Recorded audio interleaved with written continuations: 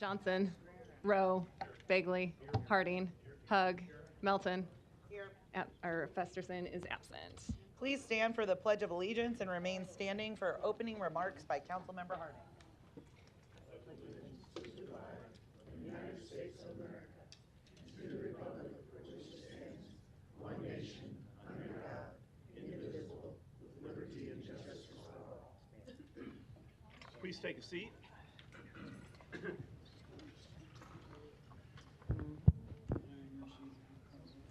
I promise this isn't going to be as long as my last opening comments, but last week the sporting world lost a great one in Bill Walton. He was arguably one of the best college basketball players and was also a successful pro player, winning a couple national NBA championships and being named MVP. And he was a respected basketball announcer as well. But Walton's more public persona was one of a free spirit and some might say irreverent. But Walton was also well-grounded and carried life lessons from his time at UCLA and as a player for Coach John Wooden, the Wizard of Westwood. Walton would share many of Wooden's mantras when giving public or motivational speeches, and there were a couple floating around the internet last week after his death, and I picked out a couple I thought would be fun to share.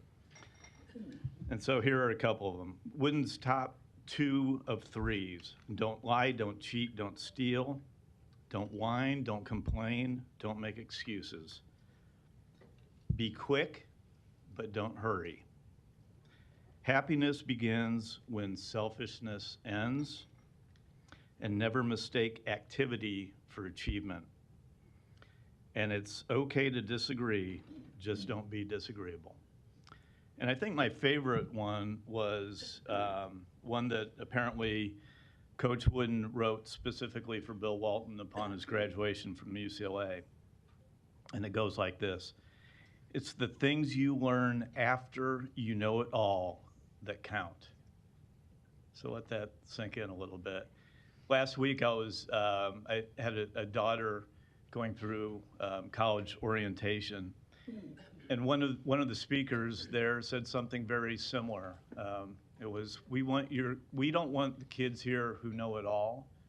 We want the kids here who are curious, who want to learn. And I found that interesting, that not only, I think we all should take that to heart, regardless of age, whether you're going into college or we're sitting here as a body, we all need to be open-minded and continue to learn. Thank you. Thank you for those remarks. I'd like to welcome everyone to the meeting of the Omaha City Council. As a courtesy to those in attendance and to facilitate the conduct of our business, we do ask that you please silence or turn off all electronic devices. Thank you very much. Madam Clerk? And really quick, an affidavit of publication is on file for the pre-council and city council meeting, and a current copy of the Open Meeting Act is posted in a white binder on the east wall of legislative chambers. We are going to move up items 57 through 65. Items 57 through 65 can be considered together for appointments to the Inland Port Authority Board of Commissioners. The public meeting for agenda items 57 through 65 is today. Are there any proponents? Mayor, would you like to come up and be the first proponent? I was waiting for you to look at me there. Sorry. So, good afternoon, council members. Jean Stothert, 1819 Farnham. I'm the mayor of the city of Omaha. The Inland Port Authority will help attract new development, business, and jobs to Northeast Omaha, and we all want it to succeed. The board will have a great deal of responsibility and autonomy. The 9 members that I have selected to serve on the Inland Port Authority Board are well-respected professionals and dedicated community volunteers. Carmen Tapio, the CEO of North End Teleservices, State Senator Terrell McKinney, Davielle Phillips, architect at Holland Basham and a member of the Urban League of Nebraska Young Professional Executive Board, Mike Helgerson, Executive Director of the Metropolitan Area Planning Agency. Michael Reedman, President Emeritus of NP Dodge. Ernest White, First Vice President of American National Bank. Brooke Aiken, Director of Economic Development at OPPD. Jacob Hoppy, Managing Principal at Hoppy Development. And Thomas Warren as my designee, my Chief of Staff. We have carefully complied with state law on very specific professional qualifications and residency requirements for this board. Experience in large-scale residential, commercial, industrial, or general real estate, development, community organization, financial services, economic development, a public official, and the mayor or the mayor's designee, each is represented. We also considered the restrictions on who cannot be appointed. Persons who own property, including residents within the boundary of the Port Authority, and persons affiliated with an entity that may benefit financially from being on the board of that entity. Recent questions about Mr. White's service on the nonprofit Omaha Economic Development Corporation, or OEDC, and a suggested conflict of interest are not relevant. Mr. White served on the nonprofit OEDC board as a volunteer without compensation and with no personal financial interest, which does not prohibit him from serving. However, to avoid any perception of conflict or further questioning about his qualification, Mr. White resigned from the OEDC board, an action that demonstrates how serious he takes the responsibility of an appointment to the Inland Port Authority Board. Since the state approved our application to create the Inland Port Authority, many candidates were recommended, more than 40, by City Council staff and by community leaders. After reviewing the recommendations and completing the interview, 9 were selected. It was a very deliberate decision, consistent with the process that is required for appointments to nearly all City Omaha boards and commissions. By city code and charter, and often by state statute, appointments are the administrative responsibility of the mayor with city council approval. And I'd like to repeat that. By city code and city charter, and often by state statute, appointments are administrative responsibility of the mayor and then approved by the city council. This is a practice that I have been using for 11 years as mayor and the previous mayors for decades. The city ordinance that created the Inland Port Authority affirms that process. The 9 members of the board deserve to be appointed based on their experience, their expertise, and a record of service. And this should not be personal or political. I encourage you all to support each member so that the board can get to work. Thank you all for having me here today. Thanks. Thank you, Mayor. Yeah, you bet. Are there any other proponents? Seeing none? Come on down.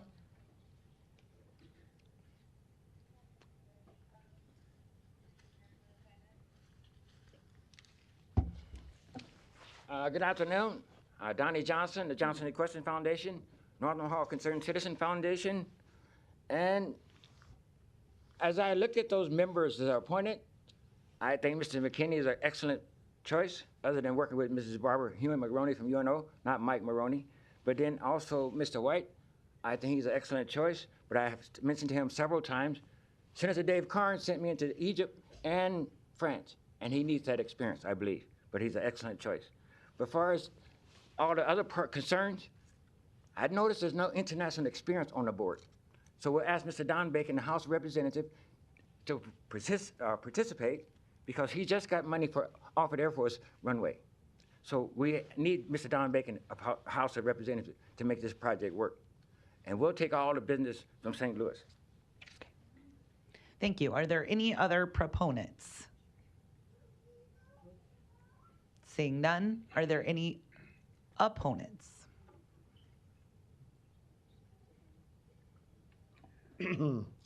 Larry Storr, 5015 Lafayette Avenue, Omaha, 68132. We swore an oath of allegiance to the United States of America Constitution. founding fathers left certain things to the states, and the states' legislatures supposedly represent us.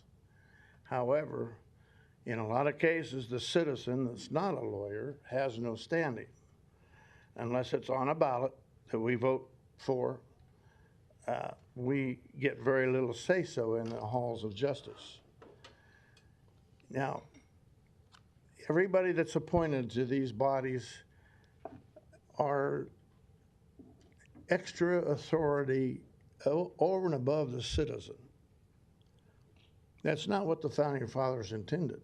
They intended for us to have input into what you do, what you say, and what you vote for or against.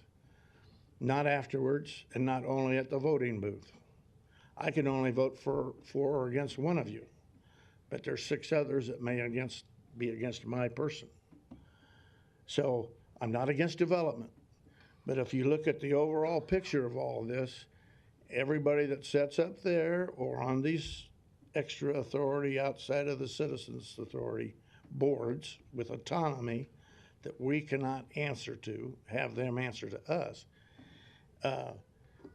is actually unconstitutional. They have probable. Do you really think they don't have some conflicts of interest because they're lawyers? The lawfare that is written protects them, not us.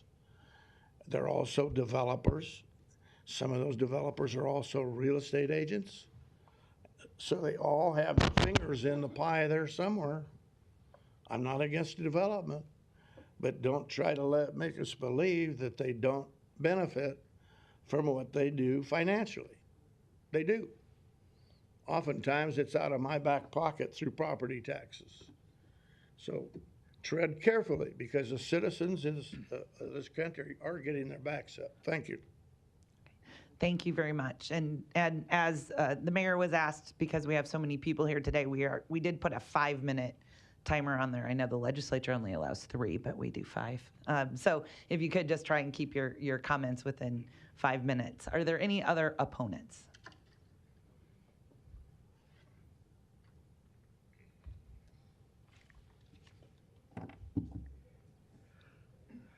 Good afternoon.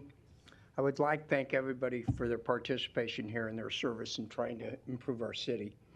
I wrote a letter this morning that I sent to council. I don't know if you've had a chance to read it. I'm going to read that briefly and the supporting newsletter from our neighborhood association.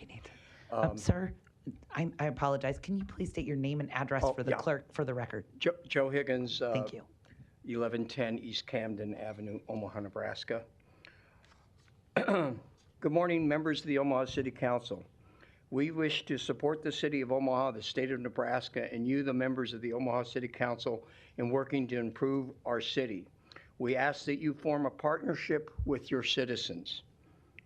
The best form of improvement/development is inclusive, sustainable, and equitable. Levi Carter Sherman Neighborhood Association mission is as follows: develop a cleaner, safer, healthier neighborhood and improve the quality of life for residents. Our first newsletter, Neighborhood Matters, is attached and highlights our concerns for the needs of our residents that mirrors the needs in our city. I'll read that after the end of the letter. The press conference that announced the beginning of LVBP 2 was to start as soon as possible, and that eminent domain was a last resort was shocking to the community at large. No engagement with the community has taken place with the planning team. Thursday, the 9 appointees to the Board of Commissioners of the Inland Port Authority was put on the hearing vote agenda as items 57 through 65. The open positions were not posted on the mayor's office, boards, and commissions page. I've been a resident of my neighborhood since 2013 and the neighborhood association leader since 2015. Our residents and neighbors ask that they be considered in the development. Your call to action is to partner to build a better Omaha. That's respectfully submitted. So I'm going to briefly go through the newsletter quickly. The neighborhood revitalization strategy and adjoining ABP does in the the Airport Business Park development in the ABP plan does not address the area's economic development and housing needs. 1, housing insecurity, increased homelessness, lack of affordable workforce housing. 2, workforce labor shortage. 3, needs solution-based planning, transparency, and lack of engagement. Our neighborhood revitalization began with a $90 million ABPP, the Inland Port Authority, and Amendment 164 that requires the board. Our 9-member Citizen Advisory Committee and community meetings. The City of Omaha did not post current open positions for the Inland Port Authority Board of Commissioner. I stated when the meeting was, et cetera. And then the next paragraph, NIMBY, which means not in my backyard, is crossed out versus yes in my backyard. So we're pro-development and improvement for our neighborhood. In 2022, LVBP 1 was the proposed site for the Airport Business Park plan and $90 million grant with guidelines that funds could only be used for voluntary property acquisition. A planning grant was awarded to OEDC in January 2024. On completion of the study, a joint press conference was held and included Michael Maroney that stated he and OEDC have a 50-plus year record of successful community engagement and development projects in North Omaha. And Mayor Stothert stated property owners would be paid fair market value plus additional relocation funds. She further stated that eminent domain was a last resort. We have neither the demand for massive commercial industrial development nor the workforce to fill job growth needs in the manufacturing warehouse sector. I've been informed by a commercial realtor and co-owner of a building that was built to suit their 20-year tenant that they are moving out, even though the landlord was willing to build an adjoining warehouse. They plan to relocate closer to where their employees reside, out in the suburbs. Realtors state that has been difficult area to market for 40 years. Investors Realty has not leased space in the new 150,000 square foot, 32-foot clear span industrial building east of Airlight Plastics on Abbott Drive. Airlight Plastics and Losers Corporation can't have it difficulty to hire $18 to $20 hour workers, evidence of low demand or low availability of workforce. How will we provide affordable housing for displaced residents and tenants and future workers? How long will shovel-ready lots be in inventory before purchase and construction and spurring new job growth will happen? How do we attract warehousing and manufacturing? Mr. Higgins, if you could please, your 5 minutes is up. If you could just summarize in a sentence. We need to plan for people. Successful development requires housing, best land use, residential housing, affordable workforce and replacement, and inclusion in the process. Thank you for your testimony. Are there other opponents?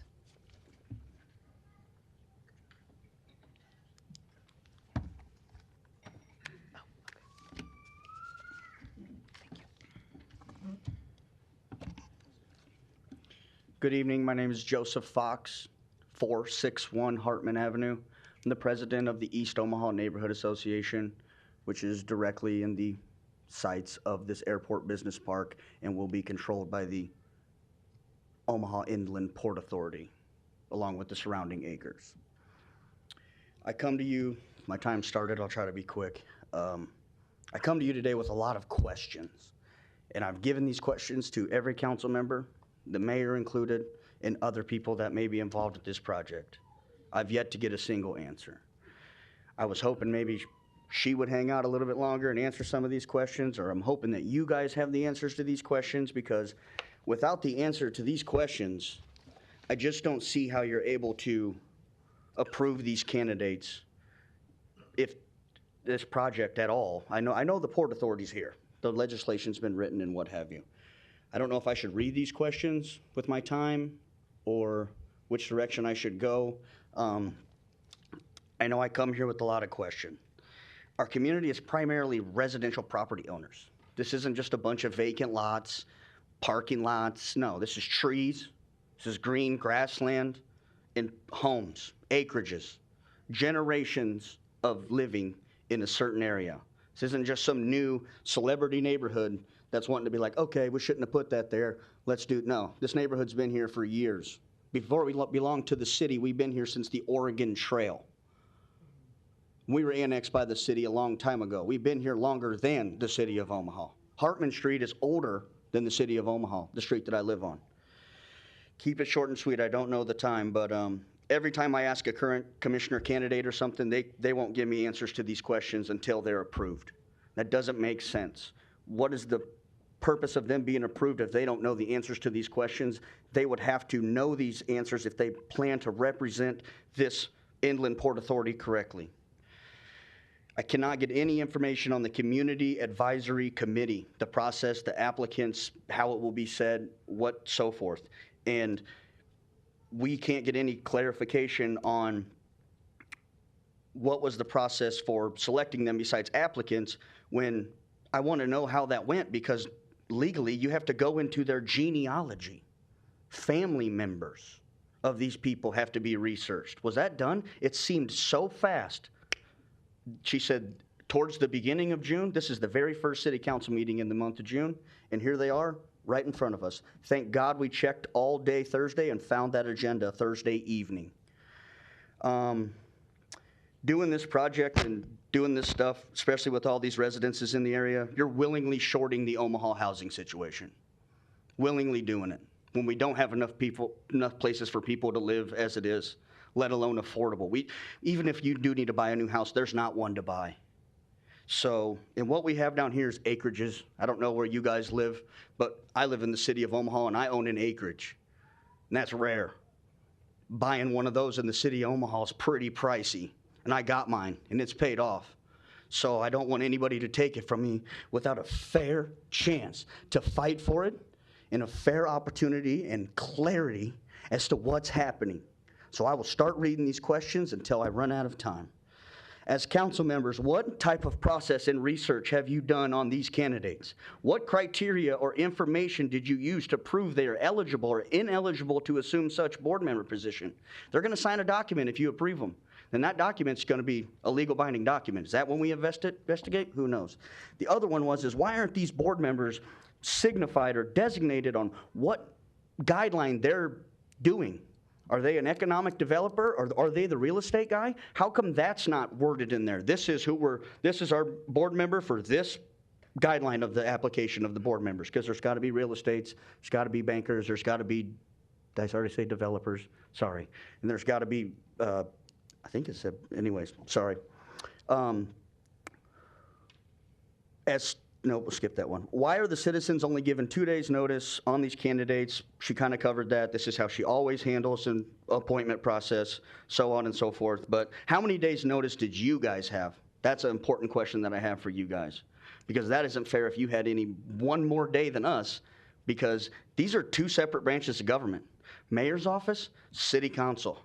Now, airport authority's there. Now you're bringing in pretty much a third branch of government into this city with the Inland Port Authority. It carries a big stick, and you're opening up a situation for a lot of control against a lot of vulnerable people in this Inland Port District. And of those proposed boundaries. Mr. Fox, yes, ma'am. Your time is up. If you have one last sentence yes, ma'am. or question, that would be fine. I have one last sentence. Okay. Why aren't we getting a fair chance to defend ourselves and fight for our homes, our businesses, and our town? Why is the legislature and the laws and grants being rewritten and ordinances being passed to make us more vulnerable? Why isn't it becoming more transparent? Why don't we still not know the plans and the objectives of this thing? And why is all of this happening if there isn't a true plan or objectives, and why are we not being made aware of them? Everything has been so vague, and I thank you for your time, and rest in peace, Bill Walton. Thank you. Are there any other opponents? Okay, well, next one, come on down. If you want to come sit closer so that you can pop up, that would be great. There's some seats right here in front. Tom Foster, 5215 North 6th Street. Just like Joe, I've got a bunch of questions. First of all, how can this plan proceed without using eminent domain? No one wants to sell their house. Nobody wants to move. So instead of eminent domain being a last resort, it's the only resort. Every single person that lives down there is going to have to be evicted. The hunch that an inland port designation will trigger a burst of development activity is just a $150 million hunch. The Owen family has had a massive estate offered for sale for the last 40 years. It's right next to the airport. It's for sale. Now, nobody is rushing to develop that right now. So why do we think that property on the other side of Abbott Drive is suddenly going to get gobbled up by a bunch of eager developers? What guarantee do the taxpayers have that the Port Authority pipe dream won't end up like the two neighborhoods of affordable housing that were demolished at 30th and Ames and Fontenelle Boulevard and the Radial Highway? That was 20 years ago. They're shovel ready. They haven't been developed. That's what could happen to our neighborhood. We could all get moved out and then do just like those two estates, just grow weeds.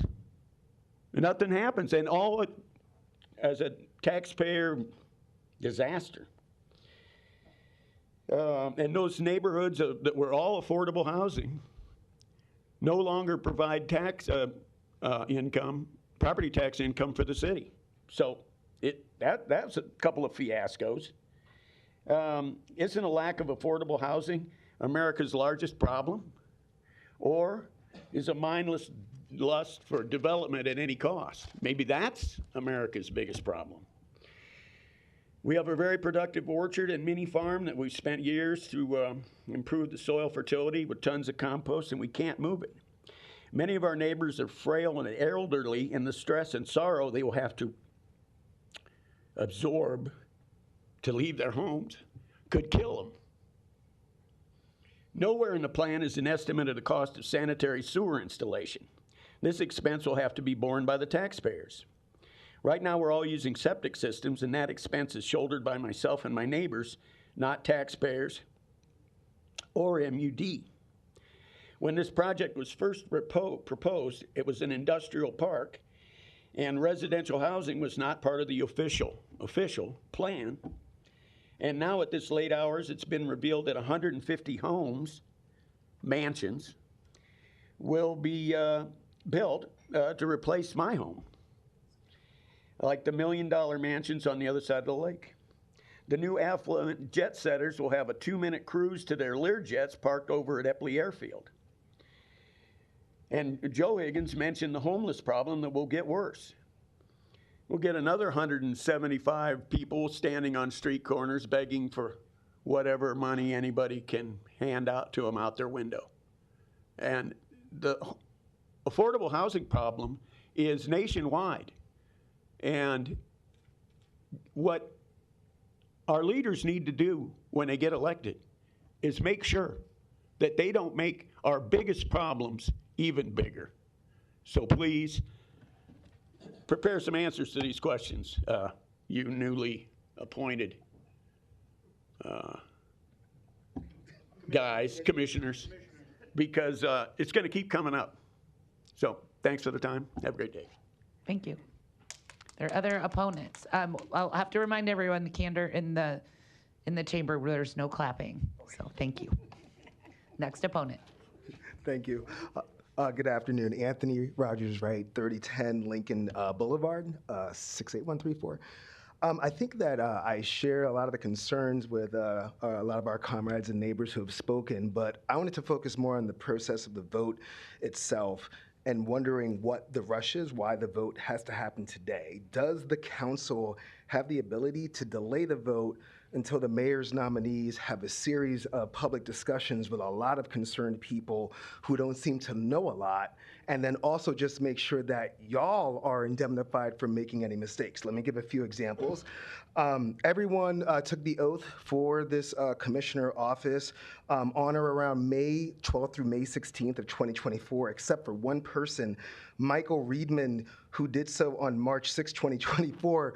But according to the agenda, he took the oath for Public Land Bank Commissioner, and I think that's a different position for what y'all are voting for him on right now. So can he even be voted on today? I think that y'all should check into that. And I think most importantly, because this happened so quickly, everyone did agree that this office would not constitute a conflict with professional or personal interests. But how do we characterize that? Like, for example, if you wrote the bill and then you are appointed to the commission that the bill created, is that a personal conflict of interest? I mean, I'm not saying it is or it isn't, but don't we have to ask that question? What if you were in the process of running for office and you're on this commission? Is that a personal conflict of interest? Or you're working for someone who's running for mayor next year? Is that a personal conflict of interest? So I think also people need to understand and want to understand what is the people's process for bringing a complaint about the commission if they believe potentially there is a conflict of interest. And I do think that until these questions are answered, you don't have to deny the mayor's nominees. Just delay the vote. Let the nominees have a series of public discussions with the people, answer the people's questions, and then come back and have a vote, and maybe there will be less opponents. So that's all I really got to say, and thanks for your time. Thank you. Our next opponent. Are there any other opponents? Hello, yes, my name is Kevin Murray, 3987 Iowa Street, Omaha, Nebraska, 68112. Yes, I just have a couple of things I want to discuss, and hello, commissioners and mayor. Basically, Janita Johnson, we need to hear a little bit more from you. Ever since Ernie Chambers left, I don't hear too much about anything. I think if you could speak up a little bit more for our community would be great. But I understand the oath that everyone talking about that leaders should have, but we can look at in Washington, D.C., the oath really doesn't matter anymore. So I think that should be out of the question. But contractors, as far as purchasing area in North Omaha, shouldn't be able to purchase them. It should be people like in North Omaha, people with low income, so we can develop wealth. That should be we should have the first choice on those properties instead of a developer.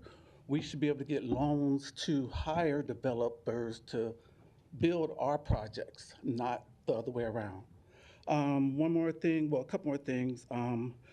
The $90 million, I was thinking it was going in North Omaha. North Omaha is not East Omaha. When they were saying North Omaha, we were thinking Ames, Florence area, not Carter Lake. We were not thinking Carter Lake when you guys were saying north. I think we were misled a little bit about that. But next time you guys say North Omaha, please be specific on the area. North Omaha is 30th and Ames. That is the heart of North Omaha.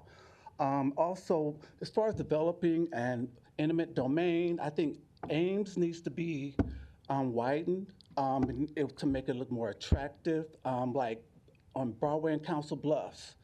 That looks really great. We need like buildings like that, as far as the clothing stores, and different things like that. It needs to be modernized like that. And as far as 30th Street, I see that you guys, I guess it was 4 lanes, now it's 2. Now you have bike lanes.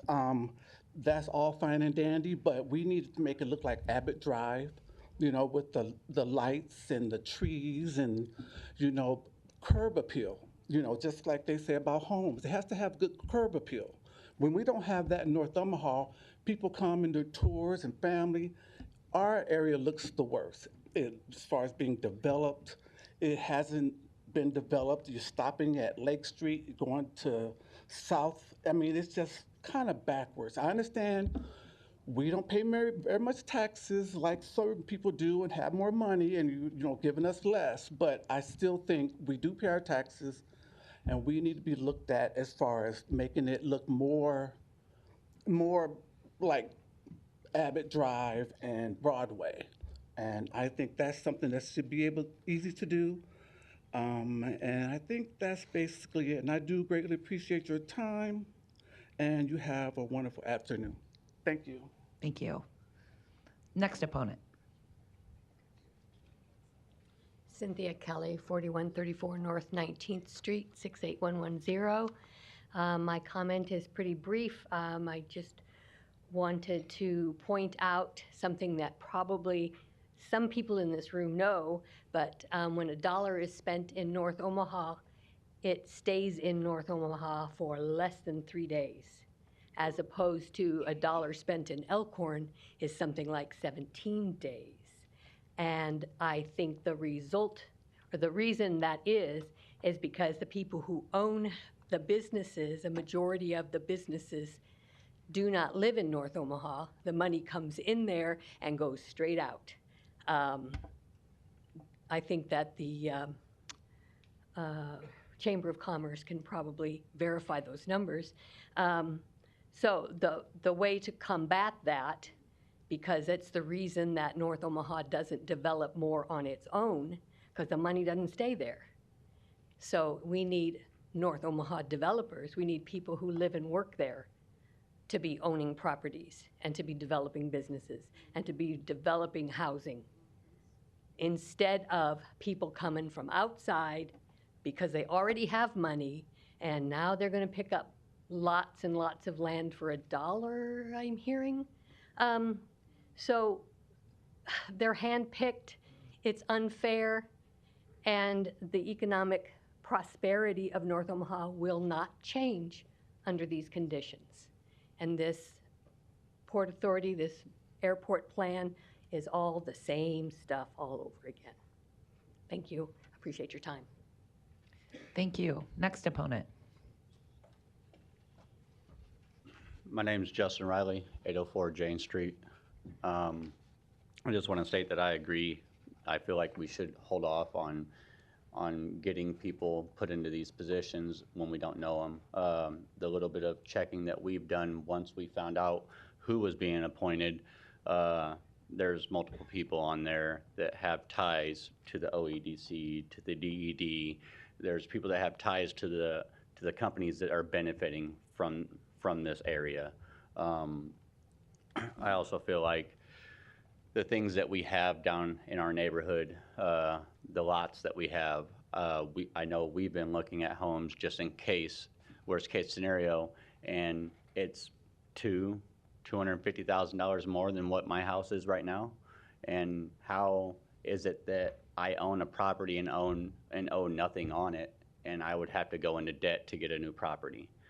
That's not right. I just wanted to state my opinion on how I feel about how I think we're rushing all of this to people that we don't even really know. I also feel like the person that has appointed all these people should have stuck around and heard what people had to say, considering she's the one trying to push it. Thank you. Thank you. Next appointment. Next opponent.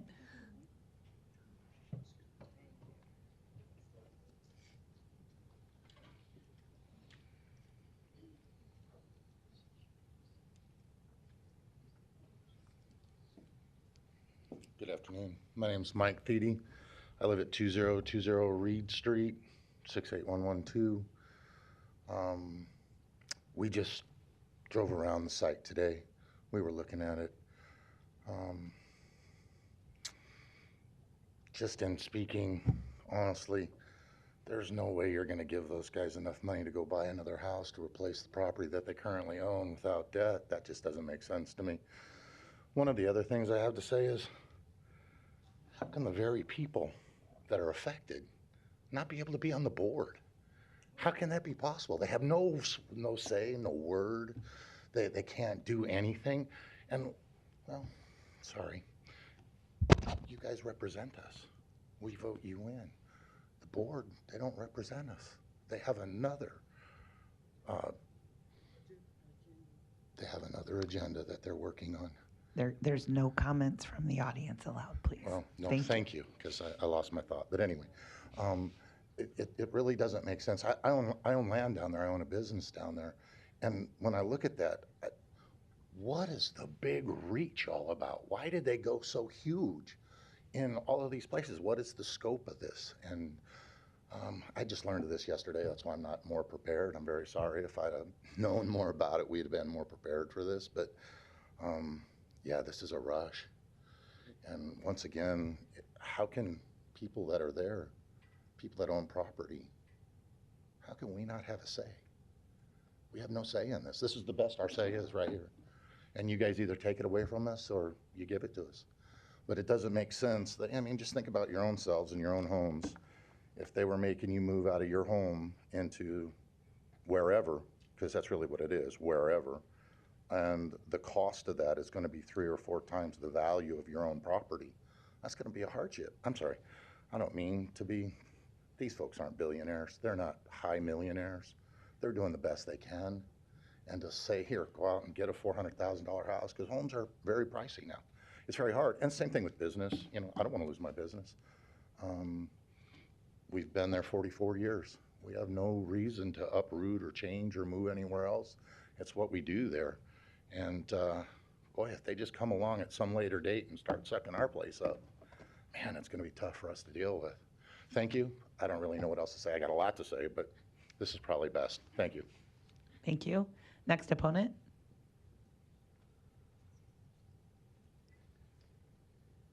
And for others who want to testify, if you want to come and sit down in the front row to be ready to get up, that would be great. Hello, Melissa Youngblood at 6902 North 16th Street, Omaha 68112. I just learned of how wide the map was from the Inland Port Authority actually yesterday from one of my tenants. We own a mobile home park that is, I will be the 4th generation of owning it. And the fact that they would take that away is actually appalling. The fact that we knew nothing about it until they found out about it via a link that they found from KETV made me even more upset. My family has lived in the Northeast Omaha from 16th all the way down to the Sherman area since we came to Omaha. And there was a section that was called Harpster Row, and that area would be demolished because of this. You guys are taking people's homes and turning it into what? I'm not saying that, you know, when I go to Denver that it's not fantastic to see things that are around that airport. That airport is so far away from everything that it is honestly a pain to get to and from. I would rather be as close as we are than to have to go so far. On top of that, all of these people I've grown up with, and they lived their lives there. My family, friends, everything. And the mobile home park, I have over 150 people there. To sit there and tell them that, I'm sorry guys, you guys are gonna have to figure out something else because these people are saying, oh, well, we're gonna develop it some other way. We're going to do something else. That is just wrong. Most of those people are in part of the affordable housing. They can't afford something more than that. And you guys have constantly, on a lot of these, talked about affordable housing, okay? Have you guys looked at most of what affordable housing we have in North Omaha, Northeast Omaha, and East Omaha? All of that is either owned from the families, they have bought it, they've lived there, they've paid it off, or there is, 5 mobile home parks down there now. And of those mobile home parks, they are developing. And a lot of those mobile home parks are improving those areas. They are making the areas look nicer. They are bringing them up to codes. They are doing what they can. But we are in, quote unquote, per things that have come in the mail in a blighted area. Okay, do something about that instead of building something massive and saying, okay, let's bring all this business here. Let's do something to help the people here. Because what are we gonna do? We're gonna bring all those traveling workers who want to live in my park during that time frame that won't be there for them to use. They can't go to KOAs because they can't afford it. Half of the time, they don't have those opportunities. Okay, they would have to literally travel an hour or more to get to their places to work on that area that you guys are saying that you're going to build this $90 million thing. I really just hope that you guys look at A, who you're appointing, B, what it's going to do to the community, not the money that it's going to bring in. Thank you. Thank you. Next opponent.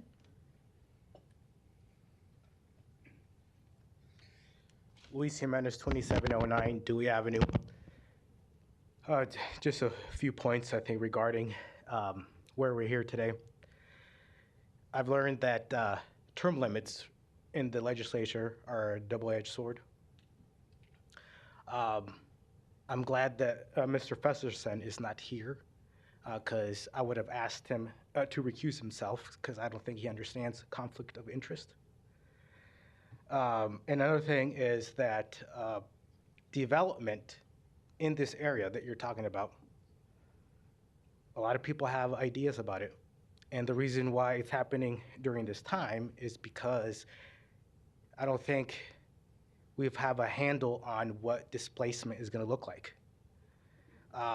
So I think that wanting to talk about people that are going to be appointed to the commission and asking them what they think about displacement would be a good question for you guys to ask before you approve their commission. Thank you. Thank you. Next opponent. Are there any other opponents?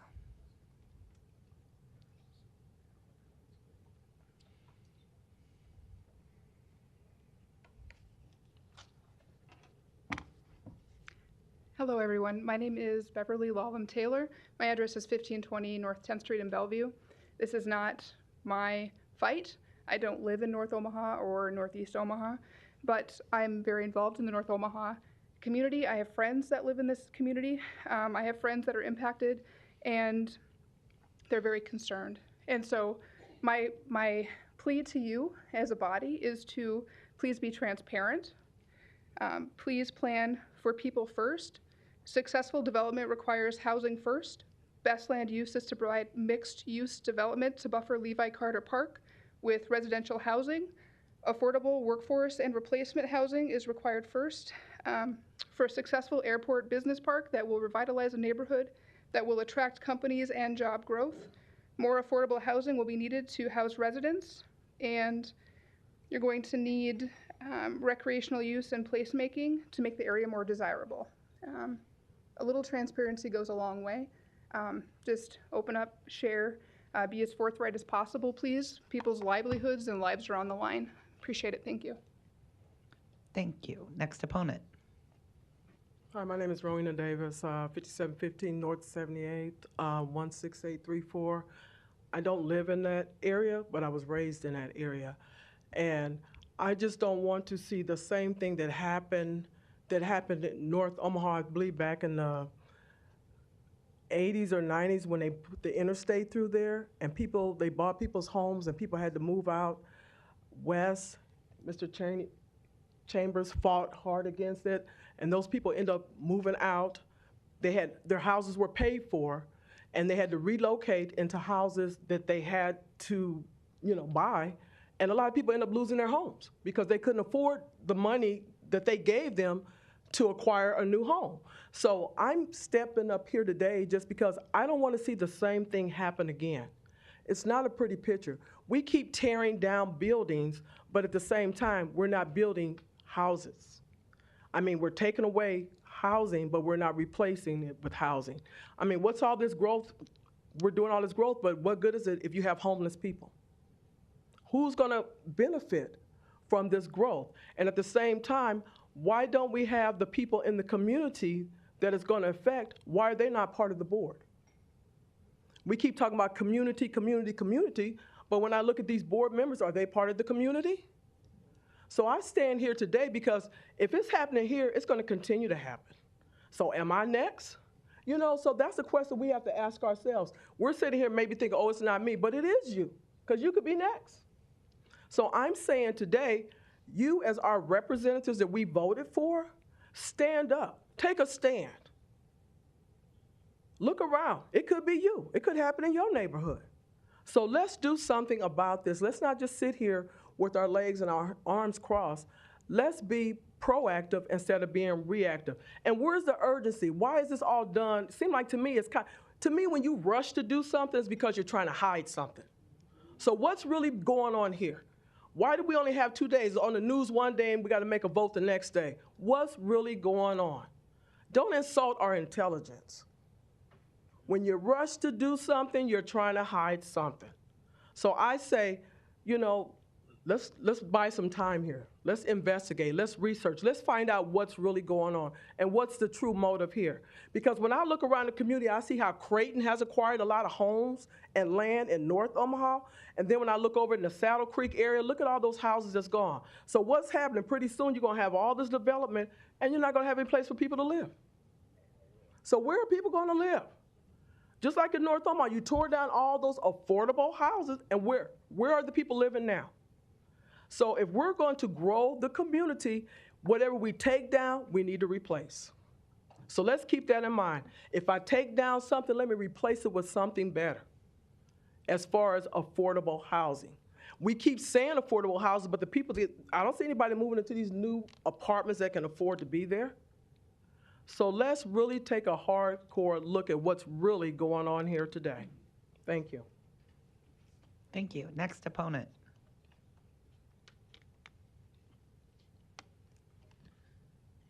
And if there's another opponent, if you want to come down and sit in one of these front seats, that'd be great. Thank you. State your name and address. Hello, my name is Michael Thiede, and I live at 2020 Reed Street, lot 17. My family owns that mobile home park up there, and we only got word of this Highland, this association yesterday. We had no word of it, and it was only simply because of hearsay from other people we were able to acknowledge this, and I wish that I had come better prepared to fight this and understand exactly what's going on here. I feel like this is being well rushed, where people can't bring an articulable defense of their property. And there is lots of statements where people don't want to lose their housing. They don't want to lose their land. This is not the wealthiest of communities. And the people cannot afford new housing if they are pushed out. They do not want to sell their homes. And so it's going to come down to eminent domain. And with eminent domain, you're not going to get enough money to buy a house. No one's going to be able to, and we're going to be in deeper debt than we already are. I'm going to be inheriting my family's business, and I'm concerned that I'm not going to have that anymore because they're going to eminent domain and they're going to take away my livelihood, my own children's livelihood. And I'm concerned about my own family, but about everyone else here that cannot afford anything. And I feel like everything is being well rushed, that no one can actually stand up and ask questions and figure out what's going on here. Thank you. Thank you. Next opponent.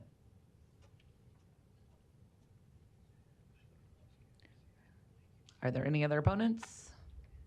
Okay. Seeing none, the public hearing is closed. Okay, there's a motion and a second. We have some lights on. Councilwoman Johnson, your light is on. You're recognized. Councilmember Melton, I would just like to point out for all those that are in the room here, my colleague made a motion to approve this. I'm not sure what that was because these items during pre-council were listed single, not grouped together. That's one issue. I asked for a call to order here because of all these moves that have been made. My council member jumped out of queue. I was first in line in queue to ask question well before he Okay, made a motion. Councilmember Johnson, their motions are allowed at any time and they can make a motion in a second, but I'm not gonna do a roll call until you have the opportunity because your light's on and I called you first. So this is your opportunity. I call to for speak. the point of order All right, regarding, I will do so. Madam Clerk. regarding the, are we voting on one item? We're. Two items? 3 items? Okay, I'm going to answer your point of order, so let me have that answered. Madam Clerk, I believe these were called up as one public hearing. Nobody requested that they be pulled individually, so now it's too late. There is a motion that has been made and a second, but we will not vote on it or take a roll call until every council member has the opportunity to, with their light on, has the opportunity to speak and be heard. Is that correct? That is correct. Okay. So the floor is yours. Thank you. So there has been a lot of questions asked, and since this is in my district, I'm going to proceed with asking all my questions. And I would ask that no one interrupt me from asking my questions. When I'm done, I will let this body know that I'm done. First item on the list of questions was, as council members, what type of process and research have you done on these candidates? May I have an answer, please?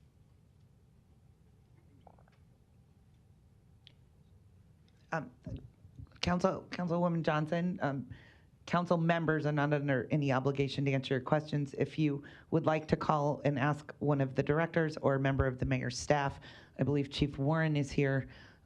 You can call somebody up to ask questions, but you cannot call on individual council members. So just so that we know, Mr. Fox, your question number 1, this council has chosen not to answer your question.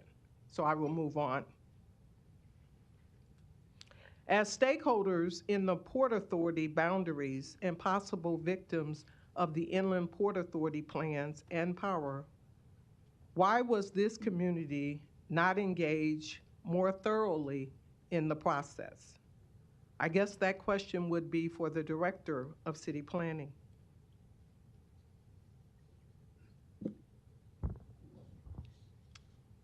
Dave Fanslow, City Planning. Can you repeat your question?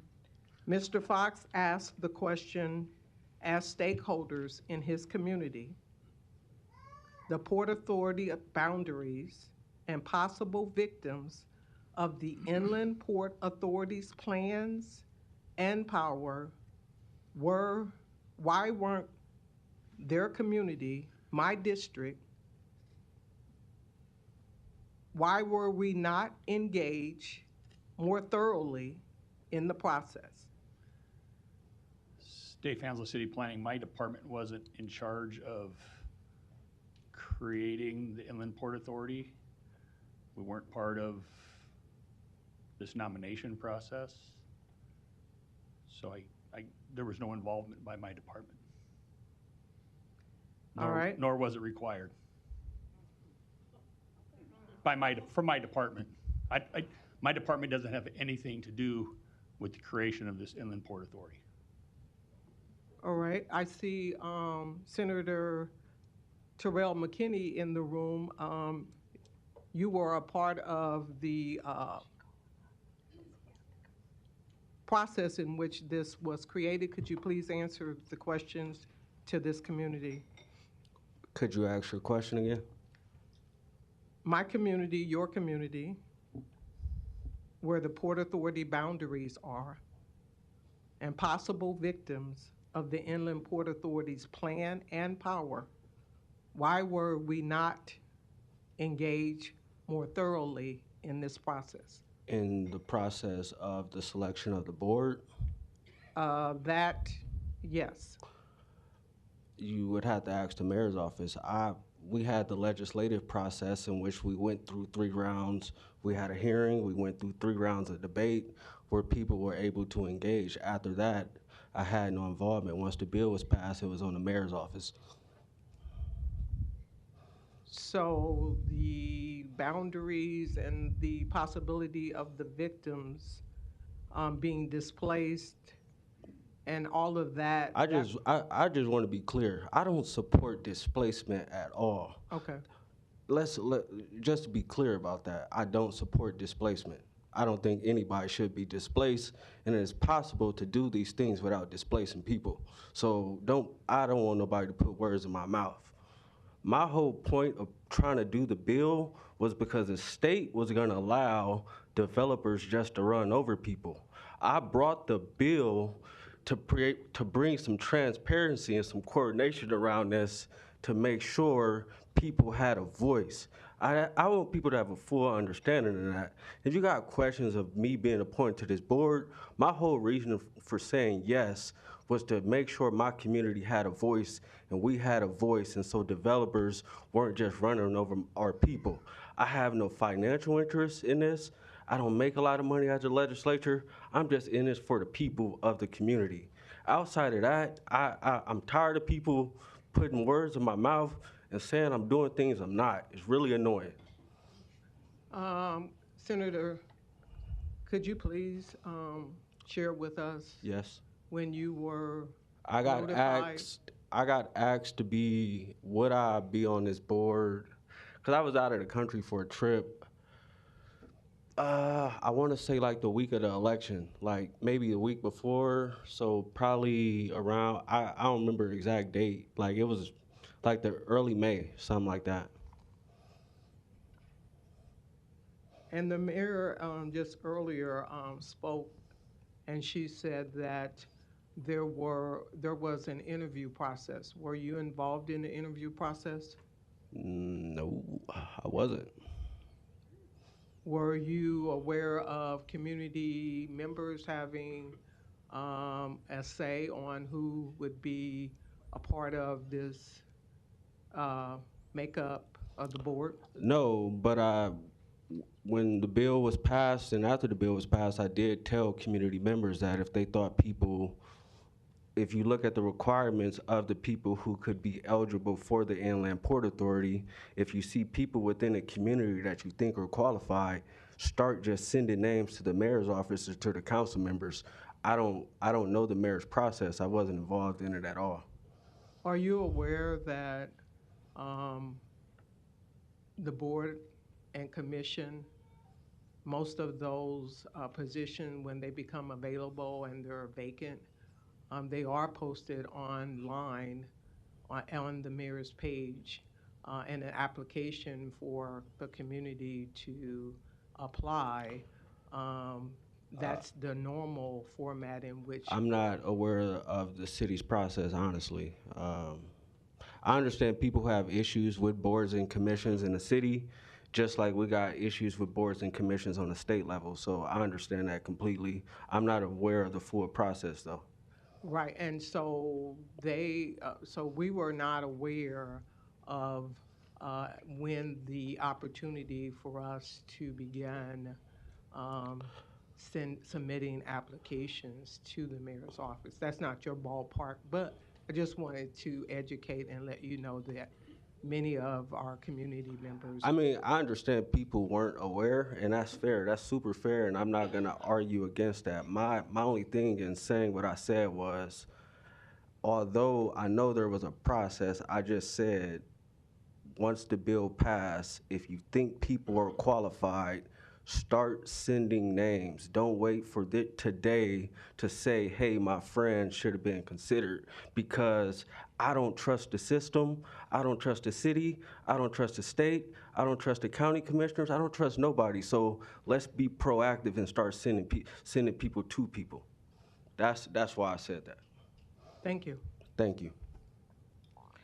Next question Mr. Fox asked was, why, as citizens, were we only given 2-day notice on these candidates? And I'm going to ask that question to Madam Clerk. because they were placed on the agenda on Thursday of this past week. Or we can ask the law department. We're talking about resolutions, but someone should be able to answer the question regarding why this resolution was placed on the agenda and given the opportunity of 2 days for the general public, the city of Omaha at large, to know that these individuals would be decided on today. Mackenzzie City of Omaha Law Department, the agenda goes out on Thursday. These resolutions, just as with any of the other resolutions on the council's agenda today, appear on there. Since they're resolutions, they do not require the traditional 3-reading process that the ordinance does, and it would be Thursday. So the notice was Thursday, Friday, Saturday, Sunday, Monday, and then today. It's the process that's used for any of the other resolutions that appears on the council's agenda today, next week, and in the past. So resolutions oftentimes come with a 2-day notice, 2-day business notice to the community at large. Is that correct? All resolutions appear on the council's agenda on Thursday when the agenda is initially released, not just these resolutions, but all of the other resolutions that are appear today and that are available for the public to see and view on Thursday, Friday, Saturday, Sunday, Monday, and today.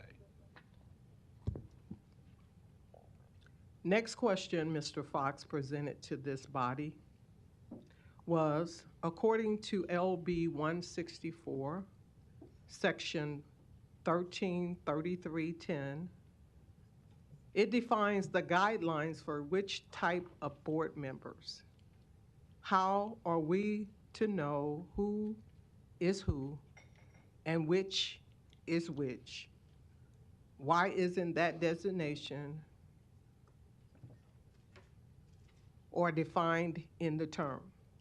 So if the law department can satisfy the legal action, LB 164, as it defines how we came to the destination of each of these board members, can we answer the question, who is who and which is which, based upon the LB 164, section 133310?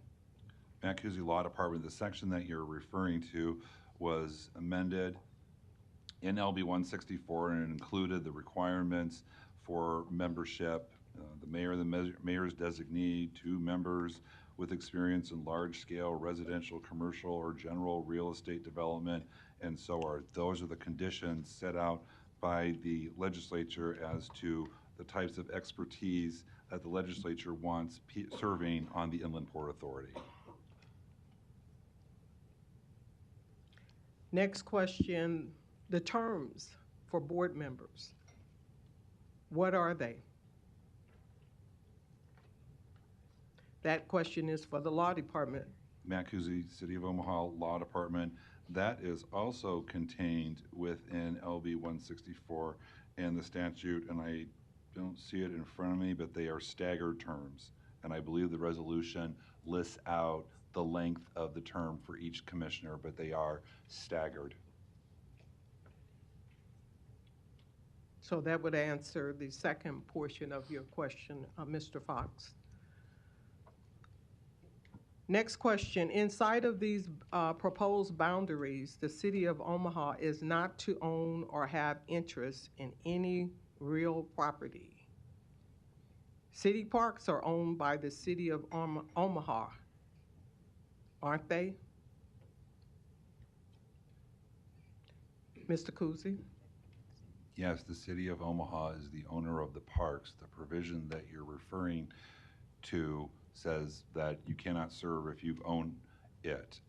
However, I would also point out that the statute allows for the mayor's designee, the chief of staff, Tom Warren, to serve on there. The mayor does not own it. The city of Omaha, the municipal corporation of the city of Omaha, is the owner of that property.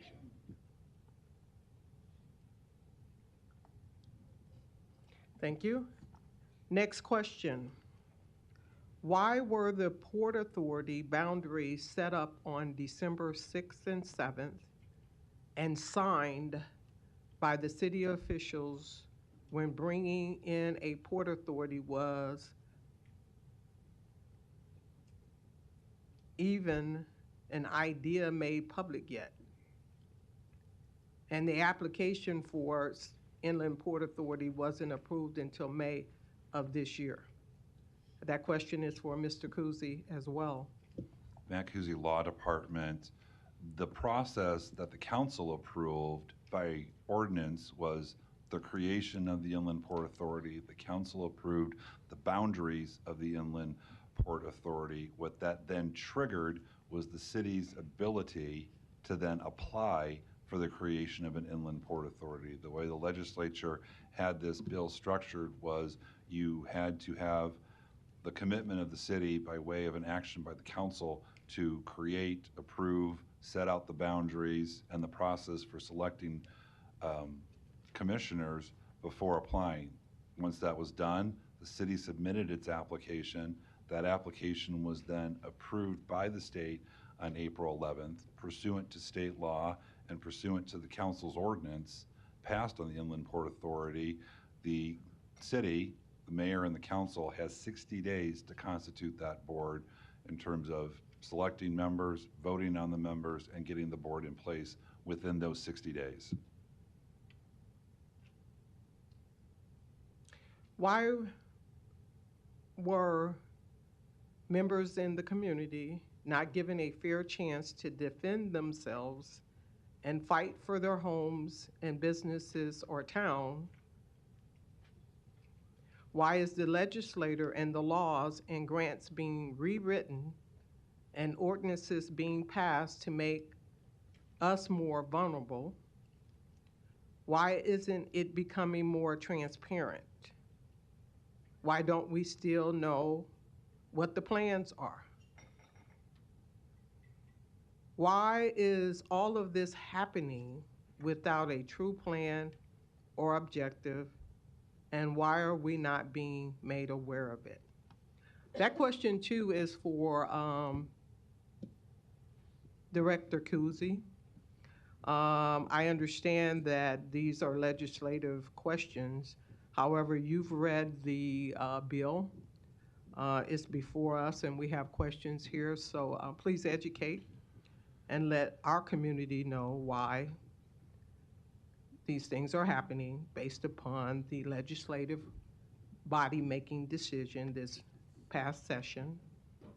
I can go question by question. I gave you about 5. Why, is there any rationale as to why this community, District 2, was not given a fair chance to defend itself based upon this new legislative law? Matt Kuzi Law Department, I don't know what defend itself means. The legislature, the Inland Port Authority was already in existence prior to LB 164. LB 164 amended the Inland Port Authority process with several additions to it. Several other cities in the state of Nebraska have Inland Port Authority, so I'm unfamiliar what defending means, but one of the amendments made in LB 164 to the Inland Port Authority Act was the creation of a community advisory board that the Board of Commissioners will constitute once they are in existence. One of the questions, defend might, I'll presume, might refer to the multiple references this afternoon to eminent domain. I should point out that both the statute, the Inland Port Authority Act, and the ordinance passed by the council, one of the powers of this board, they do not have the power of eminent domain. In terms of the plan, the Inland Port Authority's job is to come up with a plan, so there can't be a plan until the Inland Port Authority exists to develop a plan with, I would presume, assistance and input from the required community advisory group. So I guess I'm going to follow your logic and say that when they refer to defend themselves, they're referring to their social climate, their ability to make long-term plans, their livelihood, those kinds of basic things that we as citizens have the liberty to do. These are federal funds that we will be using. And the federal government is very astute and very complicit with assisting citizens with the wherewithal, education, and knowledge about what will impact their livelihoods. So when they're referring to defend themselves, they're saying their voice, their ability to have a way in, their ability to be a part of the process. So I guess in my mind, I would think that perhaps this community might have benefited had they been engaged in the process before it went to the legislator. What are your thoughts, Mr. Kuzi? Mancusi Law Department, I don't have any thoughts. I would never even venture to enter the mind of the 49 state senators and contemplate their thoughts, their motivations for why they did or did not do something. So that's something beyond that I can answer. So when they have a concern about being transparent, and we are, as a city, today what's before us is something that was passed down because of a legislative law, and now we are given the responsibility to enforce it or roll it out. Again, it's back to at conception of this law, that would have been the timetable in which folks in the room, including District 2 representatives, should have been engaged in what was being discussed. We should have had our say with what was going on.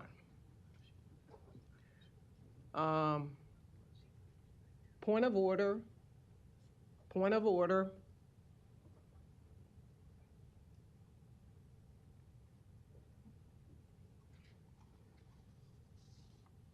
I still have questions.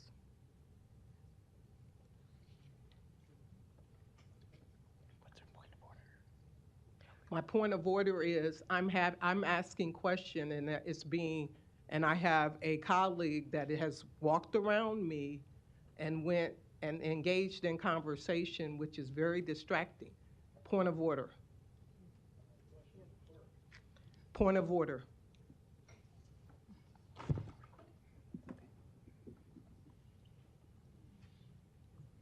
He does already.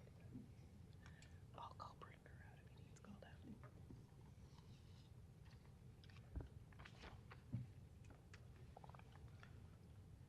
This question is for Chief Warren.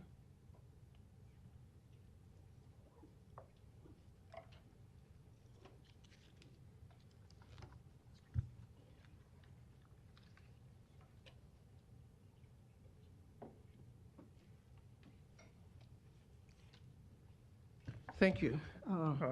Good afternoon. Thomas Warren, Chief of Staff, Mayor's Office. Thank you, Mr. Warren.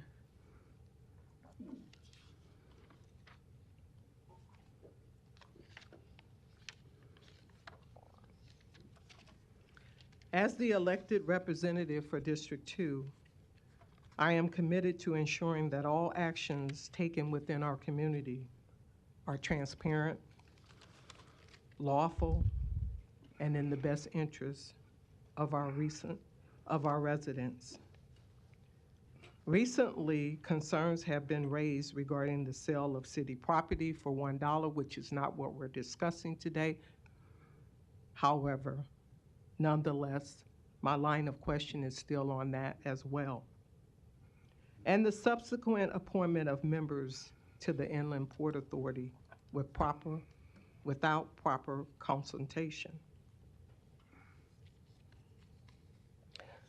So I have a few questions based upon what I heard earlier today, and they were that there were some community members that were involved in this process of where we're at today for the 9 members. Can you identify who those community members were? No. I'm sorry, I didn't hear you. No. Okay. Can you tell us when these interviews that the mayor alluded to earlier were conducted?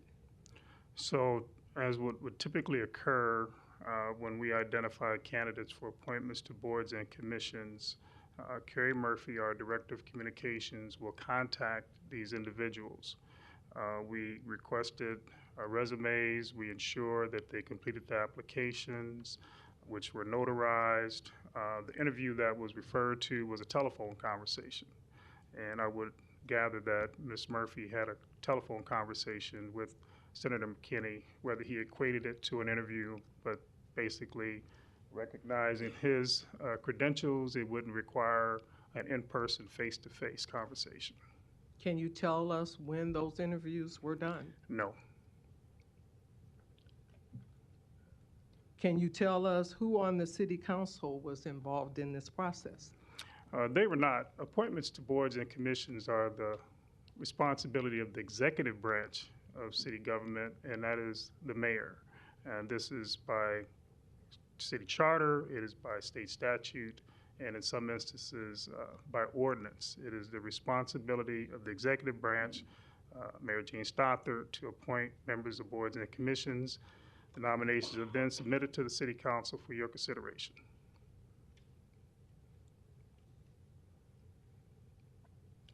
Was there anyone on city council aware of these 9-member board appointments prior to Thursday night when it was placed on the agenda? I'm not sure if there had been any information exchanged during casual conversations, but obviously we were to submit the names for the city council agenda, which is the normal cadence, the normal protocol, by Thursday of last week in order for them to appear on today's agenda.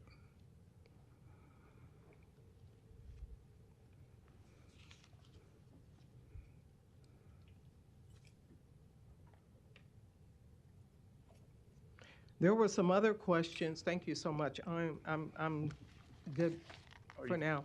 Okay. There were some other questions that were made from the audience. They were, how many days notice did we have, which has already been answered. Then there was another question about how can this plan how can there be a plan without some conversation of eminent domain? So I'm going to ask Matt Kuzi about that process because the plan was made. And do you have any insight on the eminent domain process that will be used as we travel down this journey? Mackouzie City of Omaha Law Department, as I stated earlier, the Inland Port Authority and the area in the Inland Port Authority, the Inland Port Authority as an entity does not, by state statute and by ordinance, have the authority to exercise eminent domain. They don't have that power. Okay. I believe I've covered all of the questions that were presented by the different individuals. However, there was a motion on the floor and a second motion on the floor, so this is my opportunity to talk about the items 57 through 66. As we all know, since I have been on the city council, I have been quite concerned about board appointments. And I've been concerned about that because as the city continues to grow and we have different populations, different demographics, and different cultures, the board makeup that we're seeing through the various committees is quite some troublesome to me. Jessica Wade last year did an investigation. It was reported in the news. And we had about 85% of the makeup of the boards that were white. So I submitted a request to city council staff to ask that we reach out to anyone that was being suggested as an appointment to be present so that I could ask some questions regarding diversity, equity, and inclusion.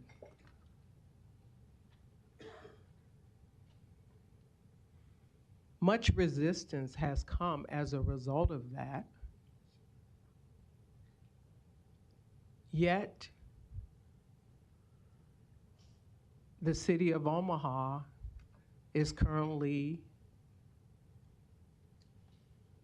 promoting a desire to engage youth, young individuals, keep them, retain them, all of that. To continue to overlook this issue of board appointments as it impacts the community at large regarding selection and livelihoods of individuals, especially like the discussion we had today where individuals felt not included, things of that nature.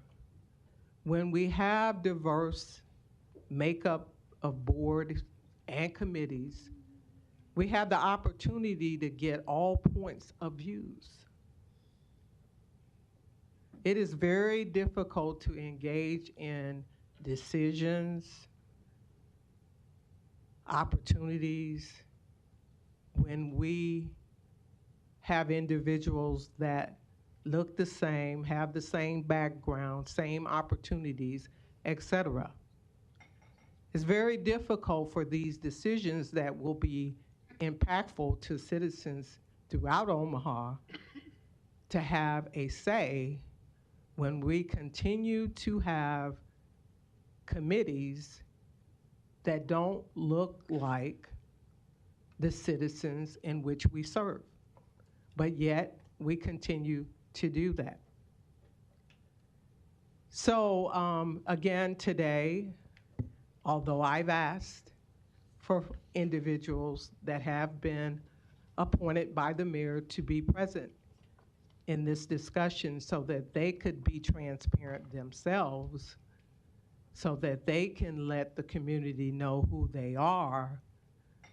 Many of them came, many of them didn't, but I want everyone in this room to know that that's something that I find to be important. I don't see how we can grow as a city as long as we continue to operate with certain biases and never address everyone. Everyone should have equal opportunity in this city to thrive, prosper, have a say when things are going to change in their community. That's important, especially when we're saying we want to reduce crime, we want neighborhoods Neighborhood associations, they are made up of individuals that are volunteers. They work tirelessly in their communities for no pay at all. And yet, time and time again, we have development. And our city comes in and decisions are made, and the neighborhoods, they're not even engaged in the process. But yet, when the development is over, somehow those neighborhoods are supposed to get back together and thrive and work together as a team with no pay. Homeowner associations, they have a stake in the game. They pay money to have homeowner association so they can go to work 8 to 5 and come home, and they got money to pay for the amenities of keeping the area clean, trash picked up, all of that. But neighborhood associations oftentimes found in East Omaha. Poverty, $20,000 a year. Wow. Struggling to make ends meet. And yet, we still have homeless individuals that are not able to even have a roof over their head. Unfortunately, or maybe it's fortunate, the community that I serve fits that definition of neighborhoods, average income $20,000 a year, difficulties getting from point A to point B because our public transportation system is lacking. And yet, when the time came for streetcar, and I raised the question, called for the question, to address the lack of public transportation in east of Omaha. And all I asked for was, when? When will we address, as a city, address the needs of the community in East Omaha? When? Couldn't get an answer. It's coming down the line. 10 years, 20 years? So of course I voted no for the streetcar.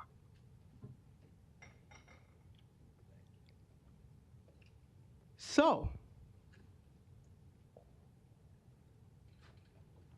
we're back to the board appointment. For item number 57, we have Brooke Aiken. I met her this morning, was able to talk to her. She is a member of OPPD. I was satisfied with some questions. Unfortunately, she could not make it. She had other obligations. I did express to her the importance of transparency to my community so that they would be able to know what her views are regarding diversity, equity, and inclusion. Again, the Inland Port Authority, that board commission, the purpose is for economic development. Economic development.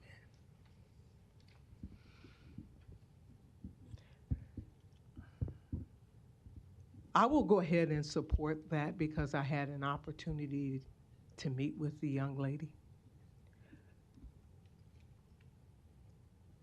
The second one, number 58, Michael Helgerson, his name is listed here. He came to pre-council today.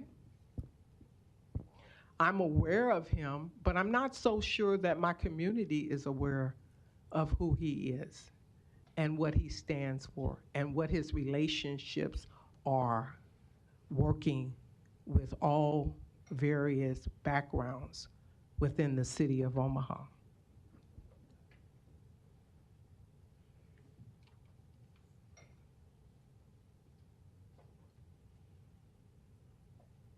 So I'm a little bit on the fence on that appointment.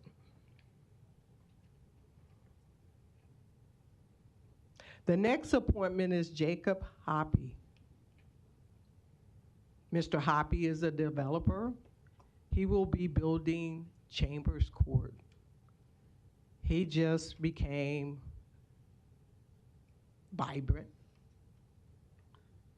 a developer, new developer on the scene in Omaha, Nebraska. I have had the opportunity to go to Lincoln and look at some of his development. I've had the opportunity to talk to him and share with him some of the concerns that District 2 has.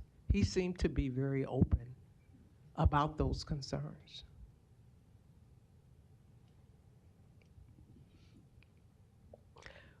The next appointment was Senator Terrell McKinney. Everyone in the community knows who he is, so I don't have to explain that one. Then we have Daviel Phillips, young man affiliated with the Urban League. Not sure if my community is aware of that, but nonetheless, that's where he's noted in District 2, is his movement in that arena. Little saddened that he's not here today. Have no idea why he's not here. Oh, Mr. Phillips, thank you. I'll support that. Mr. Reedman, he is with the Land Bank. He was the originator of the Land Bank. He has expertise at developing boards, bylaws, and things like that that will be needed for this new Inland Port Authority. Mr. Reedman, I've had an opportunity to network with him, work with him in Land Bank as I too serve on that. And I've been able to have some relationship with him where I know what he stands for, and I will go ahead and support that as well. The next appointment is Carmen Tapio. Carmen Tapio is not here today. She's out of town. But I have had one-on-one discussions with Ms. Tapio. Some of our community members in District 2 have had some discussion with Ms. Tapio. She is very much present in the community, and we've had some discussions there. And then we have Chief Warren.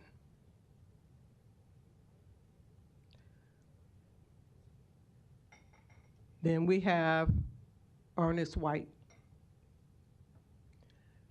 So I've shared with this group what my viewpoint is on all 9 of these.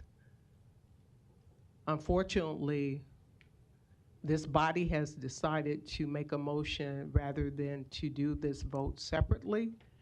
They've decided to do it as a group. Thank you. Thank you. Councilman Harding, you're recognized. I'll go off script a little bit from what I was going to say, because I appreciate Councilmember Johnson going through each one of the individuals and having some discussion about each one of them. I'll ask, you don't have to answer, but I know you said you were kind of maybe on the fence of Mr. Helgerson. You just mentioned Mr. Warren's name and Mr. White's name, but didn't really give an indication of maybe if you were supportive of not. So that's not a question, that's just a point. Let's see, where to start. Okay, so the Inland Port Authority, the creation to submit the application to the state was passed by this council some 6 months ago. So this is not something that's being rushed. This process began well before that, but that's when the council approved the idea of the Inland Port Authority, which had to then go to the state, the Department of Economic Development, for that application to be approved. And then the state approved that application early this spring. I think the date was April 11th. And then the city, as has been pointed out, had 60 days to constitute the board. And so that clock started on April 11th to do exactly that. So I just wanted to lay out the process to understand that this is not something that's sudden or coming up quickly. And the other thing is what we're here today is to place the board. That's what we're doing today. There's no plans being approved here today. As was pointed out, once the board is constituted, one of their charges is to form a community advisory board.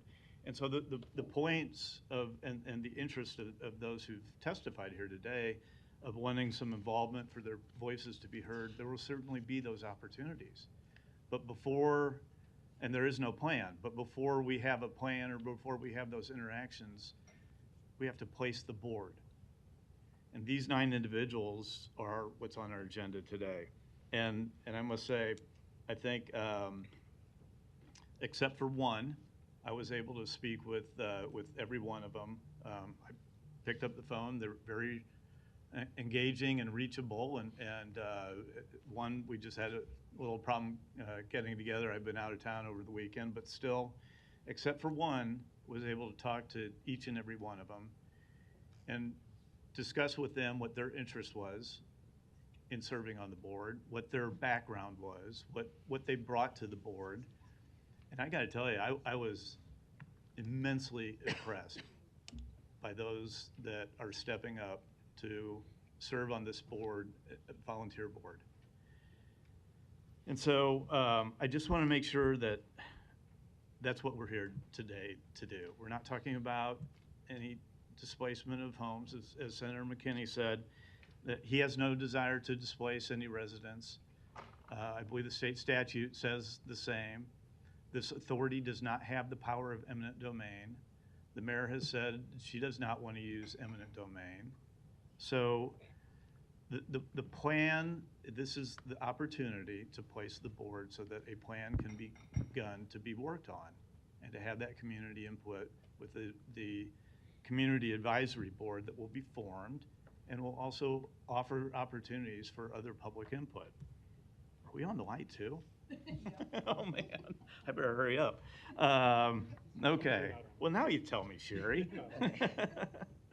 Let me go through my notes. Okay, so I covered, I think, the process, and this is transparent. This is not being rushed through.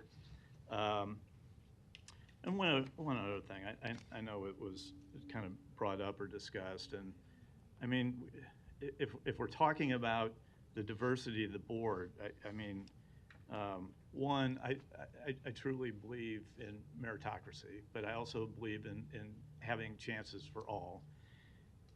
By my count, and I don't know why I went through this, because you know what, I actually didn't do it until today, because it didn't matter to me. Because as my discussions with these people on the phone and what they were bringing to the table, their individual kind of effort, their individual talents, that's what was important to me. But because it was brought up about the ethnic makeup of the board, I went through it, and there are 5 black members and 4 white members. And I would venture to say that's certainly more than representative of what the city of Omaha is. But again, that wasn't important to me. I only did that right here because it was brought up. What was important to me was not only the interest of the individuals that have put their name forward, but also the talents and their skills and their willingness to work on a project that can be very transformative, not only to Northeast Omaha, but to the city of Omaha. So to the 9 of you, thank you, and I wish you Godspeed and good luck on this journey, because I know it can make a big difference for our community.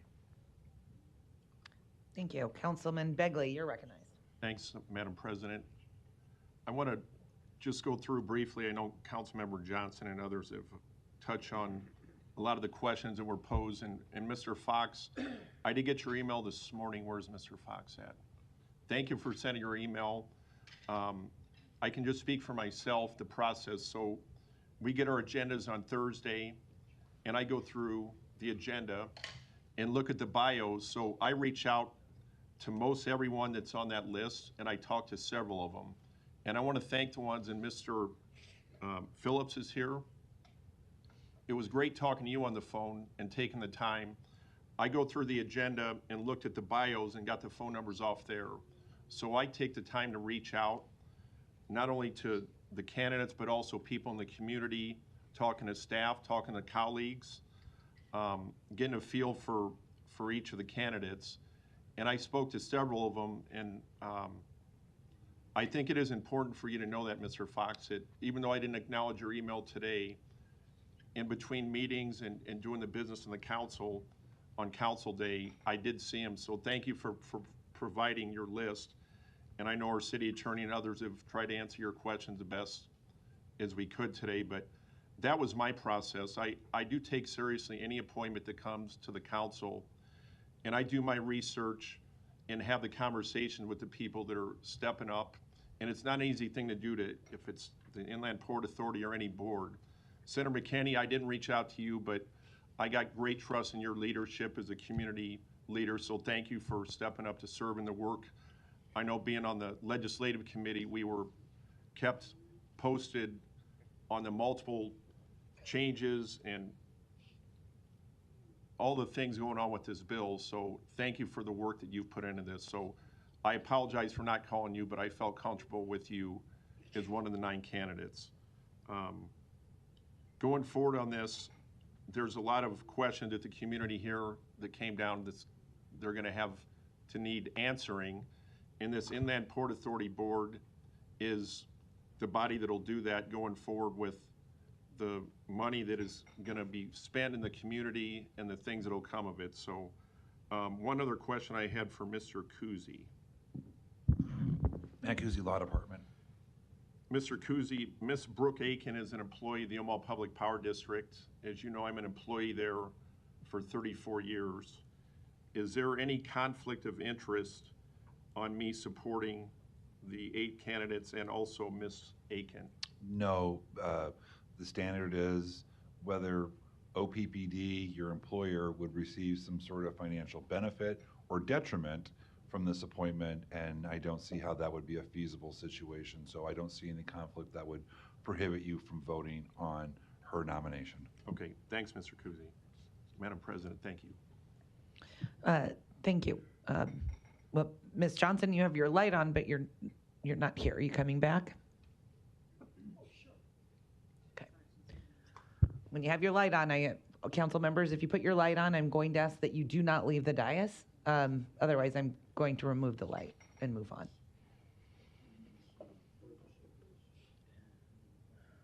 Thank you. Go ahead. All right, no further lights. Roll call. Johnson. No. Rowe. Bagley. Harding. Hug. Melton. Yes. Motion passed 5-1. Thank you. Next on the agenda is the liquor items. I believe council wanted to make a motion to waive liquor rule 7 for items 6 through 14.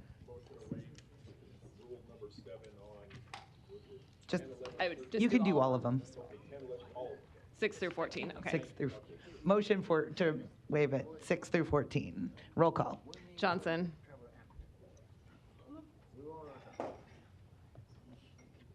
Johnson. I'm sorry. What's the motion? This is to waive liquor rule number 7. This is the Parks rule on all liquor items for today. So we're doing a group again? Yeah, this is just waiving that rule for all the items today. So what's the point of us having city pre-councils over? We're voting. Yeah, It's this yes is- or no, yeah. please. No. Rowe. Bagley. Harding. Hug. Melton. Yes. Motion passed 5-1. Item 6, to consider a Class D liquor license for Bill's Barbecue and Convenience located at 4414 North 24th Street. The public meeting on agenda item number 6 is today. Are there any proponents? Oh, I'm sorry. We had this last weekend. Public hearing has been closed. Do I have a motion? Second, roll call. Johnson. Yes. Rowe. Bagley. Harding. Hug. Melton. Yes. Motion passed 6-0. Item 7, to consider a Class I liquor license for Cumbia located at 329 South 16th Street. The public hearing on agenda item number 7 is today. Are there any proponents? I believe we have one by Zoom. Okay, he couldn't wait around. Is there time to lay this over, or Councilman Hug? Oh, I'm sorry. Yes, proponents. Good afternoon. Andrea Macias, 6128 Pierce Street, representing Cumbia LLC today. My business has been in downtown Omaha for over 2 years.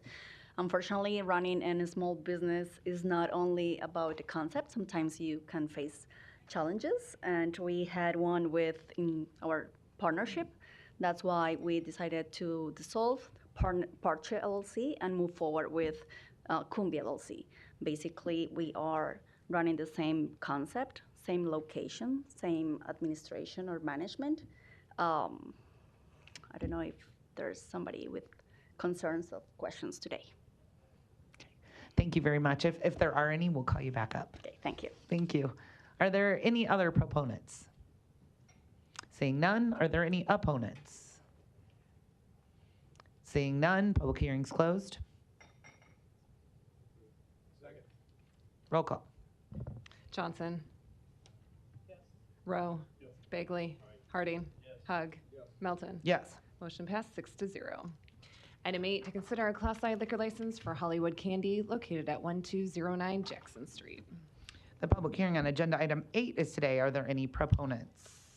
I think we had one by Zoom. We'll get you off mute here. Hello, council members. Lene Tucker-Shalou representing Hollywood Candy, also known as Hollywood SOB LLC. And I also have one of the owners here. Aaron is also available for questions.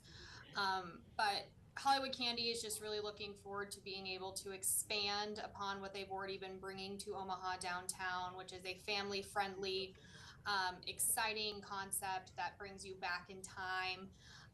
But with that, there is always a change and some new offerings that can be brought to businesses. And if you don't grow and you don't change, you don't always compete. And so Hollywood Candy is just interested in adding some additional offerings to their business. This is just one of the many that they are hoping to unveil in the next year or so. And as I mentioned, Aaron is here to answer any questions, but Hollywood Candy is just very excited to be able to bring something new that will bring a different group of people into Hollywood Candy year-round. Thank you very much. Are there any other proponents? Seeing none, are there any opponents? Seeing none, public hearing's closed. Oh, I'm sorry. Councilman Begley, you're recognized. Thanks, Madam President. A couple questions. What are your hours going to be? Is she still there? Yeah. Okay. Did you hear my question? I'm still here, but that would be better directed towards Aaron, one of the owners. Okay. Is Aaron there? Yes, hello. Hi, Aaron. Thank you for being here and your consideration. And Aaron, I'm sorry to interrupt. I just need you to state your name and your address for the record before answering the question. Sure, apologies.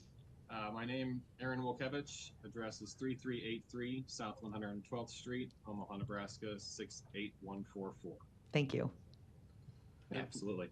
Again, thank you guys. So what we're doing, our hours of operation currently are going to stay the same. We're open from Sunday through Thursday from 11 a.m. until 9 p.m. and Friday and Saturday from 11 a.m. until 10 p.m. So those hours won't change, anything like that. Again, just to kind of state a little bit of what we're looking to do. It's just a couple of ice cream or alcohol infused ice cream treats and things like that that we would offer in the diner area. It will be exclusively set for those areas, and we'll have plenty of signage to make sure it stays there. We'll be keeping strict count on limits and things like that. We love our store, and I love the people that walk in here. So I don't want people walking in and getting intoxicated and things like that. It's just simply, like Lene had mentioned, some fun new offerings that we'd like to bring in, like some of the other new spots in town that are bringing some of those fun alcohol-infused ice cream treats and other things like that. So just another new little thing that we'd like to bring into our diner area. Aaron, thanks for that, and I wish you the best of luck and continued success. It sounds like a neat little formula you got there, and I'll wish you the best of luck again, and I'll look forward to making a motion to support this now. Thanks, Madam President. Thank you. Roll call. Johnson. This is a motion to approve item 8. Rowe. Bagley. Harding. Hug. Melton. Yes. Motion passed 6-0. Item 9, to consider a Class D liquor license for Midtown Gas and Grocery located at 2302 South 13th Street. Good afternoon, members of the council. Dave Houghton, 2804 South 87th Avenue, here on behalf of the applicant, Sidco Petroleum, doing business as Midtown Gas and Grocery. This will be located at 2302 South 13th Street. The managing member of Sidco Petroleum is the longtime general manager. The current liquor license in place in the business is a Class D license with a restriction not to sell anything under 375 milliliters. And what my client would be willing to do is agree to a restriction which is currently in place on that business. My client's here if you have any questions. The hours of operation are going to be 10 to, or for the 13th Street location, will be 24-hour. If you have any questions, I'd be happy to answer them. Thank you.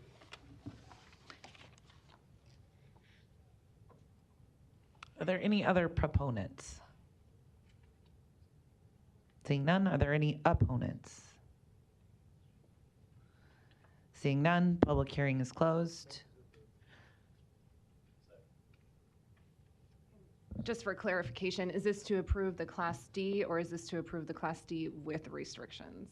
As the applicant. I motion to approve the Class D. Is that what the owners requested? We would prefer just without restriction, but we're willing to take the restriction should it meet council approval. Thank you. Without. That's what they're asking. Take away my second. My understanding with restrictions. All right, well, let me restate my motion. My motion is to approve Class D without restrictions, as requested. Okay, it fails for no second. Okay, then let me reiterate. I make a motion to approve it with the current restrictions. Roll call. Johnson. Yes. Rowe. Yes. Bagley. Aye. Harding. Yes. Hug. Yes. Melton. Yes. Motion passed 6-0. Thank you. Item 10, to consider a Class D liquor license for Midtown Gas and Grocery located at 1349 Park Avenue. A's Communications in opposition. The public hearing on agenda item number 10 is today. Proponents, please. Afternoon, council members. Dave Houghton, 2804 South 87th Avenue, here on behalf of Siddiqui Brothers LLC, doing business as Midtown Gas and Grocery, located at 1349 Park Avenue. This is also, though a different LLC, common ownership with the prior applicant. And again, the managing member of this LLC has been the longtime general manager of this location. I would like to make a motion based on some community concerns and stakeholder concerns that we've heard to make a motion. Well, we'll ask, only council members can make a motion, but I'm sure a council member will make that motion. Mr. Houghton, thanks. We would ask that a council member make the motion to move this to a Class B license with restrictions of no sale under 32 ounces or airplane shooter style liquor. And I guess in this case, since it would be a Class B, there would be no liquor. If the council members have any questions, I'd be happy to address them. As I mentioned, the owner is in attendance if you have additional questions about the business. No, thank you very much. Are there any other proponents? Seeing none, are there any opponents?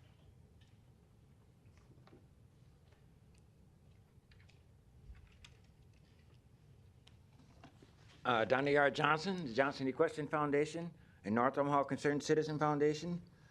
We would like to be objective only on the premises of this young man getting his license, but can we also take in consideration that medical marijuana is coming aboard and that you... Donnie, you're going to limit your questions I was just and trying to figure out statements the to this medical agenda marijuana. item, please. But the city council going to handle medical marijuana? Oh, okay, never mind. You're done. And are there any other opponents? And keeping in mind that we are going to have an amendment to a Class B, so. Yes, can I get some clarity on the difference between what they currently have and what would be amended to a Class B request? A Class B is beer only. A Class D is beer and spirits. So yeah, I don't know if I can direct you, the Madam question Clerk. to them to ask, is this consistent with what they currently operate under? Yes, I can answer that. We had Okay. the discussion earlier, so I'll just let you know, yes. Okay, yes. Well, since I prepared some comments. Oh, sir, you didn't state your name and address. Yes, for the my name is record. Kent McCrimmon. I live at 3202 Lincoln Boulevard, 68131. But I will offer my comments as it pertains. Appreciate Dave's responsiveness to community input, and we've met with Dave previously in regards to gas stations in that area. Most recently, the NP Mart that will be just off of I-75 on Leavenworth. And just want to reiterate that we are thankful that there is a gas station near our location that offers snacks to some of our youth participants. They've been gracious enough to provide us ice for different block parties and events as well. But our concerns with sale of alcohol there is just the current management, where we do have frequent police visits to that gas station that does cause safety concerns for our participants. That includes children, our ESL program, and also our citizenship program as well. Additionally, we as a longstanding community member there, we were not approached about this change, and so I know that there is going to be an amendment to what is voted on here today, but I want to express that we would be in opposition to any increase in alcohol sales at that location. Thank you. Thank you. Are there any more opponents? Seeing none, public hearing's closed. Councilman Begley, you're recognized. David, if you can come up, please. So you and I had some conversation on this, try to connect on Sunday, then we connected yesterday and today. So I'm going to make a motion to amend to a Class B liquor license with restrictions of no sales of single containers less than 32 ounces of beer. Is that, and I believe, am I doing that correctly, Madam Clerk? And I'll second that motion. Okay. And also, thanks, Madam President. And Kent, I did get your email, and I appreciate you reaching out as others in the neighborhood did. So I didn't respond back to you because I was working on this, but you'll get a verbal response that you heard what the motion was, and I do appreciate the work that you do in common and in the community. So that's I'm going to be supporting the amended for the Class B here as stated today. So thanks for coming out. Thanks, Madam President. Thank you. There's no further lights. Roll call. Johnson. Rowe. Bagley. Harding. Hug. Melton. Yes. Motion passed 6-0. Item 11, to consider a liquor license addition application for Gray's Craze located at 220 South 31st Avenue, Suite 3109, to add an outdoor area. The public hearing on agenda item number 11 is today. Are there any proponents? Is anyone here from Gray's Craze? Don't think we have anyone on Zoom. Do we have time on this one?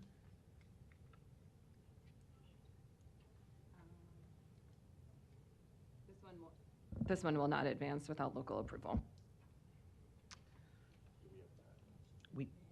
Do we have time to lay it over? Okay. I'll make a motion to lay over till next Tuesday, the 11th. Okay, I'll second the motion. All right, roll call. Johnson. Rowe. Bagley. Harding. Hug. Melton. Yes. Motion passed 5-1.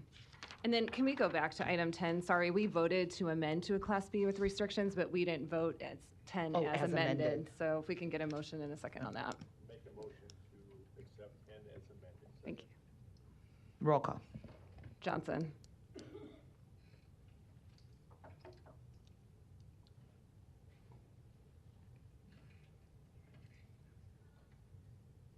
I'll come back. Rowe. Yes. Bagley. Harding. Yes. Hug. Yes. Melton. Yes. Johnson. Motion passed 5-0. Johnson abstains. Thank you. Item 12, to consider a liquor license addition application for Lucky Tiger Izakaya located at 3852 Farnham Street.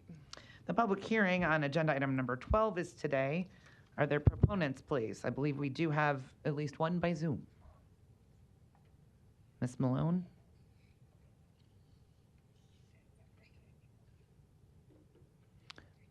Hi, Ms. Malone. If you could just state your name and your address. Dan Malone, 2811 Legacy Commons Plaza, number 105, 68130. Thank you. And are you just here to answer any questions? All right, thank you. Are there any other proponents? Seeing none, are there any opponents? Seeing none, public hearing's closed. Councilman Begley, you're recognized. Second. No other lights, roll call. Johnson. Rowe. Bagley. Harding. Hug. Melton. Yes. Motion passed 6-0. Item 13, to consider a liquor license reconstruction application for Casey's General Store 6124 located at 2223 South 24th Street. Public hearing on agenda item 13 is today. Are there any proponents? Hi. Hello. Randy Olivet, 2334 South 30th Street, 68105. Here representing Casey's and to answer any questions you may have. Thank you very much. Are there any other proponents here? Seeing none, are there any opponents? If you could just step to the side for 1 second, there's an opponent. And Donnie, this is, you're here to oppose agenda item 13. It's a liquor license for Casey's. That's all you can talk about. Not the defunding by the federal government of Nope. medical marijuana?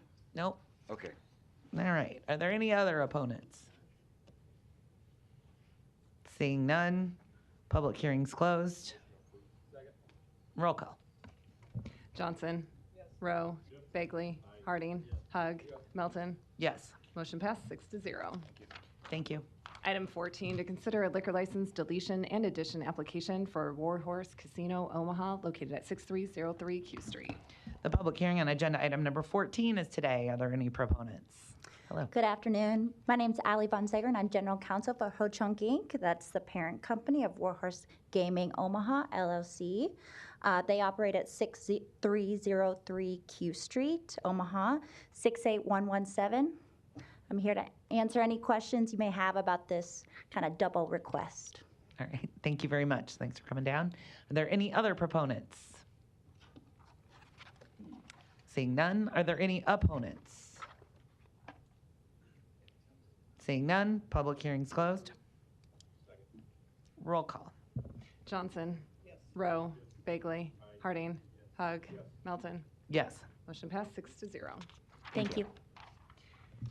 Item 15, a resolution to approve the final plat for DM&R Investment Replat 3 located at 4848 South 66th Circle. Planning Board and Planning Department recommend approval. Public hearing on agenda item number 15 is today. Are there any proponents? Good afternoon. My name is Connor Shields with RW Engineering and Surveying. We are the surveyor and civil engineering on this project. Our address is 7525 North 101st Street. Here to answer any questions if anyone has any. Thank you. Are there any other proponents?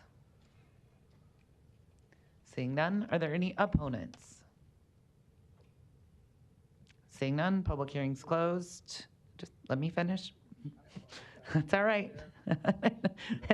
No further lights. A motion and a second roll call. Johnson. Rowe. Bagley. Harding. Hug. Melton. Yes.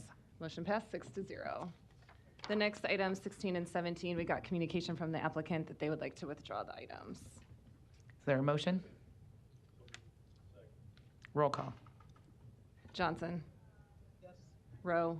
Bagley. Harding. Hug. Melton. Yes. Motion passed 6-0.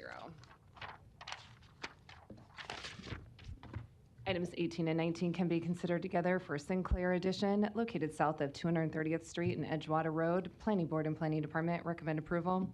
Item 18, an ordinance to rezone this property from AG District to DR District. Item 19, a resolution to approve the final plat. Public hearing for agenda items 18 and 19 are today. Are there any proponents? Oh, I think we have them on Zoom. Mr. Sinclair? Hi, if you could just state your name and your address. Yep. Good afternoon. My name's Aaron Sinclair. My address is 4102 Northwest 5th Street, Ankeny, Iowa, 50023. I'm present just as a representative and a proponent for items 18 and 19 as the applicant for these items, and just here to answer any questions that anybody may have. Thank you. Hold on, and we'll see if there is any. Are there any other proponents? Seeing none, are there any opponents? Seeing none, public hearing is closed. Second, roll call. Johnson. Rowe. Bagley. Harding. Hug. Melton. Yes. Motion passed 6-0. Items 20 through 22 can be considered together for Indian Creek Preserve, located southeast of 204th and 4th Streets. Planning Board and Planning Department recommend approval. Item 20, an ordinance to rezone this property from AG District to R3 District. Item 21, a resolution to approve the final plat. Item 22, a resolution to approve the subdivision agreement. The public hearing on agenda items 20 through 22 are today. Are there any proponents? Hi, just state your name and address for the record. Joe Foley, 14503 Grover Street here in Omaha. We're the engineers for the project and be happy to answer any questions that may come up. Thank you. Are there any other proponents? Seeing none, are there any opponents? Seeing none, public hearing is closed. Roll call. Johnson. Rowe. Bagley. Harding. Hug. Melton. Yes. Motion passed 6-0. Consent agenda. Any member of the city council may cause any item placed on the consent agenda to be removed. Items removed from the consent agenda shall be taken up by the city council immediately following the consent agenda in the order in which they were removed, unless otherwise provided by the city council rules of order. The public hearings on agenda items 23 through 26 was held on May 21st, 2024. Are there any motions? Roll call. Hang on just a second. Johnson. Rowe. Bagley. Harding. Hug. Melton. Yes. Motion passed 6-0.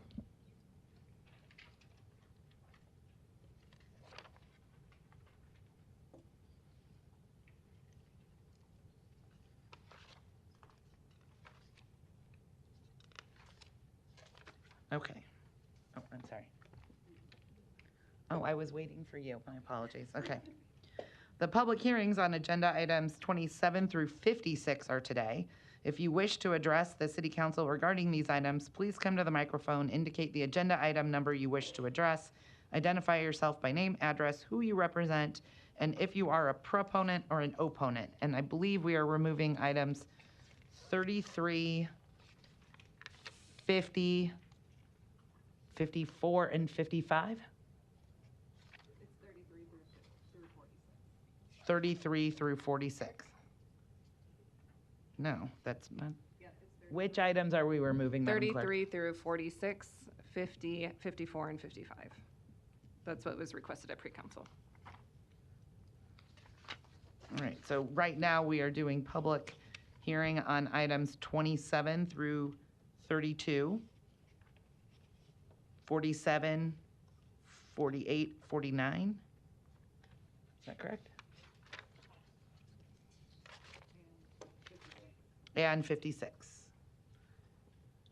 And we'll do a call at the end in case we miss anybody, so, because it's a little confusing. So if you want to speak on any of those agenda items, come on up and state your name, address, and the agenda items you're speaking on. My name is Jim Paulison.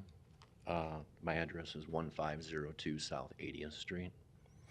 I just want to clarify because it's important to me. Number 50, the resolution to award the bus bench contract is being held over. Is that correct?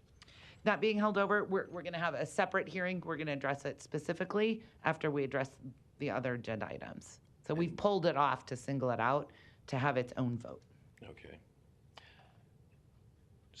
Can I supply any? Are you going to vote on it today? We will, and we will be calling it up separately. So we're going to do these other agenda items first, and I then we're going to understand. call up 50 separately. I appreciate it. No problem. I'll stay around. Thank you. Good afternoon. Kaylin DeHelius, the Director of the Human Rights and Relations Department, here in support of Agenda Item 56. This is our Equal Employment Opportunity Commission contract for our investigations that will complete from September 2023 through September 2024. I'm here to answer any questions. Thank you very much. Are there any other proponents or opponents that would like to speak in regards to these agenda items?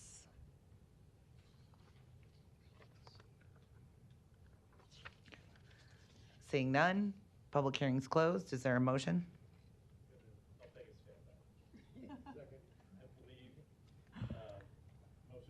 27 through 32, 47 through 49, 51 through 53, And 56. and 56. Thank you. And I've already closed the public hearing. Is anyone out there want to testify or speak in regards to agenda items 27 through 32, 47 through 49, or 51 through 53? I will reopen the public. And 56. And 56. I will reopen the public hearing. And I can't call on people who raise their hands. You have to come down here. Yes. 27 through 32. Yes. 47 through 49. Yes. 56. 51 through 53, and 56. Correct. The rest are going to be called up individually after this. Okay, that's why I just came up to get clarification, because we're trying to follow along. Mhm. So you got a couple people here for the purchase of the property, and I'm number 39 and 40. Yes, So those are they're going to be called up separate? separately. Okay, that's what I just wanted to clarify. No, thank you for doing that. So don't go very far. We're going to call them up soon. All right. Anyone else that wants to testify in regards to 27 through 32, 47 through 49, 51 through 53, or agenda item 56? Seeing none, now I will reclose public hearing. Is there a motion? Move 27 through 32, 47 through 49, 51 through 56. Second. Roll call. Johnson. Rowe. Bagley. Harding. Hug. Melton. Yes. Motion passed 6-0. Item 33, a resolution to approve the real estate purchase agreement with Saddle Creek Corridor Neighborhood Association for the sale of 2 city-owned parcels. The public hearing on agenda item 33 is today. Are there any proponents for agenda item 33? Hi, Alex O'Hanlon, 3010 Lincoln Boulevard, 68131. I'm here as a proponent. These lots were previously part of the City Urban Garden Program, and Free Farm Syndicate has been growing on them as part of the Urban Garden Program since 2021. Free Farm Syndicate grows produce on empty lots and then distributes that produce for free at twice-weekly free farm stands, June through October. The purchase of these lots will allow for these lots to become permanent food production sites, which will increase yields and help to increase food security in our neighborhoods. Thank you. Thank you. Are there any other proponents? Kelly Johnston Dorsey, Planning Department, here to answer any questions you may have. Thank you. Are there any other proponents? Seeing none, are there any opponents? Seeing none, public hearing's closed. Council. Second. All right, there's a motion and a second, but Councilwoman Johnson, you are recognized. Thank you. I have lots of questions.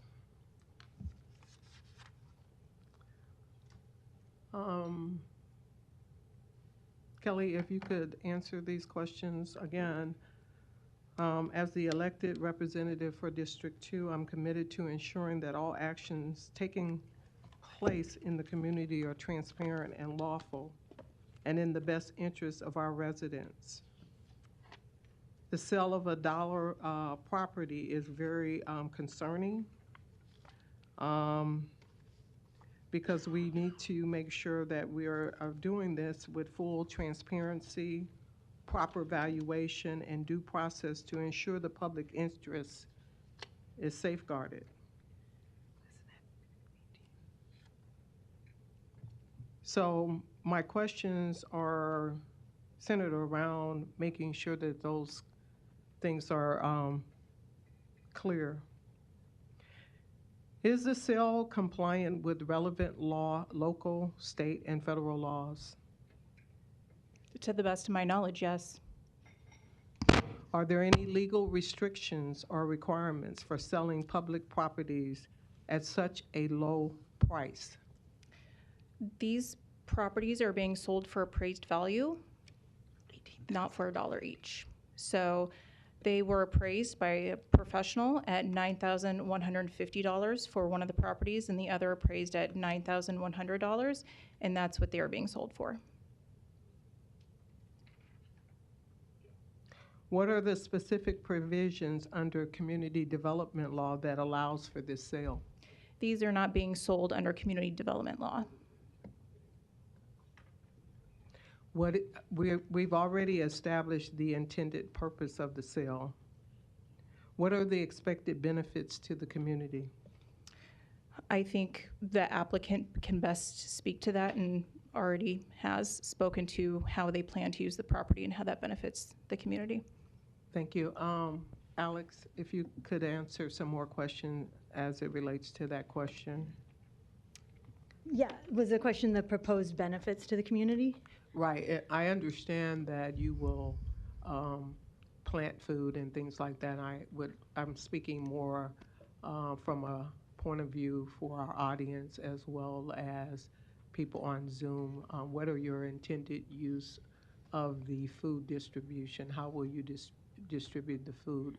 So, oh, sorry, go ahead. Yeah, so we have a free farm stand on Saturday and a free farm stand on Sunday from 10 to noon. We have 5 lots throughout the city that we grow produce on. So we have one stand on Saturdays from 10 to noon on 10th and Bancroft, and the other stand is on Sundays from 10 to noon at 1123 North 29th Street, which is one of the lots that we're talking about. So those distributions are twice a week. Anybody can come get any amount of fresh produce that they want. Folks that have too much produce in their gardens, I'm sure everyone's grown a cucumber and gotten far too many, come down, swap out those cucumbers for a variety of produce that's at the stand.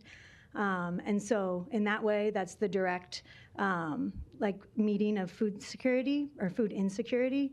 And then at the same time, like at those stands, folks come by, talk, building community that way.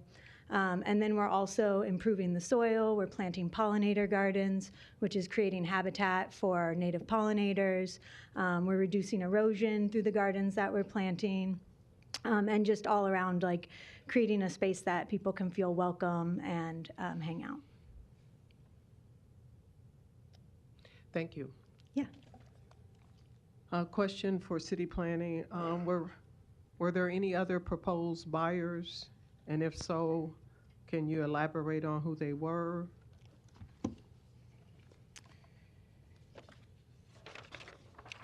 We have owned these properties for 15 and 18 years, and we do not know of any other interested parties. Okay, as you know,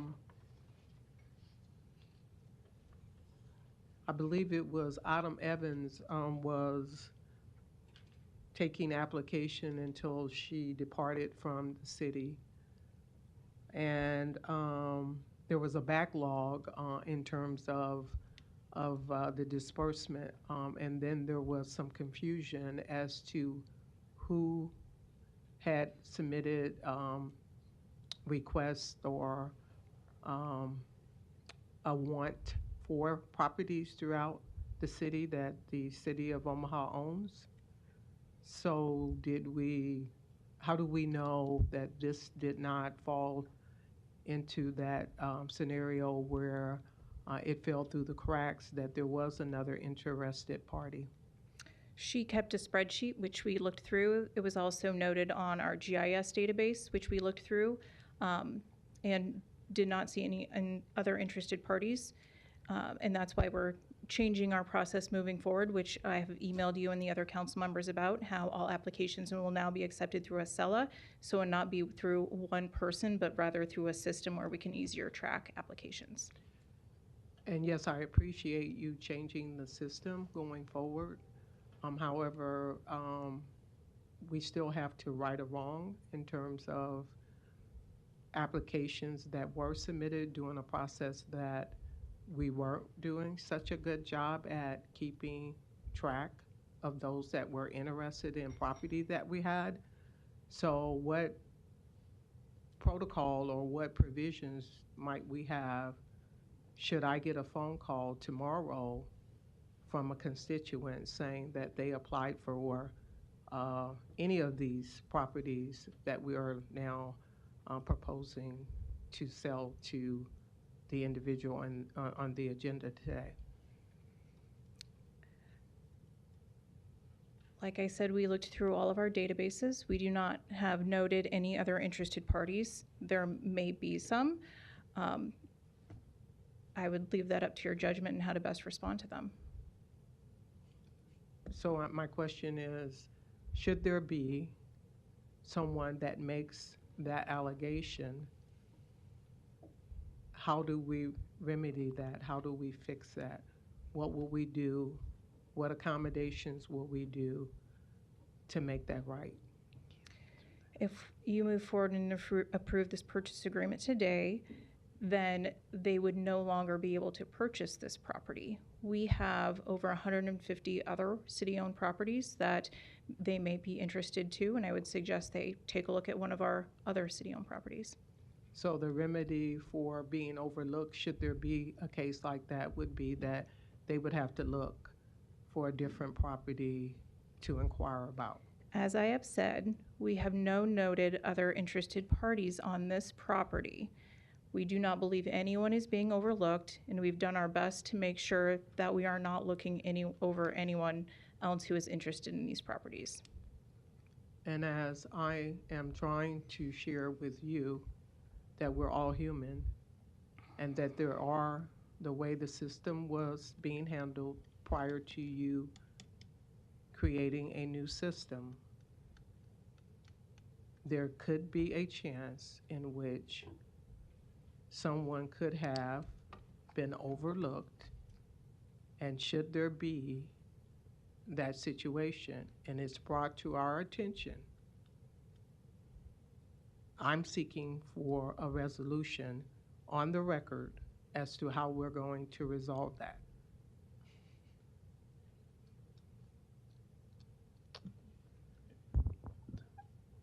I have offered, I think, several times our position and how we are attempting not to overlook anybody if we approve this purchase agreement with the entity who has been using the property for a few years now. They have been using this property. If we're causing harm to anyone, it is with a proposed buyer, because they have asked to purchase this property 2 years ago. All the adjacent property owners were notified when this went to planning board, as was the neighborhood association. So we've done our best due diligence to reach out to the neighbors, to the neighborhood association, to notify them that this is coming. And like I have said, we've searched through databases upon databases and not found other interested parties in these properties.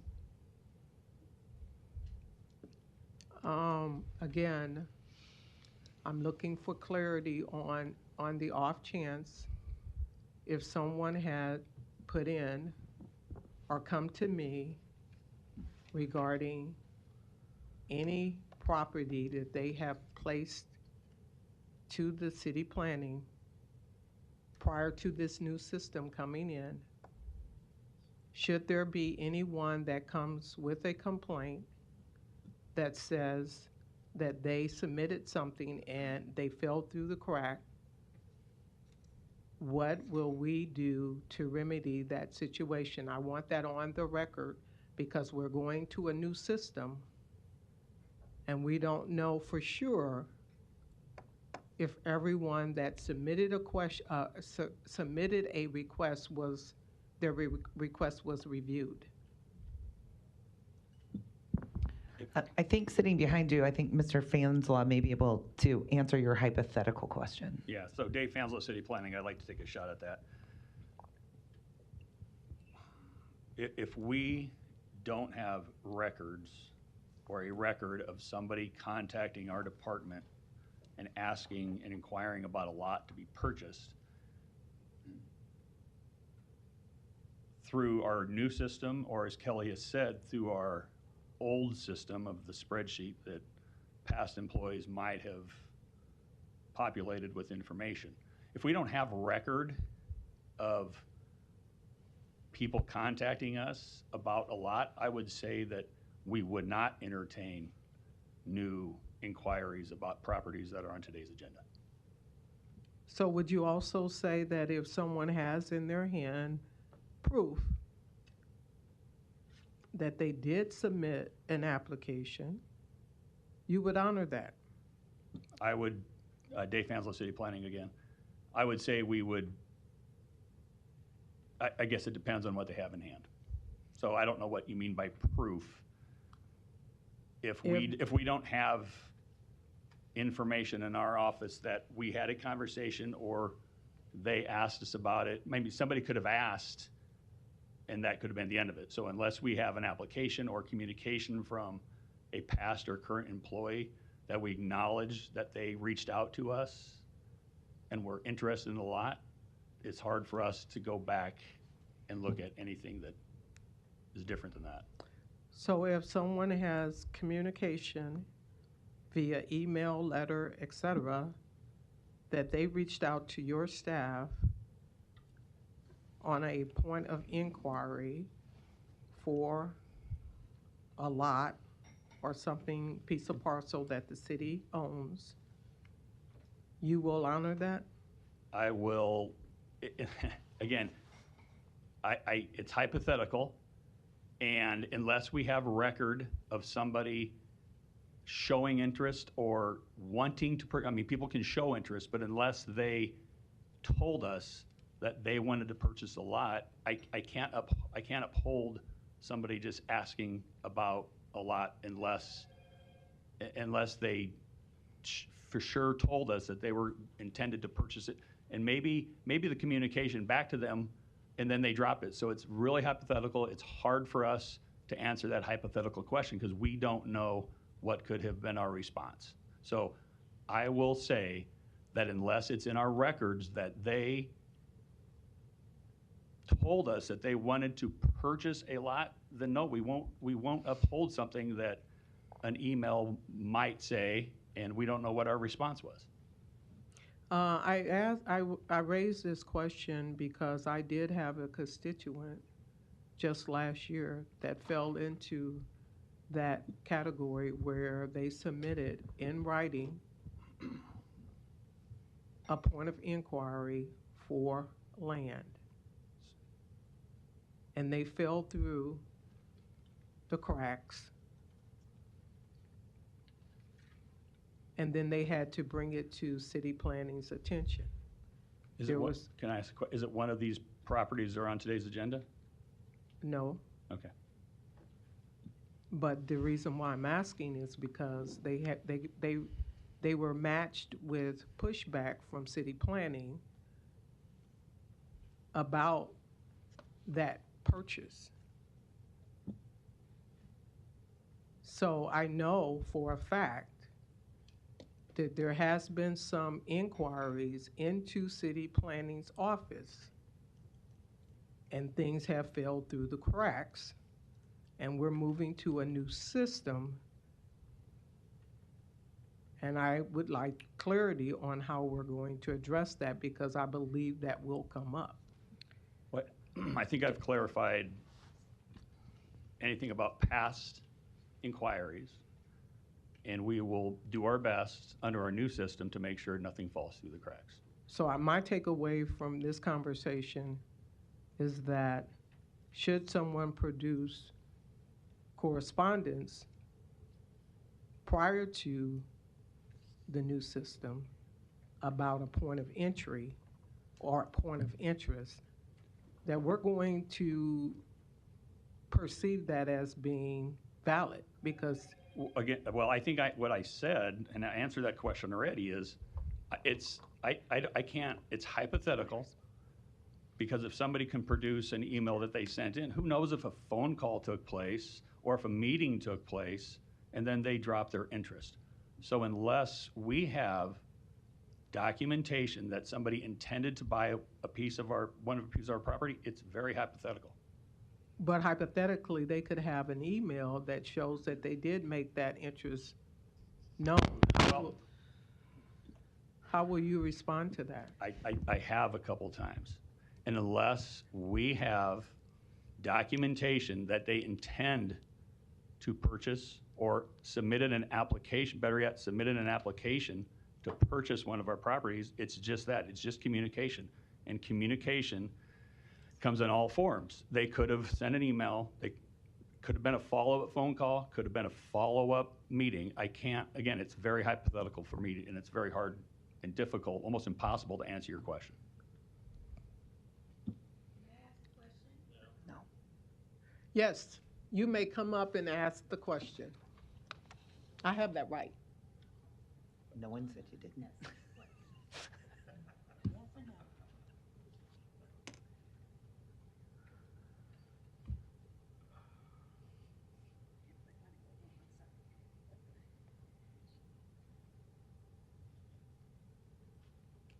I just want to know what the regulation, when you submit an application, what's the requirement? Ma'am, I need your name and address I'm for the sorry. record. Gloria Bradley, 76063 Crown Point Avenue.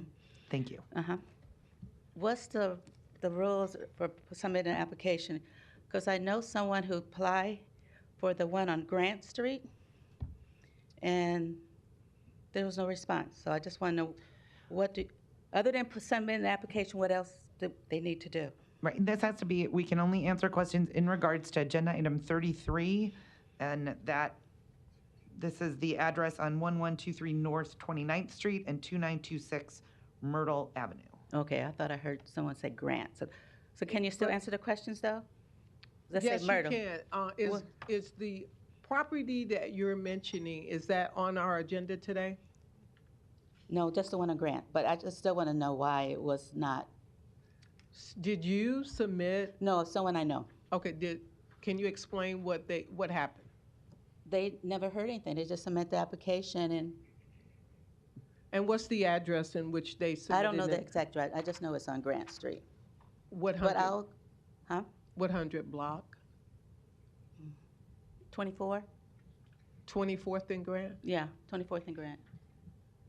Can we, city planning, can we look into this property that has been pointed But I'll out? give you guys a call tomorrow. I would suggest that if there's a question about a property that is not on today's agenda, that I would advise. I'll just give you guys a call tomorrow. I would advise that you contact our department, contact Kelly directly, and we will answer your questions. Okay. All right, thank you. Thank you. Yes.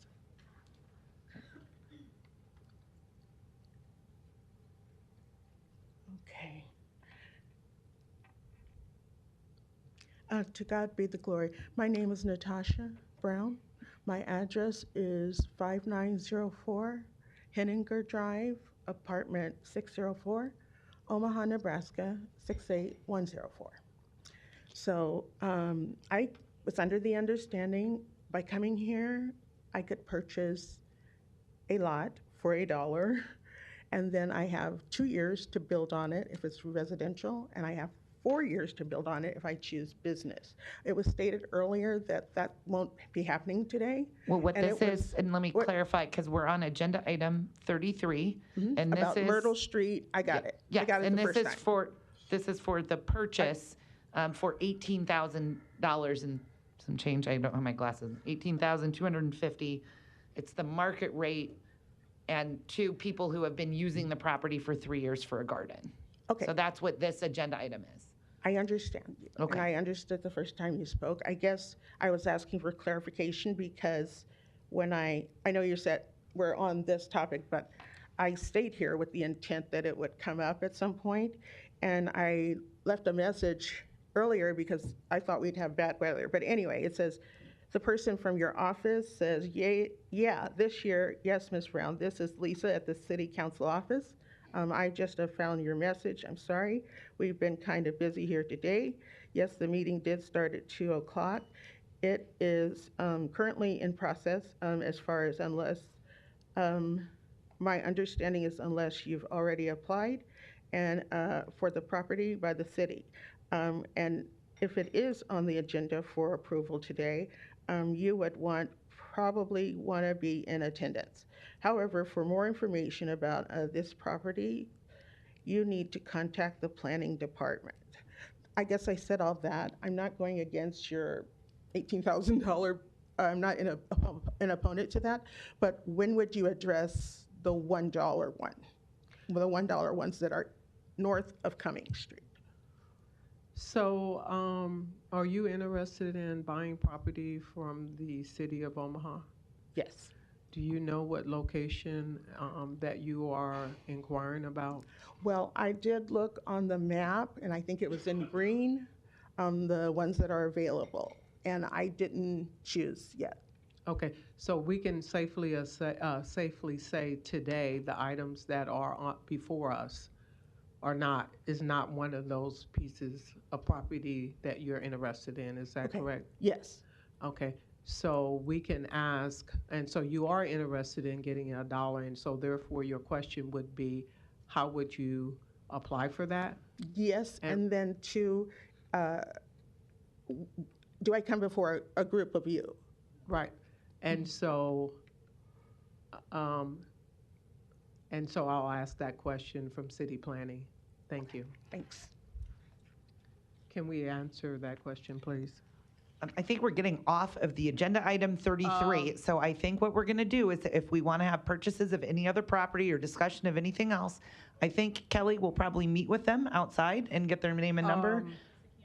Or Alyssa can right now, but we need to stick to agenda item 33, even council members. Madam President, I have a question for Ms. Johnston. Ms. Johnston, if a constituent has a request to purchase city-owned property, what do they have to do to get it? First thing they need to do is submit an application. After an application is submitted, we will compare it to the other applications received for the same property and what the proposed uses are. We do look at a few other things. We look to see if there's any code violations under their name. We look to make sure that they're in good standing with the finance department. We look to see what they're proposing and how it corresponds with any adopted plans for the area. Those are probably the top 3 things that we look at, and then what their proposal is and how that fits within the master plan for the city and the other adopted plans for the area. Thank you. Mm-hmm. And Alex, I have 1 or 2 other questions for you. What are the long-term plans for the property? In other words, will there be a garden here for eternity, or is it just 5 years, or what will happen? So the goal is to have it be for permanent food production. So with ownership of the property, we can plant perennials, fruit trees, the sorts of things that would take 5 to 10 years to really come to fruition that you wouldn't do if you weren't sure that you were going to be able to be on that property. So the long-term goal for these lots is for them to be producing food. Thank you. More questions for the city?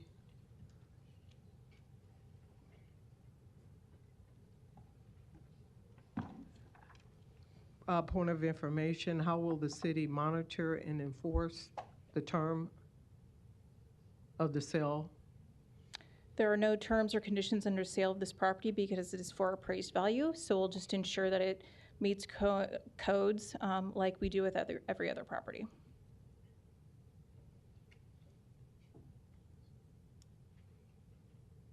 Are there any provision if the buyer fails to meet the development goals? No. Thank you.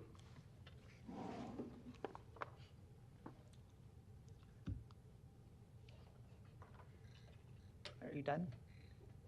Madam Chair, yeah, I believe I am on Okay. on this particular item, number 33. I will have questions for 34 as well. I just wasn't sure if you were pausing or if you were done, so I will go ahead. I don't see any further lights. Is there a motion? We have one. Oh, we already have, I'm sorry, we have a motion and a second, so roll call. Johnson. Yes. Rowe. Yes. Bagley. Harding. Hug. Melton. Yes. Motion passed 6-0. Item 34, resolution to approve the real estate purchase agreement with Magali Gonzalez Barraza, I'm not sure if I said that right, for the sale of one city-owned parcel. Planning Board and Planning Department recommend approval. The public hearing on agenda item 34 is today. Are there any proponents or opponents? Anyone that wants to speak on agenda item 34, come on down.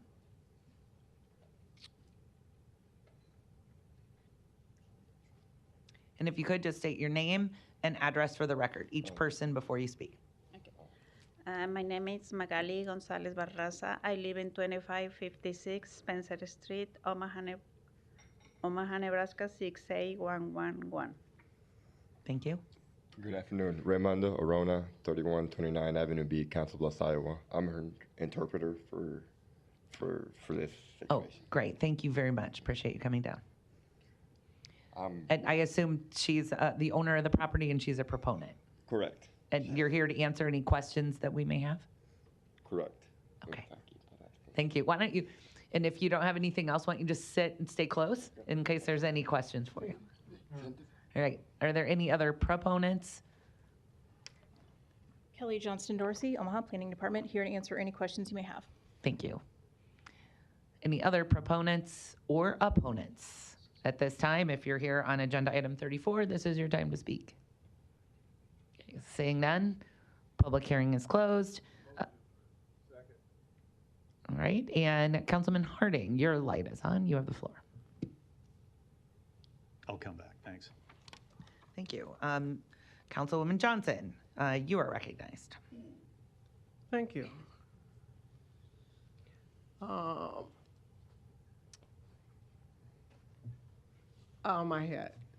I'm good here, but I had some question for city planning. Thank you for your interest in the property.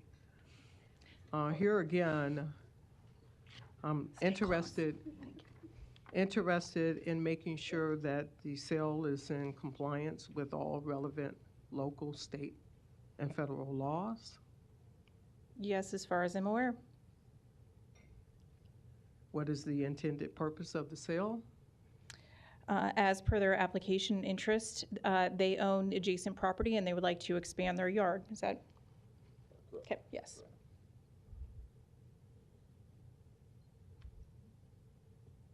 What is the market value of the The property? appraised value for the property was $5,400.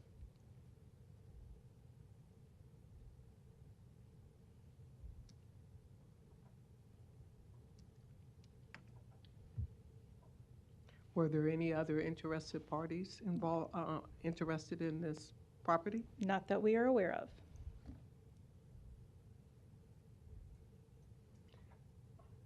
And what are the qualifications of the proposed buyer?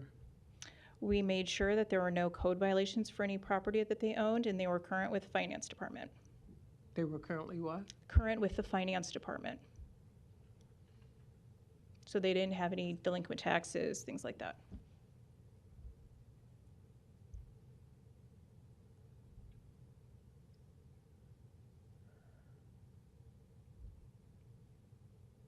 How will this be impactful to the community, the sale of this? It would be impactful because the city will no longer be maintaining the lot, the adjacent property owner will, and so I think that would be a benefit to the neighbors.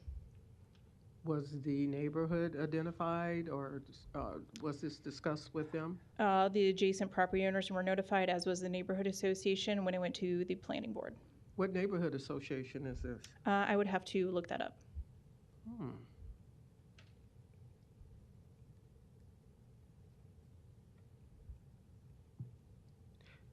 I would imagine that you don't have any terms and conditions on monitoring the successfulness of this purchase. We are not, because we are selling for appraised value.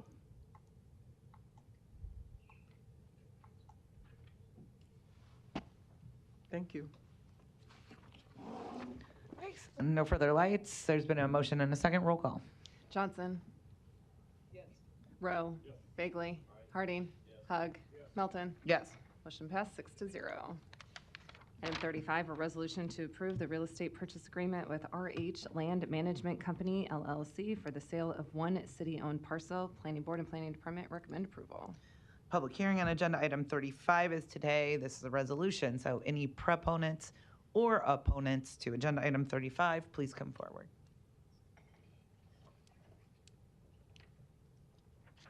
Kelly Johnston Dorsey, Omaha Planning Department. We did have a representative from RH Land Management. They indicated that they would need to leave. They had a prior commitment to attend. They did provide this statement that the intended use of the property at 2611 Lake Street is to combine this lot with 3 other lots we currently own. We are currently working with the nonprofit Spark to find a developer for future development of the combined lots, hoping to put multifamily residential on the combined property. That's a statement from the applicant. Obviously, Kelly Johnston Dorsey, City Planning, here to answer any questions you may have. Thank you. Are there any other opponents, proponents, anyone that wishes to speak on agenda item 35? Seeing none, public hearing's closed. And Councilman Harding, you're recognized. Kelly, if you could, come on. Thank you. Again, I think RH had to leave, but understand this is about, basically it's about 2 3/4 lots with the odd kind of quarter that was at some time replatted such that it wasn't contiguous to the property. And their intent is to work with Spark to find a developer for that parcel. That is correct. For those parcels. Yes, our parcel is about 40 by 50, which is unbuildable, standalone. It's not a legal lot. It's actually on the lot that is owned by RH Land Management. They're combined. This is just a tax parcel. And again, this takes the responsibility of the maintenance off of the city's hands and puts it into RH's ownership so that it can be developed and put back to useful life. Yes. And put it on the tax rolls. Correct. And provide housing. Yes. Thank you. Thank you. Councilwoman Johnson, you're recognized. Thank you. What is the intent in terms of RH Management completing the housing unit there at 26 Then Lake? I'm concerned because that the adjacent property they own at nearby used to be a part of a namesake of Charles Washington. That house has been sitting there with no owner occupancy there for 3+ years. And nothing has been done by RH Management to put someone in that house or even keep it up. And now we're expanding their reach, giving them more latitude when the current house that they have there, they had no latitude. They had no requirements there in terms of an anticipated date to put something on that piece of land or do something with that property. So I'm concerned about now that we're entertaining the notion that they will expand their reach by getting further along with additional parcels that will attach to the one that they're currently not doing anything with. Are we not putting any stipulations in terms of when they have an expected targeted date to complete a development there? I understand that Sparks will be looking at something to develop there. But I'm sorry, but I live in that community.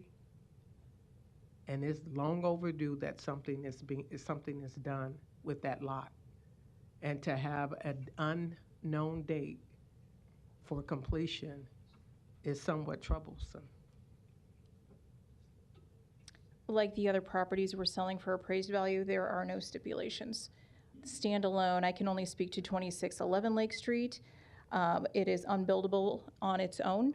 And when we did a check to make sure they had no code violations, it was confirmed they do not have any active code violations. RH Management has acquired a lot of property in North Omaha, and they just that acquired a lot, and nothing has happened with those lots. I'm sorry, but I cannot be in support of this because I don't see the end of the day as to when this will be built. So, I mean, if this body is okay with expanding their reach with no known date, just selling property just so that you can get it off your books, the city books, and no concern to the community, no concern to the residents nearby, shame on you.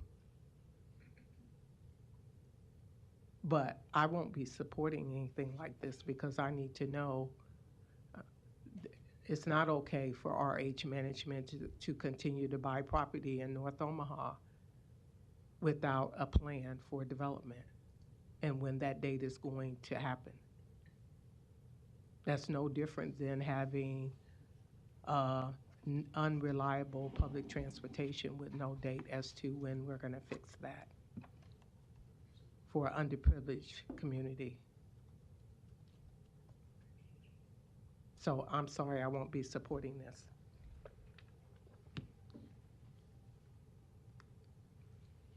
Councilman Harding, you're recognized. Yeah, just real quick. RH Management is very well respected and in our community and is invested in our community in all parts of our town and has done a wonderful job of development and making sure that communities are seeing activity. And again, this, if you will, squares off a parcel that gives them the ability to turn probably 3 lots, whether that be single family or duplexes. I don't remember exactly how it was zoned, but this is a tremendous opportunity for housing stock to be introduced into an area that drastically needs it. Thank you. And since I haven't had an opportunity to speak, so I'm just going to throw in this is something that we're selling at market rate, $4,500. They're purchasing this basically unusable piece of property for $4,500. So this is definitely a benefit to the taxpayers of Omaha, and hopefully we'll see some affordable housing come out of it. So I appreciate that. I know that they were here. We are running a little long, so thank you for reading their statement. I appreciate it. All right. Ms. Johnson, is your light back on? It is. Okay. Councilman Johnson, I recognize you. I would like to speak to if RH Management is so well respected, then how would they be able to allow the property to remain vacant or standing with no maintenance to North Omaha? At the very least, they should be able to say when they're planning on building here. It cannot be a benefit to this community with an open-ended date. So again, I would say no. I mean, if RH Management is willing to give me a timetable on when there is going to be an end date, since there's such a great benefit, then I could change my vote. But I cannot change my vote giving someone who has already showed and demonstrated in my community a different result than what has been depicted here today. Thank you. Councilman Harding, you're recognized. Two quick things. One, if you have the address of the other property that needs attention, I would suggest giving that address to the planning department so that the public or the permits and inspections can go check that out. And then I forgot my second point, but it's been a long day. I'm sure I'll remember as soon as I turn my light off, but thank you. Councilwoman Johnson, you're recognized. Thanks for the advice to call planning department, although the planning department has a department that goes out and look at code violations throughout the city of Omaha, and the fact that they have not done so, have not seen that that's been over there, causes other concerns. But again, me contacting city planning regarding something that is an eyesore in my community, and now we're planning on expanding their reach with no end date, does not help me see a clearer picture in terms of when that area is going to be developed. And I think that it is not good business sense for us as the city of Omaha to continue to expand with people or developers that already have property, that haven't done what they said they were going to do with the current stock. And now we are expanding their reach, expanding their growth for that neighborhood to continue to sit and not know what's going on. When will that area be developed? We had a city planning, the Long School Neighborhood Association had a city planning, we had a redevelopment plan created in 1999. We were told that there was going to be over 100 pieces of parcels added, houses, all of that, and it's not happened. So when we don't put timetables on when things are going to happen, then this is what happens to a community. We have vacant lots, we have crime, we have weeds, and yet the community should call in and report these things. Make it make sense.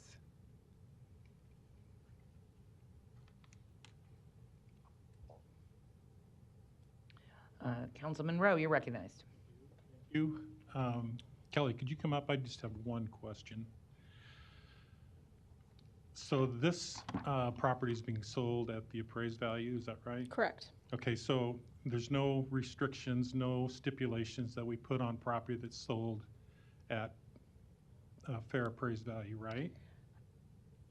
On a few of them later on the agenda, we do have a time restraint on them because the comps used in the appraisal were land bank comps.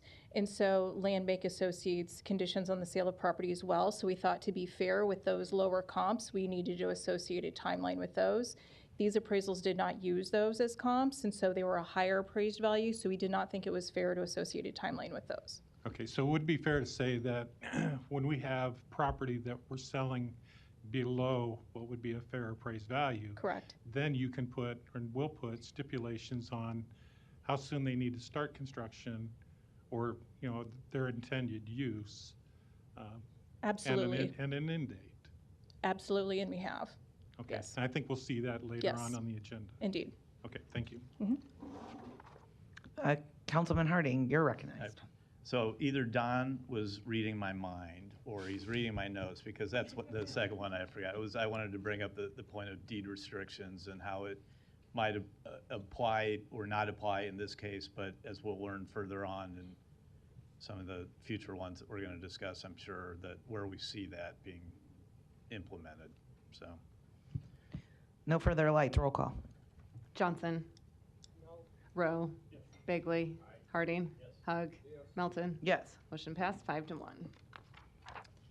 Item 36, a resolution to approve the real estate purchase agreement with Omaha 100 Inc. for the sale of 4 city-owned parcels. Planning Board and Planning Department recommend approval. The public hearing on agenda item 36 is today. Are there any proponents or opponents? So it doesn't matter which side you're on. You can come on down if you want to talk about agenda item 36 and just state your name and your address. Excellent. So proponent, and good afternoon to the honorable members of the City Council. I'm Melinda Williams, President and CEO for Omaha 100, 2401 Lake Street, Omaha, Nebraska, 68111. I can just go into the... Yes, this is your time. You tell us what you want to say. Great, okay. So in addition to providing access to capital through innovative mortgage financing, business lending, and debt consolidation lending, our organization was an awardee of the Middle Income Workforce Housing Grant to assess the affordable housing crisis that's happening in our beloved city. The purpose of our endeavor is to construct affordable and attractive new construction homes targeted towards first-time homebuyers, middle-income families, and emerging workforce as outlined in the 22 middle-income legislation. These homes will be priced in the range of $120,000 to $330,000, ensuring accessibility and affordability for individuals and families seeking to establish roots in our vibrant community. We firmly believe that this project will not only address the pressing need for affordable housing, but also strengthen the fabric of our society by increasing homeownership across the members of North Omaha's community. By providing these opportunities for individuals to invest in their own homes, we empower them to build a sense of stability, pride, and economic security. As a CDFI, Omaha 100 has been committed to fostering equity and unity and cooperation, not only through the home ownership process that we have led over the past 35 years there in the community, but also now throughout this development process for these new construction homes. We also recognize the importance of working hand in hand with the City Council Neighborhood Association members, adjacent landowners, and community to ensure a seamless and inclusive approach. We humbly request the support and consideration of the City Council in our efforts, and together we can create a bright future for all residents of Omaha where the dream of home ownership can be a reality for all families. Thank you for your attention and continued dedication to the well-being of our city. Thank you. Are there any other proponents or opponents? Kelly Johnston Dorsey, Planning Department, here to answer any questions you may have. Are there any other proponents or opponents? I'm not real sure about what you removed from the agenda and you didn't remove from the agenda. Too many things going on there with it in and out. Well, we're on agenda item 36. So I will complain on this one, oppose. But there's a series of other things right after this that this will apply to also. Maybe Juanita can get some answers for us because I'll probably be shut off. I would like to know why all of a sudden we're talking about selling properties for $3, $4, $6, $5, and what happens to these properties. Now this morning I was cut out of here for trying to get answers on property tax that nonprofits pay or do not pay. Some of these people are nonprofits and they're buying land for $3, $4, $6. Maybe they're a developer or maybe they're a real estate company. They go out and build something on this or come to the council and ask for tax increment financing. But somewhere in here also is the Omaha Land Bank. And I don't think there's enough transparency for the average citizen that is not a lawyer. Excuse me, sir, but I'm not a lawyer. I did take some business law. However, we're not really given clear presentations on how all this works. How is this related to Douglas County, for example, and what goes on there with property tax exemptions?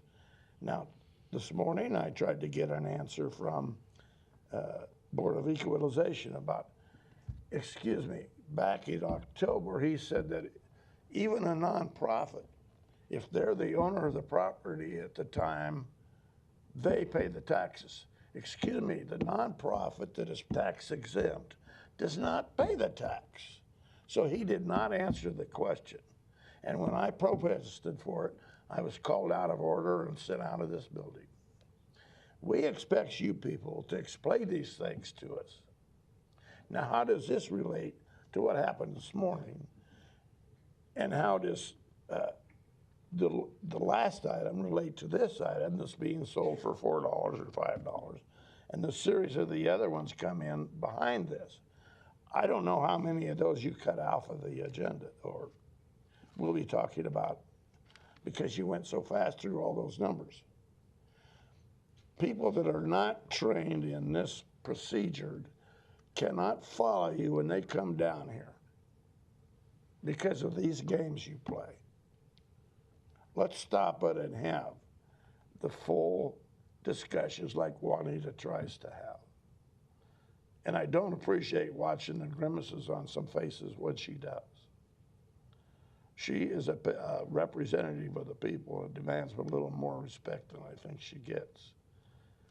And I think this morning was a good example that citizens demand more respect than what they got.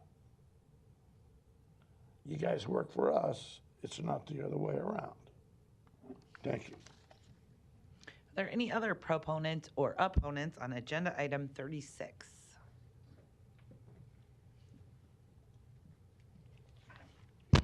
Joe Fox, 461 Hartman Avenue. It's to my understanding that Omaha 100 Inc. is using middle income grant money to build these homes. The city's giving them basically free land to do so. And when these homes are sold, or will these be rented, or these will be sold, I'm not sure as to where the profit and the money that is acquired from selling those homes goes to, because Omaha Inc. is not a non-profit, so they're using. I'm under the thing. Go ahead, man. Yeah. Sorry. That's my understanding.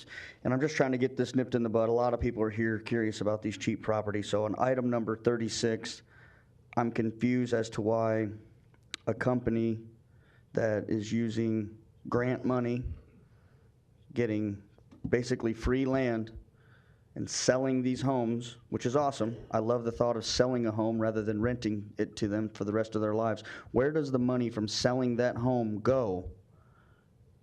And where did the grant money come from to begin with? This is just my confusion. And I think it's going to be a lot of questions on most of these agenda items going to like 45 or so. So I just kind of wanted to jump in here. Nothing against Omaha 100 or this gal behind me, sorry. Just wanted to get that kind of conversation rolling, maybe to explain that going forward. Like, these are being sold so cheap because of maybe the constraints that the city is going to put on them, where they got to build them in so much time because they're not at obviously market value.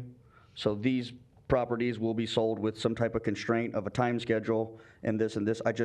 I'm confused as to why they're so cheap if this company, Omaha 100, is going to sell them. And the grant money used to build them, does that get paid back? It's a grant. I don't think grants get paid back. So that's my questions and concerns, and it's about line items 36 through about 40, 36 through like 44. So thank you. Are there any other proponents or opponents on agenda item 36? Seeing none, public hearing's closed. Second. Ms. Johnson, is your light on? My light has been on every time Mr. Harding has jumped and said motion to approve. So just continue with your movement and ignore my light being on. And when he's done and he gets his second, then I'll ask my question. He has a motion and a second. You don't need your light on for a motion and a second. Ms. Johnson, you are recognized. Where's his second? I seconded the motion. Oh, you just seconded through your screaming at me. Wow. Now, Melinda. Yes, ma'am. Mr. Fox is not familiar with Omaha 100. and I think he kind of wants to be brought up to speed. So can you give us a commercial on what Omaha 100 is and maybe answer his question regarding the opportunity to purchase the house once your land is built? Yes, ma'am. Thank Would you. love to. So Omaha 100 is a nonprofit lender. We're designated by the U.S. Department of Treasury as a community development financial institution.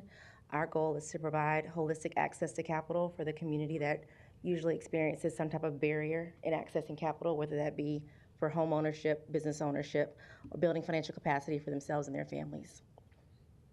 Those homes will be are being financed through the middle income grant, and that grant is to subsidize the development because of the cost in the current environment that exists in construction. The costs are beyond what we are able to sell them for, so it helps us meet the gap to develop the homes. So there's not a profit. And any idea when, if should this be approved, when will the construction be completed? So the construction, ideally with this approval, will be able to commence towards the end of the summer, and then we, by our grant, will need to be complete by June of '25. And I think it was a good deal in terms of you networking with the community, in terms of working with Bishop Ford and discussing that same interest in maybe one or two of those pieces of parcels. Yes, ma'am. And how you guys navigated through that and came up with a win-win for both of your interests. If you could share with us that conversation. Yes, ma'am, absolutely. Bishop Ford and I had the opportunity to meet and discuss more about, with him being an adjacent landowner, discuss more about their plans and vision as well as the neighborhood association. And so being able to be in alignment with the development plans will really show have an outcome of success for that community as we build the neighborhood, because currently, I mean, it's an entire block that is undeveloped. And so we'll be excited to be able to add to that community and add homeowners to the area. Thank you. All right, and Ms. Johnston, if you could now, since we are talking about the dollar versus market rate, if you could share and bring us up to speed knowledge-wise as to the city's position with community development law and things of that nature on these properties that we'll be discussing going forward. Yeah, so number 9 in the purchase agreement is deed restrictions. So B, the buyer needs to commence construction of the project within 24 months of the closing date. And if not, the seller should have the right to purchase the property for the purchase price. C, in the event the buyer does not substantially complete construction of the project within 42 months of the closing date, the seller should have the right to repurchase the property for the purchase price.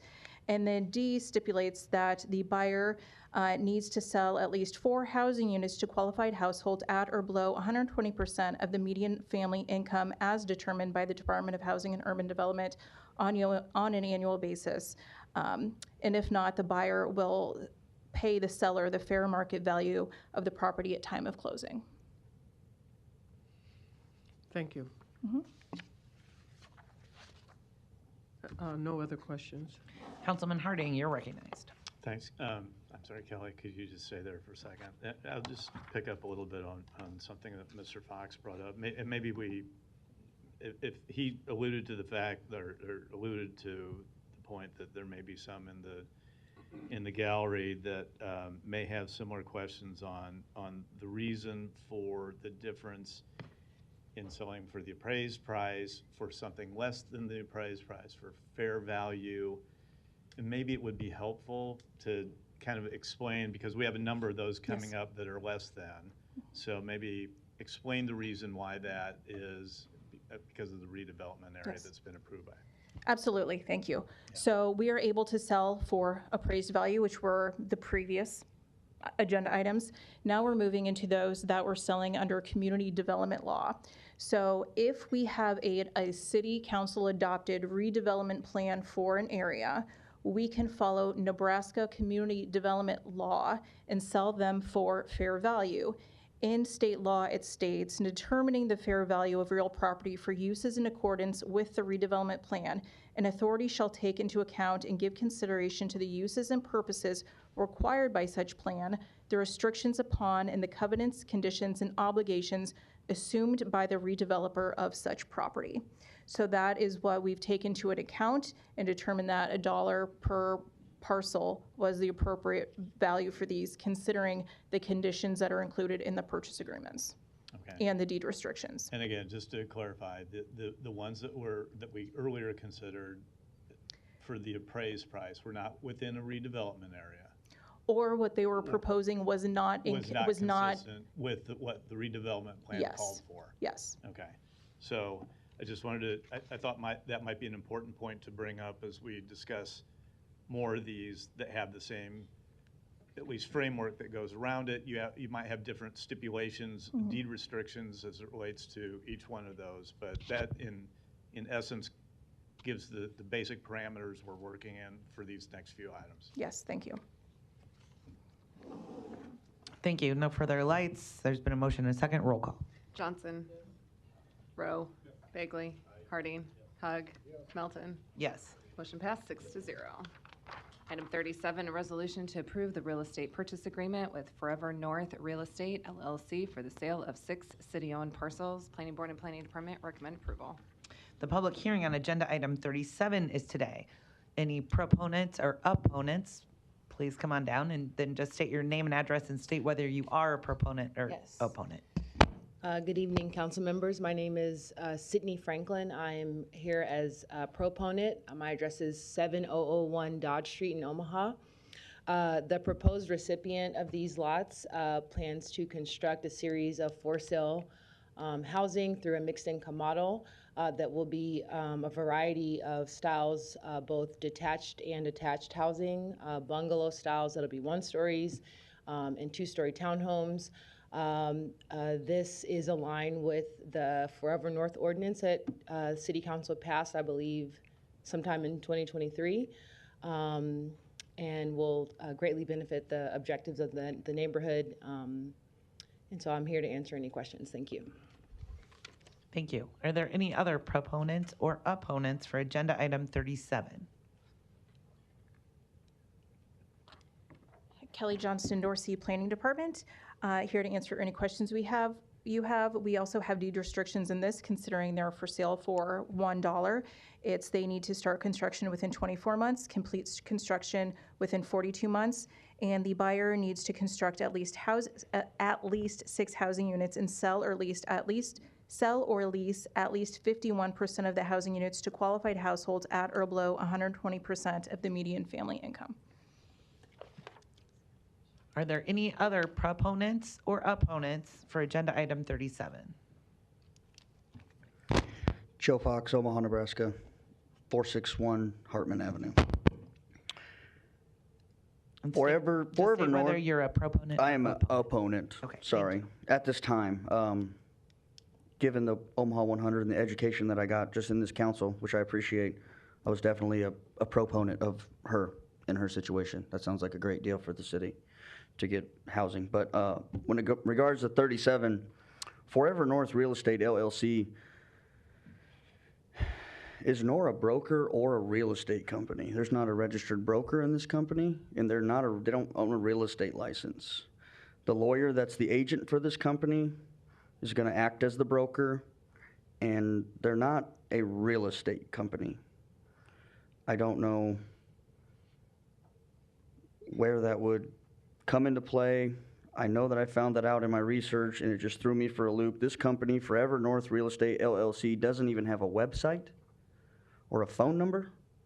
They have an address and an agent, and that's an attorney. So I'm just, Omaha 100, very out front, visible. They have a mission statement, the basic, they're doing what they need to be doing. Forever North Real Estate LLC seems very vague in what they propose to do. Mixed income housing, the design, I myself would like to see a blueprint or something. I mean, I know that's not my call or anything when it comes to, but like, This Forever North Real Estate LLC is not a real estate company, and they don't have a website. I don't even know. They're an active LLC. I'll give them that. They're an active LLC, but other than that, I don't know anything. I haven't heard back from Mark Dossler, their agent, and I'm just confused as to this company doing this, and it's on the same agenda. Not to bring up the Port Authority, but one of those board members that was appointed an hour or so ago, seems like 5 hours, I'm sorry. One of those board members that was appointed is involved with this, but not anymore all of the sudden. And these boundaries for the Inland Port Authority go right up to this area, and they will extend eventually. But through my research on item number 37, Forever North Real Estate LLC is not a real estate company, nor is the owner, who will be stated at a later date, isn't a realtor or a broker. They have an attorney, Mark Dossler, as their agent. And other than that, I know nothing of them. There's nothing of them on the internet for their previous engagements or anything like that. Thank you. Are there any other opponents or proponents? State your name, address, and state whether you're a proponent or an opponent. Larry Storer, 5015 Lafayette Avenue, 68132, on number 37. I am an opponent for this reason. I may be confused, but again, not being a lawyer, going onto the website to look at your attachments, don't quite understand a lot of the law, fair language. But is Forever North not a tax-exempt organization in North Omaha? Or am I confused? Is that confused with somebody else that gets funding from the county, the Douglas County Board, maybe even tax increment financing from this body?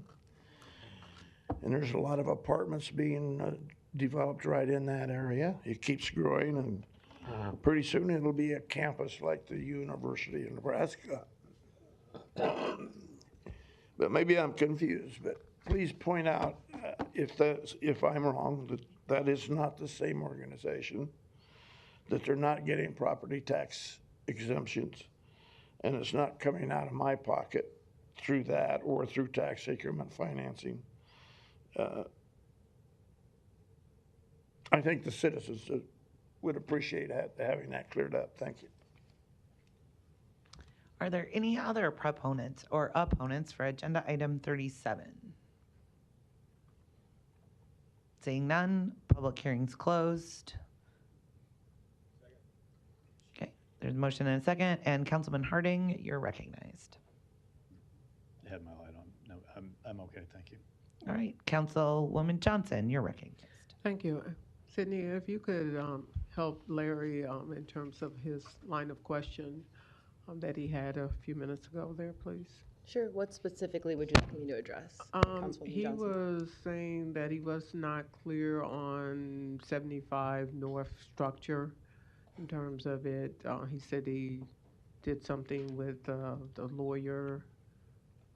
But I mean, can you shed or share with us that the fact that maybe Carmen Tapio is a part of 75 North, and kind of give us a bird's eye view as far as her involvement in the community? Sure. Because I think with these lots being $1, and the area looking for opportunities to have generational wealth, and they see this lot being sold for $1, and then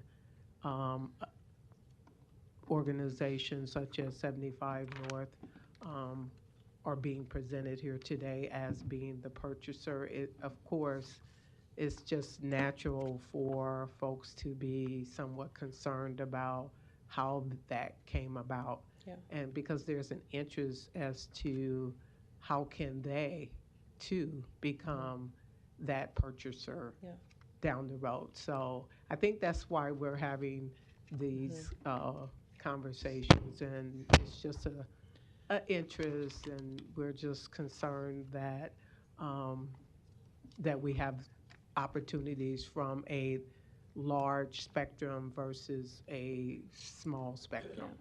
So thank you, Councilwoman Johnson. Just as a point of clarification, this is in no way affiliated with the nonprofit 75 North Revitalization Corporation. Forever North Real Estate LLC is a private entity that is acting as a developer in this case. For those that may be unaware, so Carmen Tapio, who is the president and CEO of North End Teleservices, is the executor of this LLC. Her affiliation in connection with Forever North, they are undertaking a large-scale mixed-use development just to the south of these proposed 6 lots that includes about 100 units of residential apartments and a 4-story mixed-use commercial building. What we're here discussing today on agenda item number 37 is the for sale portion of this larger multi-million-dollar development, which is important. And through conversations, I'm here representing the developer as a commercial broker, but in conversations that I've had over more than a decade in this community, the need for affordable, accessible, high-quality mixed income housing that's both rental and for sale is essential. And so what I'm here representing is one of the many different cogs in fortunately this growing focus in parts of our city, including North Omaha, in not only constructing but the management of housing for families that come from all walks of life. We do have what some may consider a middle income or workforce. The state of Nebraska sometimes uses that terminology designation with 120% median income restriction for 50% of the units that are developed, and the other 50% will be unrestricted, which is very important that these plans don't reconcentrate poverty in an area that historically has struggled there. So that is who Forever North Real Estate LLC is a private entity that is acting as a developer in this case, and for this specific project will construct upwards of 15 units of for sale housing that will be a combination of bungalow, townhome styles that are attached and detached. Thank you. Thank you. Okay, no further lights. There's a motion and a second. Roll call. Johnson. Rowe. Bagley. Harding. Hug. Melton. Yes. Motion passed 6-0. Item 38, a resolution to approve the real estate purchase agreement with Healing Stone LLC for the sale of 2 city-owned parcels. Planning Board and Planning Department recommend approval. The public hearing on agenda item 38 is today. If you're a proponent or an opponent, please come on up, state your name and address, and state whether you're a proponent or an opponent. Hi, my name is Terry Porter. I am a proponent for Healing Stone, and if you have any questions, just give me a call. Ask me. The address is 4154 Cumming Street. Thank you, and you're here to answer any questions then? Yes. Thank you very much. Are there any other proponents or opponents? Kelly Johnston Dorsey, the Planning Department. I'll also point out that these are being sold under community development law, so they do include deed restrictions that construction start within 24 months, is completed within 42 months, and that the buyer needs to sell or lease at least 4 housing units to qualified households at or below 80% of the median family income. Thank you. Are there any other proponents or opponents for agenda item 38?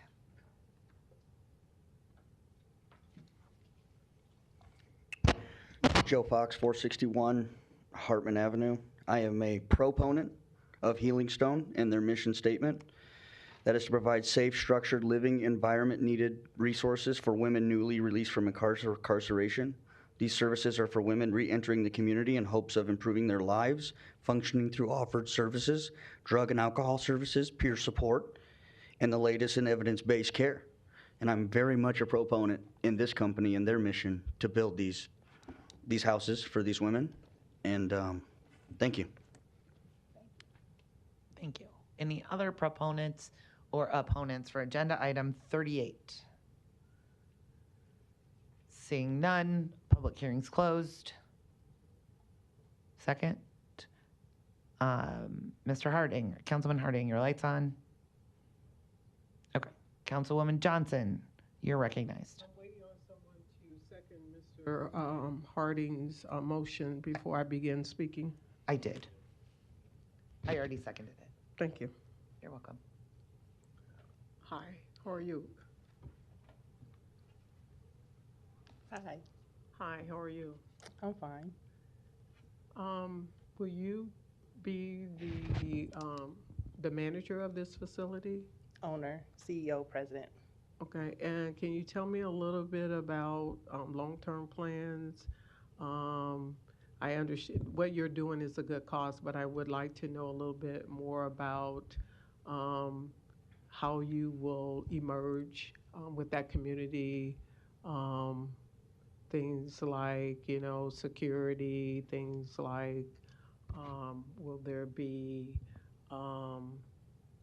opportunities for assistance with health benefits? Well, I mean, tell me a little bit of more about what you're providing to these women there at your facility.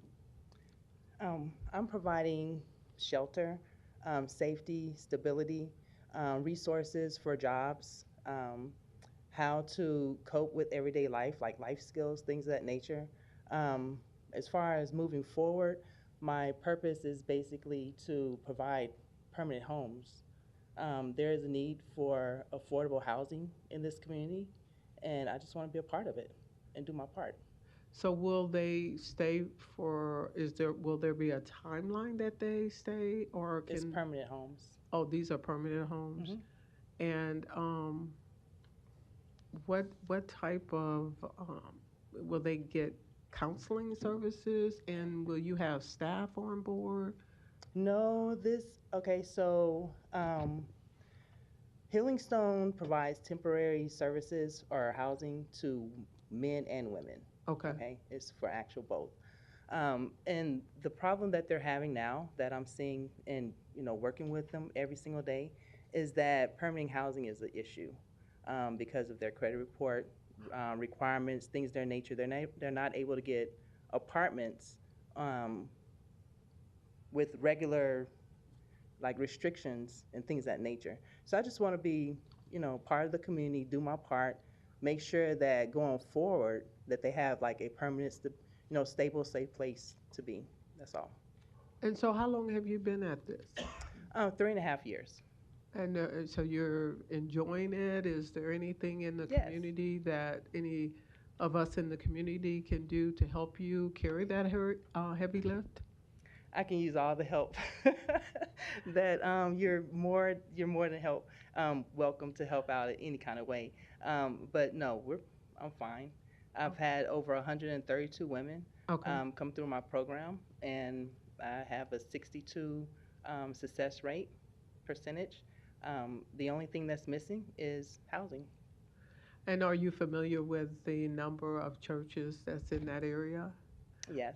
Yeah, I would encourage you to reach out to them as well to help you with that. But sounds like a good investment that you're bringing into the area there. Well, thank you. Right, thank you. Any more questions? Thank you, guys. Okay, no further lights. Roll call. Johnson? Yes. Rowe? Bagley? Harding? Hug? Melton? Yes. Motion passed 6-0. Item 39, a resolution to approve the real estate purchase agreement with Selecta Development LLC for the sale of 2 city-owned parcels. Planning Board and Planning Department recommend approval. Public hearing on agenda item 39 is today. Are there any proponents or opponents? Yep, please come on down, state your name, address, and whether you're a proponent or an opponent. Hi, my name is Nadra Davis. I'm a proponent. My address is 2611 Florence Boulevard, 68110. And I'm here to answer any questions the council may have in regard to the purchase agreement. Thank you. Are there any other proponents or opponents for agenda item 39? Kelly Johnston Dorsey, Planning Department.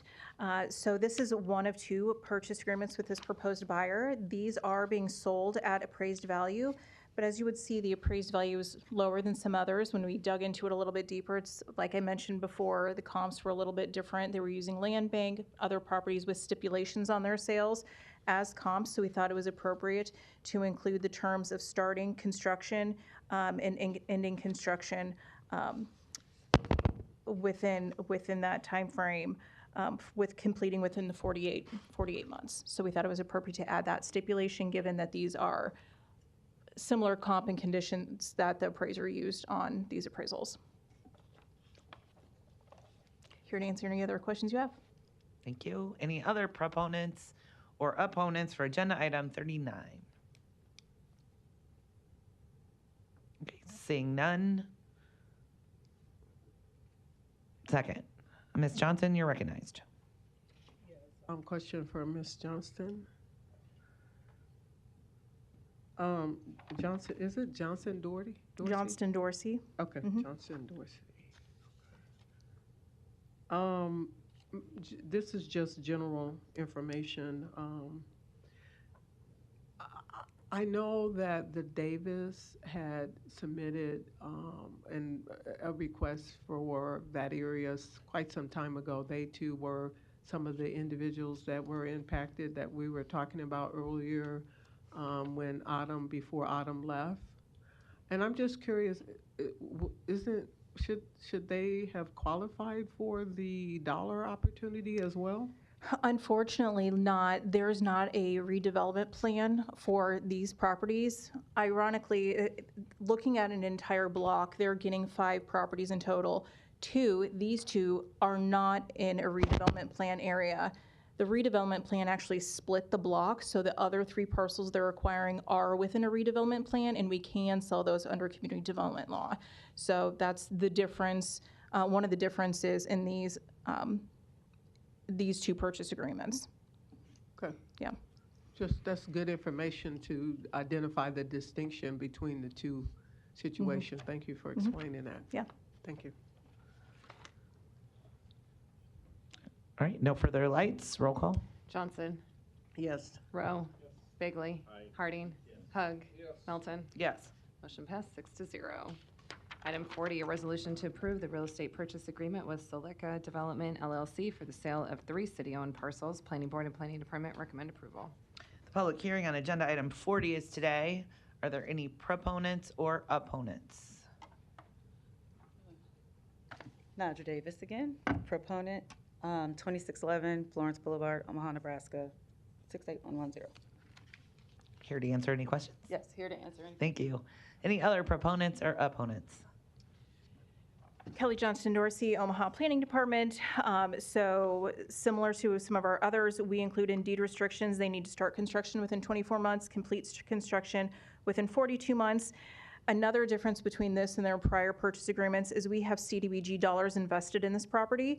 And so we've also included in a deed restriction that they need to sell or lease at least 51% of the constructed units to households at or below 80% of the median family income for 5 years. And that is a CDBG restriction since we have those funds invested.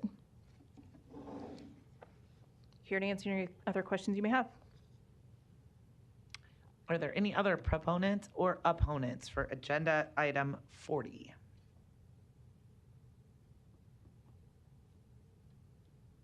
Oh, okay. Nope. No other proponents or opponents? Seeing none, public hearing is closed. Second, Councilwoman Johnson, you're recognized. Congratulations.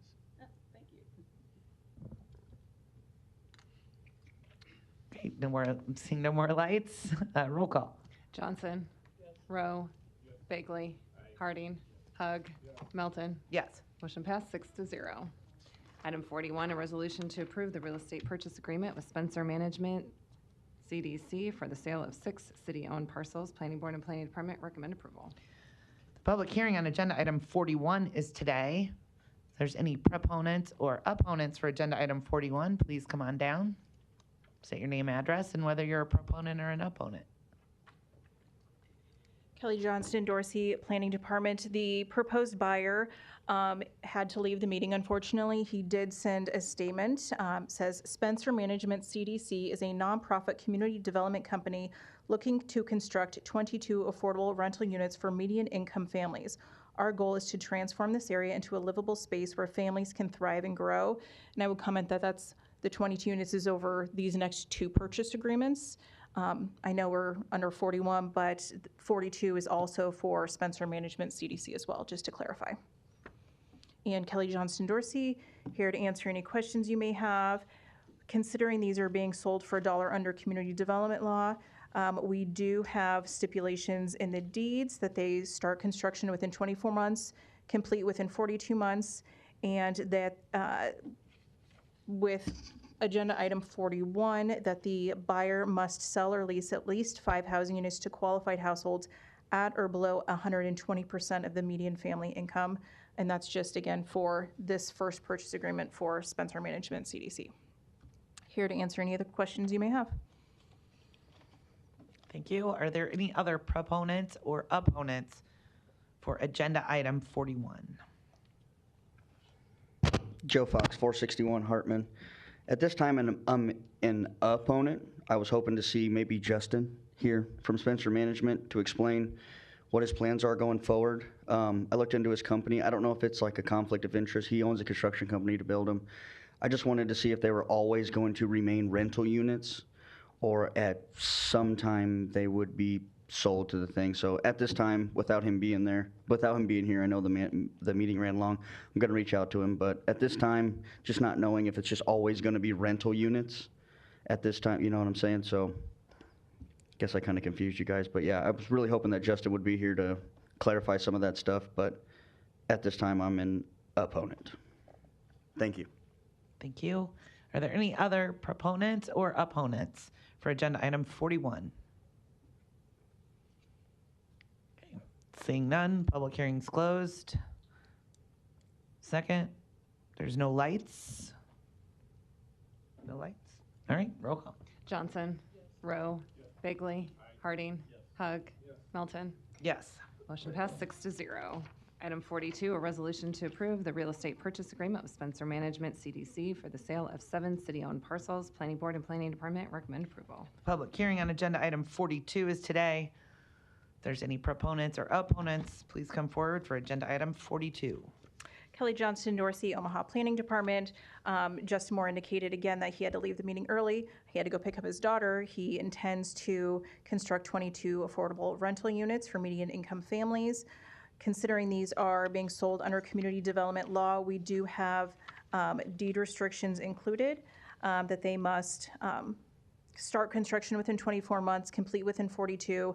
We do also have CDBG dollars invested in these properties, and so he will conform with community development block grant requirements by selling or leasing at least 51% of the constructed units to households at or below 80% of the median income for a minimum of 5-year affordability period. Here to answer any other questions you may have. Thank you. Are there any other proponents or opponents for agenda item 42? Seeing none, public hearing's closed. Second, roll call. Johnson. Rowe. Bagley. Harding. Hug. Melton. Yes. Motion passed 6-0. Item 43, a resolution to approve the real estate purchase agreement with Holy Name Housing Corporation for the sale of 5 city-owned parcels. Planning Board and Planning Department recommend approval. Public hearing on agenda item 43 is today, and invite all proponents and opponents to come on up. Good evening, Matthew Cavanaugh, Executive Director, Holy Name Housing Corporation, 4324 Fort Street, Omaha, Nebraska 68111. I'll address both item 43 and 44 together, but I'll be happy to speak on that later. Just as they've been bifurcated for the same reason you've heard before. The CDBG dollars are in one of them. So we're acquiring total of 7 lots for a number of different projects.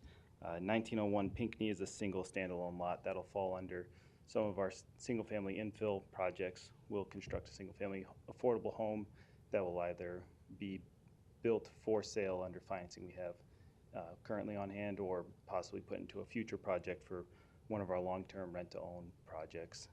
The other two are larger sites, and they will be the location ideally for future iterations of senior housing, bungalow-style townhomes. They're both adjacent to existing bungalow homes projects that came through council just recently. So we'll probably do a second phase of that. So that would be permanent rental housing for senior citizens. Happy to answer any other questions. Thank you. Are there any other proponents or opponents? Kelly Johnston, Dorsey Planning Department. On item number 43, considering we're selling under a community development law, we have the deed restrictions. Start construction within 24 months, can substantially complete in 42 months, and that the buyer must sell or lease at least 5 housing units to qualified households at or below 120% of the median family income. Here to answer any other questions you may have. Thank you. Are there any other proponents or opponents for agenda item 43?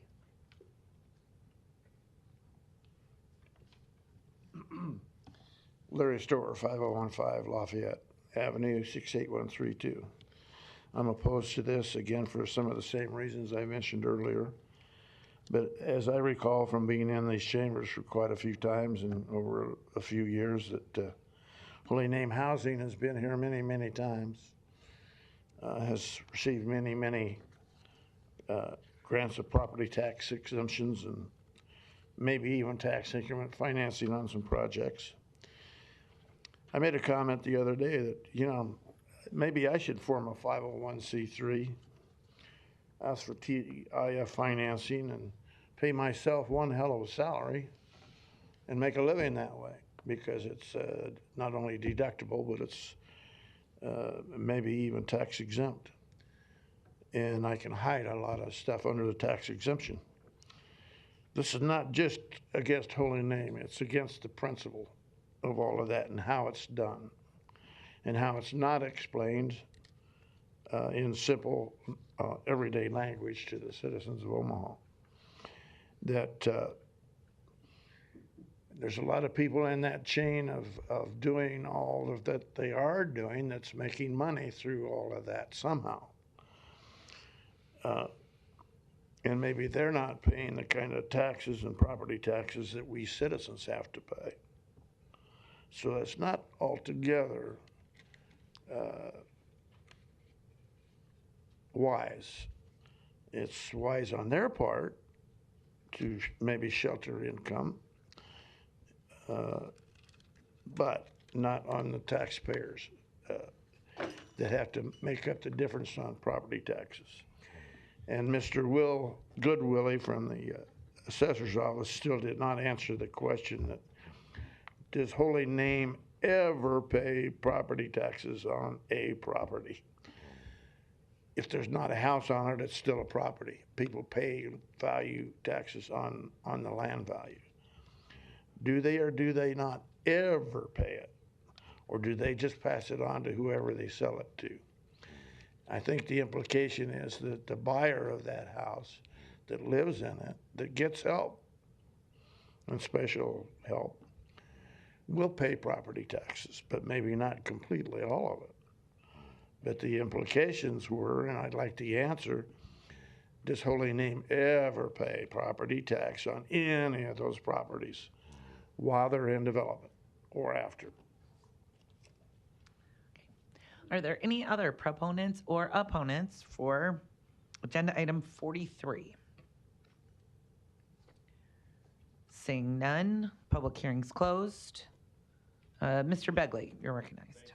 President, Mr. Kavanaugh, you don't have to get up, but I appreciate you sitting here all day. It's been a long day, but since you're the only Kavanaugh here, my favorite Kavanaugh, you can tell your brother, the senator, that. Thank you. But thanks for all the work you continue to do with Holy Name Housing for affordable housing in our community. And as I've said often, I hope we can put you out of business one day that we don't need it. But it's in desperate need, and I applaud the work you continue to do. So thanks for being here today, and I'll tip my hand that I'm going to support 43 and 44. Thanks, Madam President. Is that a motion? Sure, I'll make a motion on 43. Okay. And I just have, Mr. Kavanaugh, if you could just stand up, because there's an allegation that the Holy Name doesn't pay any taxes on any properties ever, and I just wanted to give you a chance to address that. Sure, yeah, I'd happy to. Happy to clarify that. So the state Supreme Court made clear a few years ago that affordable housing in and of itself is not a property tax exempt activity under in tax law as provided by nonprofit entities. So we do in fact pay property taxes at the same rate. There are some distinctions or nuances to that under the Section 42, which is the low-income housing tax credit program that has a standalone distinction under state property tax law where it pays a slightly lower property tax levy. But all the lots we own, we pay standard property tax, whether they are in our inventory, whether they're under construction, whether they're owned and operated as affordable housing. We do, in fact, do not pay property tax on our office building because in addition to providing affordable housing, we also provide additional support services and other community support activities that that qualify under the broader nonprofit entities. So that the office itself, which houses not just the activities of the affordable housing development, but also the other support service activities, is exempt under property tax. So I pay an awful lot of property taxes is the short answer. All right, well, I think that's very important. And you do provide other services. I want to thank you for taking my call the other night when I knew I had flood victims that were in need of housing and questions that needed to be answered. And you took my call right away and you and Aaron provided some suggestions and donated clothing, pack and play, and baby items to people that lost their homes in the flooding. So I know you also walk your talk. And I think what you do is great. And so I definitely support what Holy Name does, and thank you. Thank you. So there's no further lights. Roll call. Johnson. Rowe. Bagley. Harding. Hug. Melton. Yes. Motion passed 6-0. Item 44, a resolution to approve the real estate purchase agreement with Holy Name Housing Corporation for the sale of 2 city-owned parcels. Planning Board and Planning Department recommend approval. Public hearing on agenda item 44 is today. Are there any proponents or opponents for agenda item 44? Matthew Cavanaugh, Executive Director, Holy Name Housing Corporation, 4324 Fort Street, Omaha, Nebraska, 68111.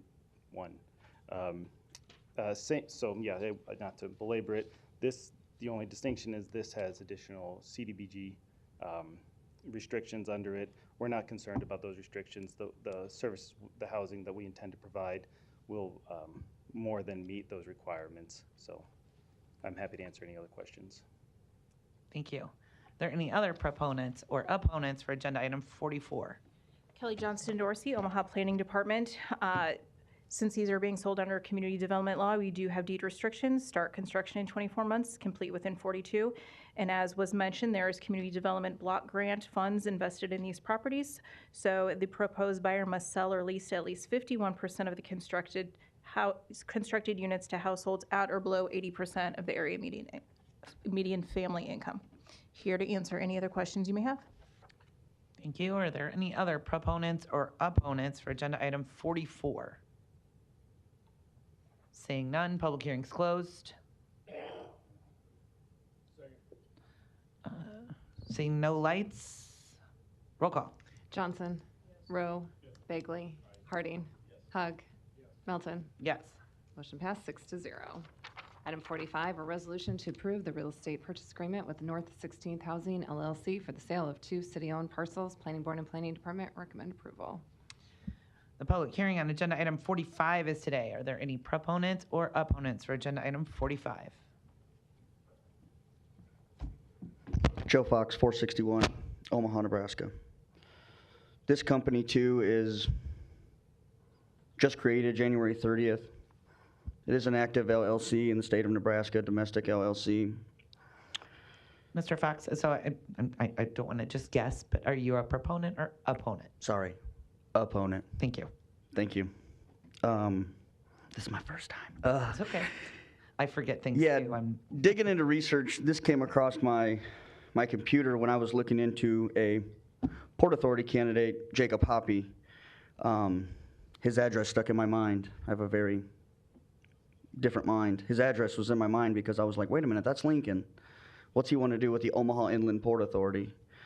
And then later on, researching these, because I just didn't understand how these properties could go this cheap, and then kind of seeing some people slip through the cracks in a sense, but other people, like those other companies, like Holy Name, they know what they're doing.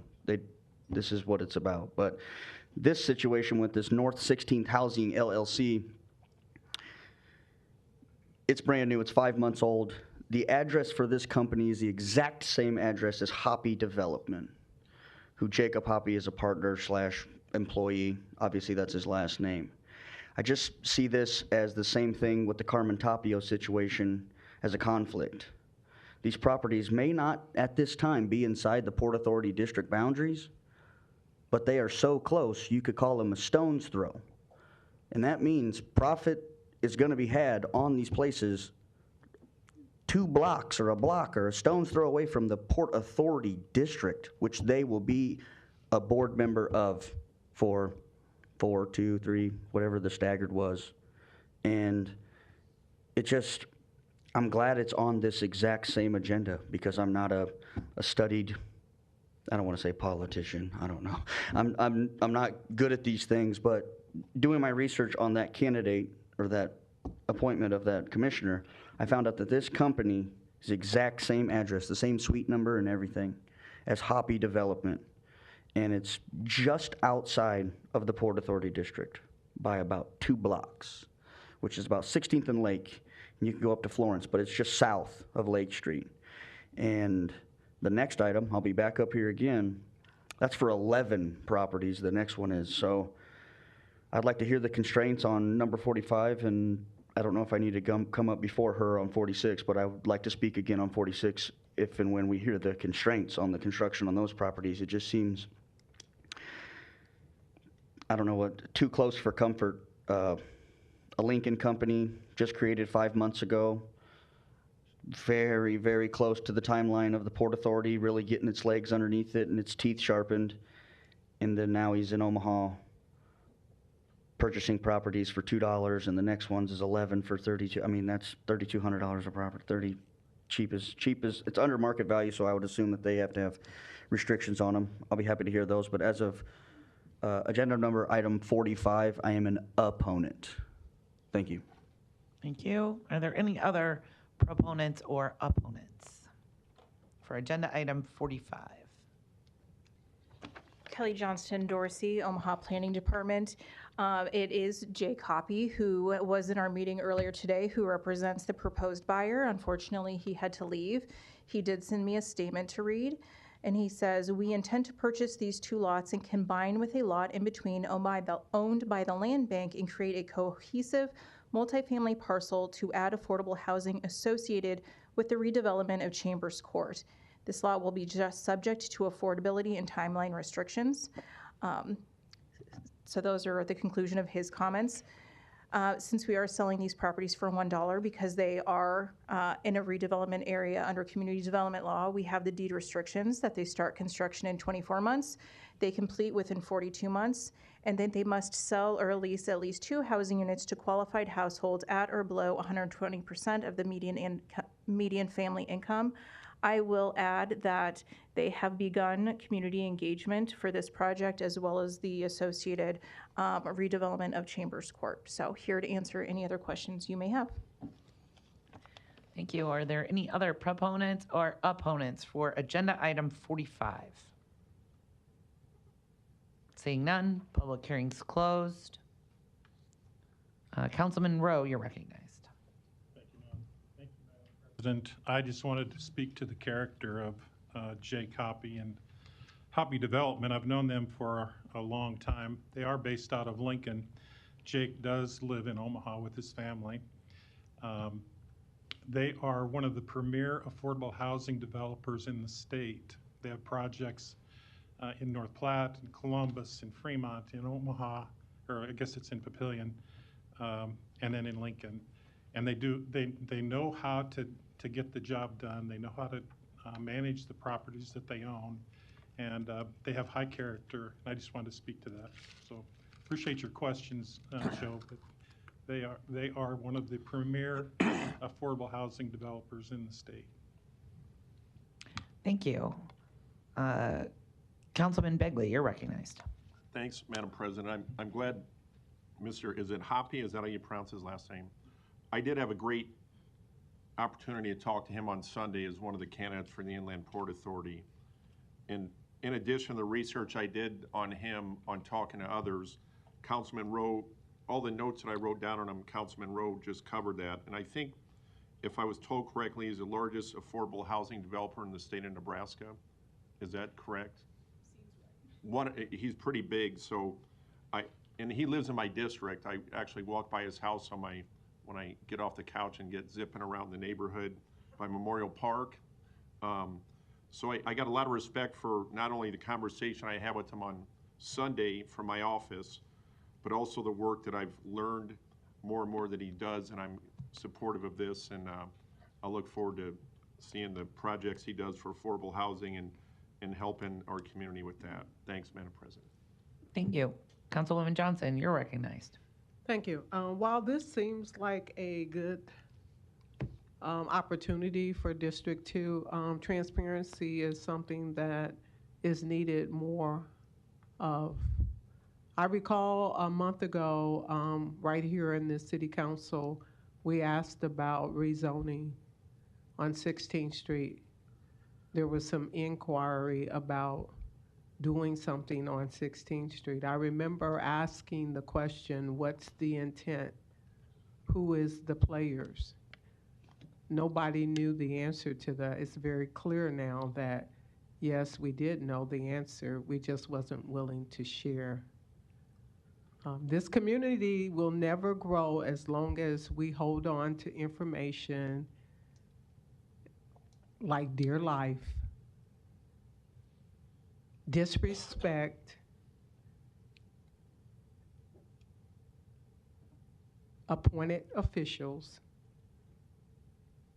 and elevate and protect community members who live outside of the district. If we really want to impact change in these communities that are underserved, we must do a better job at sharing information. Thank you. Councilman Harding, you're recognized. Wow. This time I will say two things, and I'll remember both of them, I think. Obviously, Hoppy has been involved in and is been in business for a long time. The reason I'm guessing that the search that was done that showed the business only being in business for a few months is that I'm sure it's a single purpose LLC that was set up for the project. So I'll make that assumption.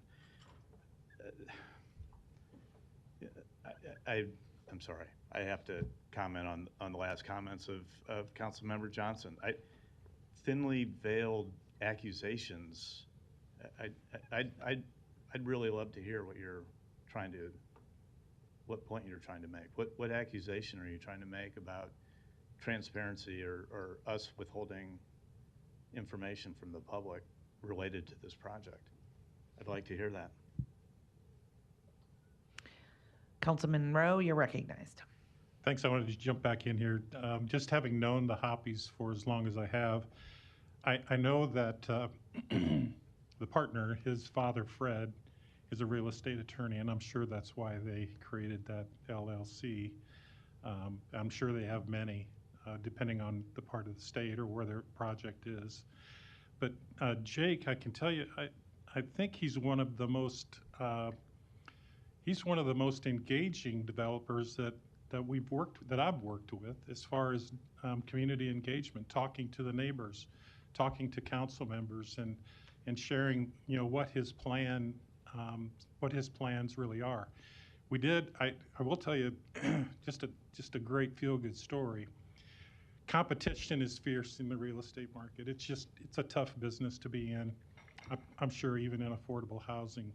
But Don Coleman, and I'm sure that he won't care that I say this, but he was a developer, a young developer, that came before us a few months ago with some projects on, I think, North 16th Street, and was having some challenges with getting across the finish line, understanding how the whole development process worked, the construction process, working with subcontractors and labor in the city and all those kind of things. Jake found out that Don had 2 properties really close to these properties that he's talking about. And he reached out to Don Coleman and said, hey, I understand you want to get into the business. I'll be glad to mentor you, help you understand the process. He didn't look at him as a competitor. He looked at him as somebody that was trying to make a difference in affordable housing. And he is that big of a proponent of affordable housing. He was willing to take his personal time to help a competitor to be better, to do a good job in that development area. So again, I think that speaks to the character of the Hoppies, both Jake and his father Fred, and the employees that they employ. Again, they're probably are the largest affordable housing developer in the state, and they do a good job. Thank you. Councilwoman Johnson, you're recognized. Thank you. A few months back, we had, again, the question was 16th Street. There was an item on the agenda that spoke to the request of rezoning, which we voted in favor of. There were questions in the discussion that talked about vague discussion about who or what was going to be developed there. There was innuendo that no one knew why we needed to rezone. We just thought it was a great, grandiose idea to do so. And now we have a development. Transparency is important, especially when you are serving an underserved community. Stop with the secret deals. They don't help poverty. I don't know how clearer I can get in my statement in terms of what my concern is. We elevate those that are providing a service, a goods and services in underserved community. Those individuals that provide those goods and services many times do not live in North Omaha. They do not live there. There was a comment earlier today about the transaction of $1, how long it stays in that community. And that's one of the reasons why our community is not excelling. We can spend all the dollars, bring in all the developers, bring in all of the helpers, and all of that. They just simply place a Band-Aid on the problem because you're not asking the people that you are claiming that you want to help. You're not having them at the table. You're not including them in the discussion. And when development is being done off the backs of the federal government, they're not included to be told that these services are being provided. That's what I mean by transparency. Be more open about what our intent are. Thank you. Thanks. And I'm just going to jump in here because for purposes of transparency, the LLC is named North 16th. However, you mentioned that we did zoning on 16th Street. I just want to note these properties are on 18th Street, so they have nothing to do with 16th Street. I mean, I don't know why the Hoppies named their LLC 16th Street. I don't know the developers. I do know their lawyer, Jim Hoppy, who is different Hoppies. Okay, so I was going to say I only know the lawyer that's a Hoppy, but I don't know these developers. But I would like to say that I also trust the character when I hear Councilman Bagley, Councilman Rowe, Councilman Harding, who know what they do and know the development that they do, and I hear how much affordable housing they do all over the state of Nebraska, because we have affordable housing needs here, but the affordable housing needs do go all the way to the Colorado border. So it's great to hear that we don't have, these are developers that aren't just staying right in the urban areas and that they're extending themselves out. Because we are one state, we need to make sure we're not just focusing on our own city. So I just, for purposes of being clear, I just wanted to make that clear. These properties are on 18th Street. So I don't believe there are any hidden deals or hidden zoning changes. So, thank you. Councilman Harding, you're recognized. Yeah, thanks for pointing that out, and I am going to belabor this a little bit because Councilmember Johnson sits there and says she can't be clearer about what she's talking about, but she hasn't given us any exact addresses or the case that she's talking about. All she's done is continues to make veiled threats. I'm assuming it's against this developer, against the Hoppies, and that's totally irresponsible and not what this body should be doing. So if you have specifics, Councilmember Johnson, I think you owe it to the people as well as the Hoppies about what your concern is specifically. Councilwoman Johnson, you're recognized. Again, I'm going to attempt to be clear. Threat, we use that word so fluidly. A statement of intention to inflict pain, injury, damage, or other hostile action on someone. Neither of what I did today.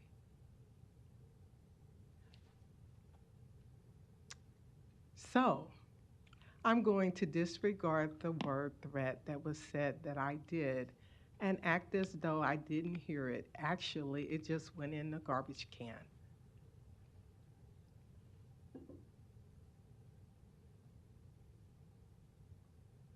We have a record. We know how to go and look up what we did regarding rezoning on 16th Street. I don't have to give anyone a case number. We had that conversation here at this body about 16th Street and where this is in my district and I have every reason to want to know what's going on, what's gonna happen tomorrow. And I was given answers that were vague. They weren't transparent. And now we know what's going on 16th Street. Ms.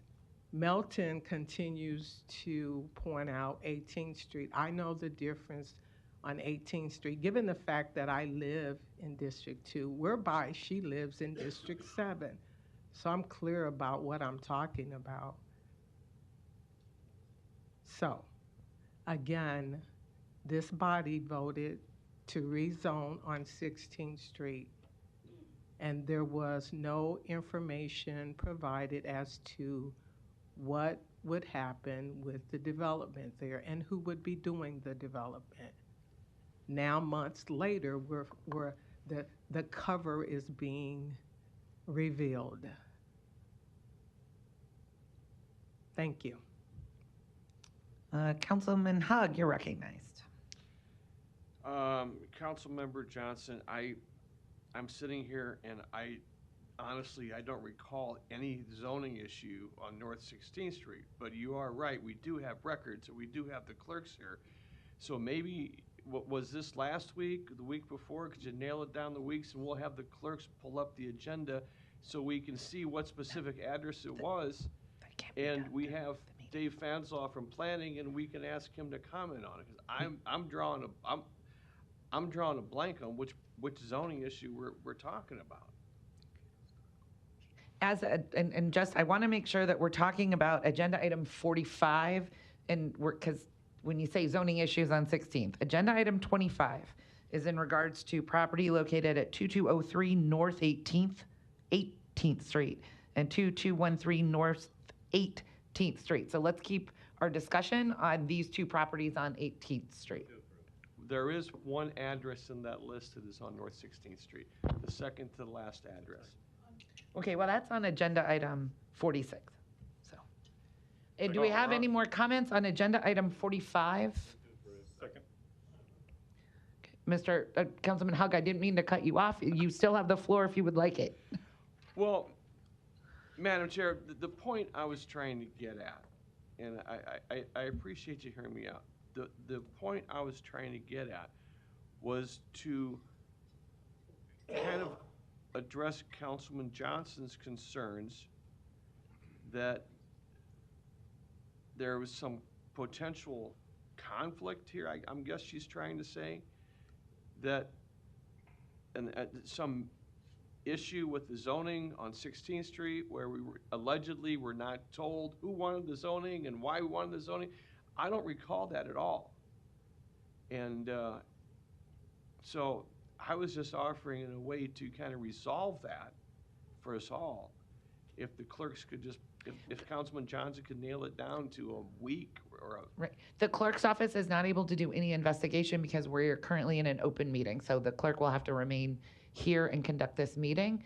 If anybody would like to request that of the clerk after this meeting, I'm sure the city clerk would abide by that and get it back to everyone in a timely manner, but it won't be this evening.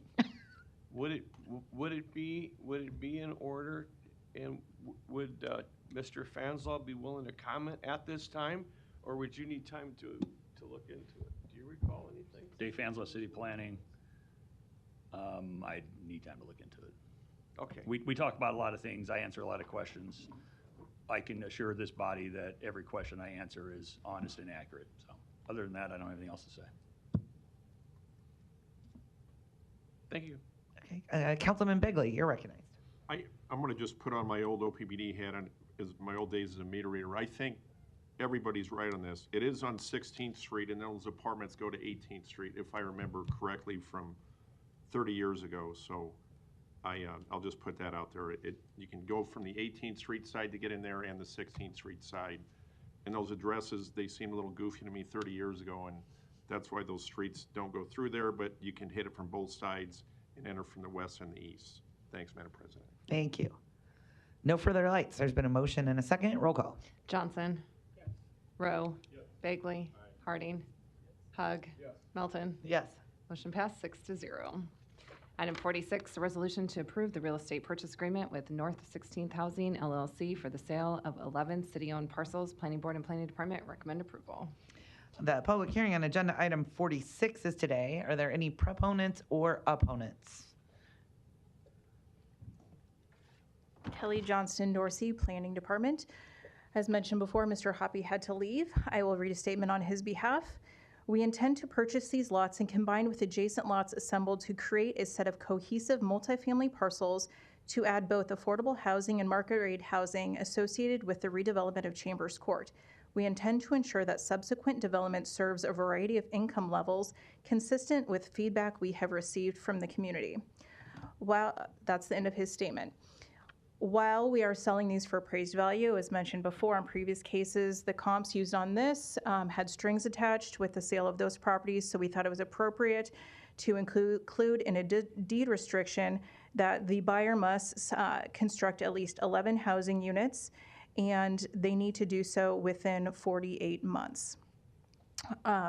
This is the set of, this purchase agreement does include the property on 16th Street that was mentioned. Prior to selling city-owned property, we look at the zoning, and if it's not appropriate, not consistent with the master plan, we rezone it. I believe, best of my recollection, this was zoned general commercial, which allows a lot of uses that are not, that would be great for the community. So we took the opportunity to downzone the property. There is a chance that all of these properties will come back for rezoning. I believe it was true when no one knew how the property would be used in the future, because Mr. Hoppy is currently engaging in community engagement. I believe he's met with you or emailed you at least 4 times, Councilwoman Johnson. We had indicated to you back in January that Hoppy Development was the proposed buyer for these properties, so I don't think there was any intention on hiding or not being transparent with the process. So I will just offer that here to answer any questions you may have. Thank you. Are there any other proponents or opponents on agenda item 46? Seeing none, public hearing's closed. All right, and Councilwoman Johnson, you're recognized. Thank you. I just wanted to talk, just thank everyone for being so incredibly interested in what's going on in North Omaha. Now, let's address poverty. Let's address transportation. Let's address equal access, equal opportunity. Let's use the same amount of energy that we do with development to this same area. And I would be happy, I would be jumping for joy. Thank you. No further lights, roll call. Johnson. Yes. Rowe. Bagley. Harding. Hug. Melton. Yes. Motion passed 6-0. Item 50, a resolution to approve the bid award from Creative Outdoor Advertising of America to provide bus bench maintenance and advertising throughout the city of Omaha. The public hearing on agenda item number 50 is today, or tonight, as I may say. Any proponents or opponents, please come on down, state your name, address, and whether you're a proponent or an opponent. Trinity Wade, 5073 Jackson, Omaha 68106. I'm here as a representative of Safe Omaha Streets and as a public transit user. I'm not speaking necessarily against Creative Outdoor Advertising of America so much as I'm speaking about my concerns with the contract language. My concerns stem from the fact that last year our organization did a road safety audit on 72nd Street, and we received nearly 100% negative feedback on the bus benches. We received notices that bus benches were broken, tipped over, surrounded by trash, and some were located illegally. Audit participants at the time blamed Metro for that, but as you guys all know, it's not Metro who's responsible for the bus benches. The bus benches are actually the responsibility of a third-party contractor under the City of Omaha Parks Department, with a contract under the City of Omaha Parks Department that they award. I have 3 concerns. The first one is trash. Trash around bus stops is a consistent and documented problem in the city. Trash and litter are issues of health, aesthetics, and respect for riders. Last year, when I was trying to learn more about this, I talked to Steve Slater with the city, and I was trying to understand more about how this contract works, since I didn't understand how many hands were involved in it. He let me know that last year's contractor, they maintained trash by through a complaint-based, like someone would complain and they would pick up the trash, but they were not required to maintain the surrounding area on any sort of regular scheduled basis. He did let me know, quote, that maintaining the areas surrounding the benches will be a criteria that will be evaluated by the review committee for the current request for a proposal, end quote. So I was expecting some sort of criteria in that in the contract. The contract is still a complaint-based, and the only caveat is that if trash and litter are a chronic problem, then the contractor will bring a plan to the city to mollify the situation or correct the situation. I can guarantee you that trash will continue to be a problem, and I believe there should be some sort of more oversight, responsibility, or accountability regarding keeping the bus benches free of trash and litter, as better than what's written in there right now. Second, regarding inspection and maintenance of the benches, the contract reads, all bus benches shall be regularly inspected and maintained by the contractor to be in a clean and safe condition. The phrase regularly inspected is vague. I don't know if that's quarterly, monthly, or annually. I'd love if there was language that was tightened or clarified on that in the contract. Third, regarding any bus bench complaints, the contract depends on the contractor being notified of issues by the city, the Metro, bus using traffic, or any other person or entity. So the contractor is the sole owner and sole entity responsible for maintaining those benches.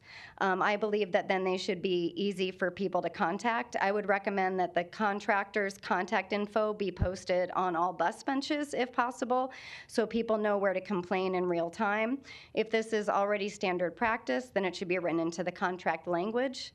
Since the new contractor is located in Florida and the last contractor was local, the new contractor does say they will work primarily with local independent businesses, but it would be interesting to know if the public could also have those businesses contact, or whoever we need to contact for issues of complaints. My concerns are mainly about oversight and accountability and getting ahead of any problems, because before last year, I, as I think most of Omaha, thought that there was one entity who had control and had their hands in the bus benches, which a lot of people thought was Metro and or the city. But instead, there are multiple entities with their hands on the benches. There's the Parks Department, the contractor, the contractor's contractor, the advertisers, and Metro. So I believe this is an important issue, and that the clearer and more detailed the contract is, the easier it will be for everyone to enjoy those bus benches. And what we have to remember is bus benches are a visual representation of the city of Omaha, not just to public transit users, but to motorists, pedestrians, and visitors. And we want to make sure it's a good representation, because they really do look terrible in a lot of areas. And even though the city doesn't sign a check to the contractor, because the contractor is essentially paying the city, I still think that we need to have some sort of city oversight to make sure that that infrastructure is nice. So, sorry, I've been here a really long time, so if I flew through that and not my best public speaking, but thank you. So, yeah, that was opponent, but not against the contractor themselves, just the contract language. Thank you. Are there any other proponents or opponents for agenda item 50?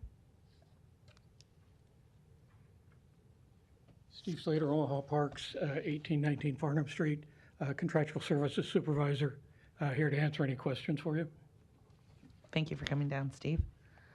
Are there any other proponents or opponents?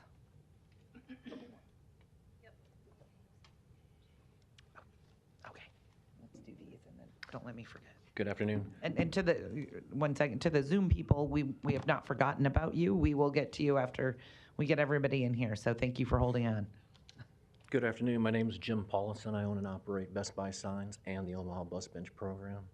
Our address is 17410 Storage Road, Omaha, Nebraska, 68136. I have quite a bit of items to share, but I don't know if you want me to start right away or if you'd like to hear from the other opponents or proponents first. This is your time, so if you give it up, you may not get it. You may not get any time later. So I give us everything you want. I need to share best you can. I need to share a document with the 7 You can council hand it to the members. clerk here. Yes, please.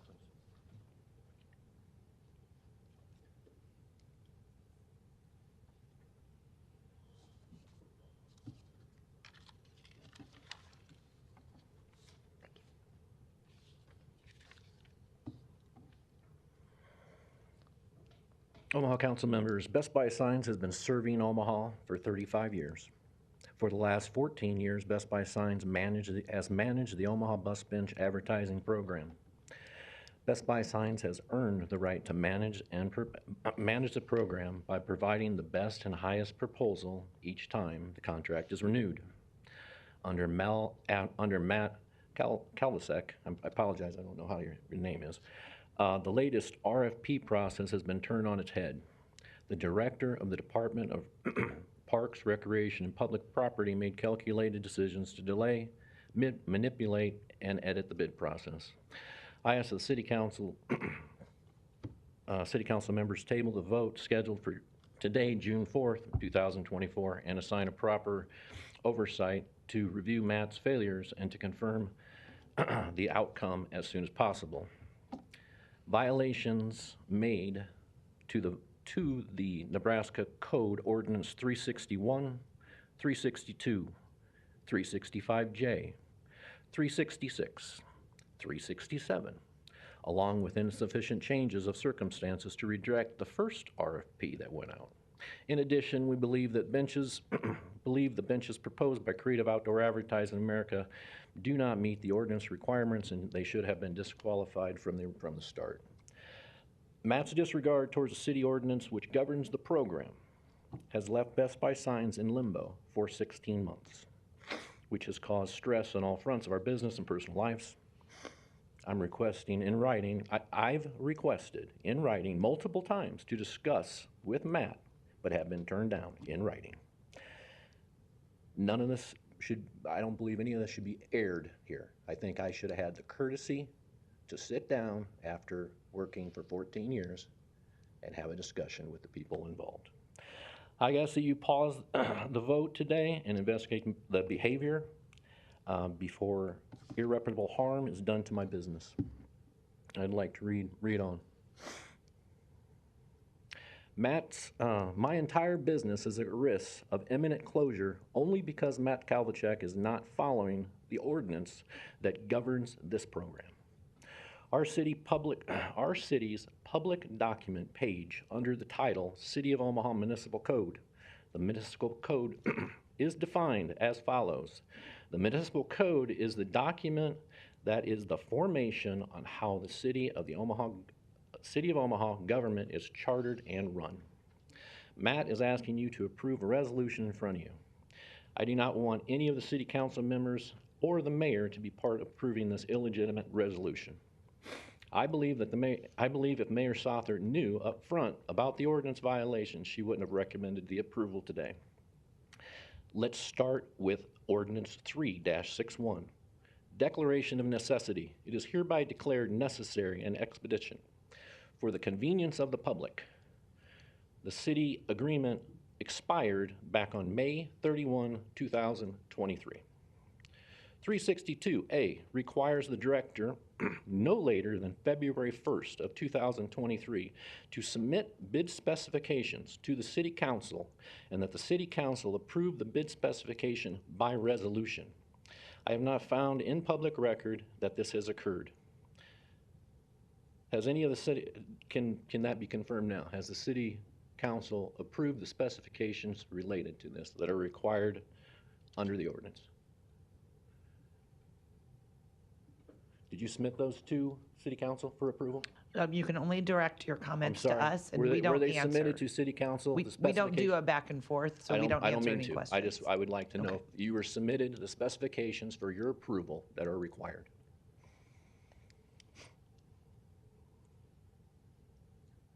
No? Okay.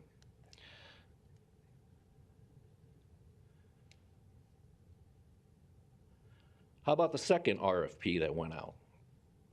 I don't believe those have been turned in either.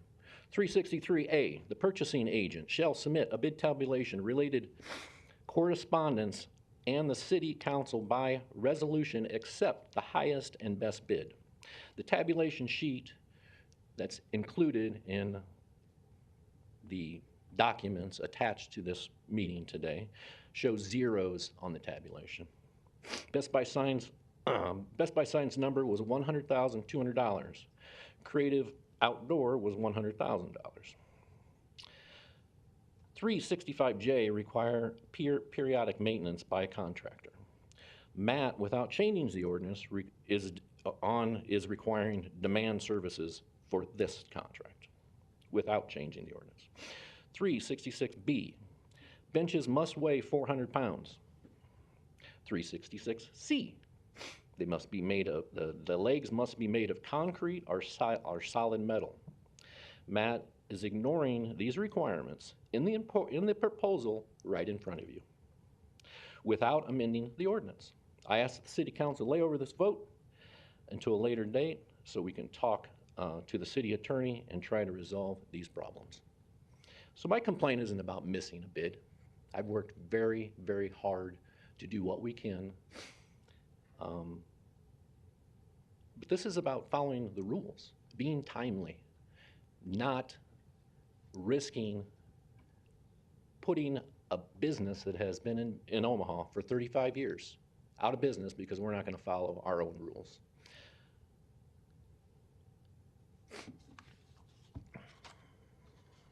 We've been waiting 16 months. Reached out to Matt in writing, refused to talk to us.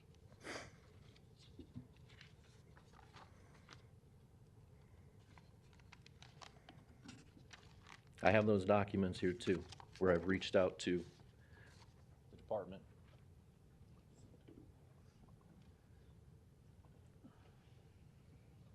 The program is probably one of the only programs that I am aware of that is controlled by a city ordinance.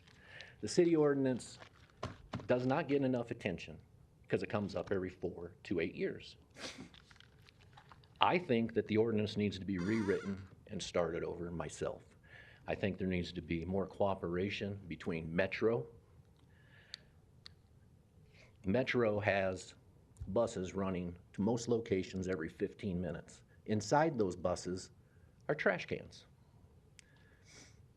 I've spoke with the previous director, and he says, we're not taking in trash because our drivers, and this is what he told me, our drivers don't want to mess with it. So there is a solution to the trash. We've not been able to clearly talk about it. We have suggestions. We have not been able to come to the table. This agenda of Matt is, I think it's embarrassing when you break 5 or 6 different ordinance rules. And I just hope that we can get it straightened out. I believe that's everything. Okay, are there any other proponents or opponents for agenda item 50? Madam President, members of the council, Matt Kalsovich, Parks and Recreation Director. So this is a contract being presented to you in relation to a posted RFP. We worked closely with the purchasing department and our legal department to present the information that we did publicly and to come to this point today with our potential selected contractor who's here to represent themselves. Certainly there were a lot of accusations and information thrown around. I'll respond to potential council inquiries here in a moment if there are any. I'm certainly happy to answer any of the questions. I'll offer the opportunity now to connect with our vendor who's been waiting here, potential vendor for a long time. Thank you. Thank you. Other proponents or opponents? Luis Jimenez, 2709 Dewey Avenue. Two things about the park benches is Proponent or opponent? Opponent, yeah. Because I don't think these two focus areas are well kept, which is, somebody brought it up, trash in the area of the benches and the uses of the benches pertaining to the bus system. The drivers will ignore people who are sitting. And that it's happened to me. It's happened throughout the years that I've been using the bus system. The drivers demand that you must be standing by the bus stop sign. That's difficult to do always because it depends where you are, which stop you're dealing with. I think that needs to be in the contract with Metro, that the drivers have to recognize the usage of the benches as pertaining to people wanting to get on the bus system. And then that's not a difficult thing to deal with, nor is the trash. There's a bus stop on the 24th and Farnham, and all I did was position the trash can where it wasn't on the actual sidewalk, and it was used. And to this day, the area is clean. I don't know if people are putting recycle in the recycling side and the trash in the trash side, but it's not on the ground. So I think that focusing on those two things will provide quality to the execution of the contract. Thank you. Thank you. Are there other proponents or opponents?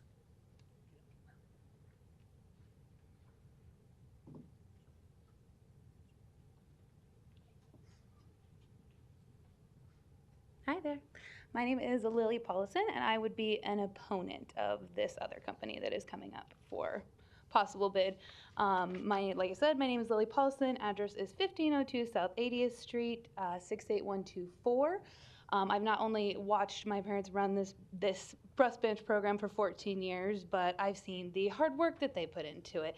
Multiple late calls, multiple situations where they're going out late at night to survey or check on bus benches. So I know that a big point that has been brought up, I've never been to a city council meeting. I feel like this gentleman back here in the red said, I've never been here before. But some big points that I've heard about today, specifically from you, I love listening to you, were transparency, secret deals, and timelines. None of those things have been followed in regards to this contract. There have been secret deals, there have been 16 months worth of delayed timelines, and just overall no transparency. And as somebody that has been a small business, as Omaha is, keep local alive, keep it everything, you're wanting to outsource to Florida in regards to taking that on. So just some really big points that I think need to be thought about before any decision comes to a close today. Thank you. Are there any other proponents or opponents for agenda item 50?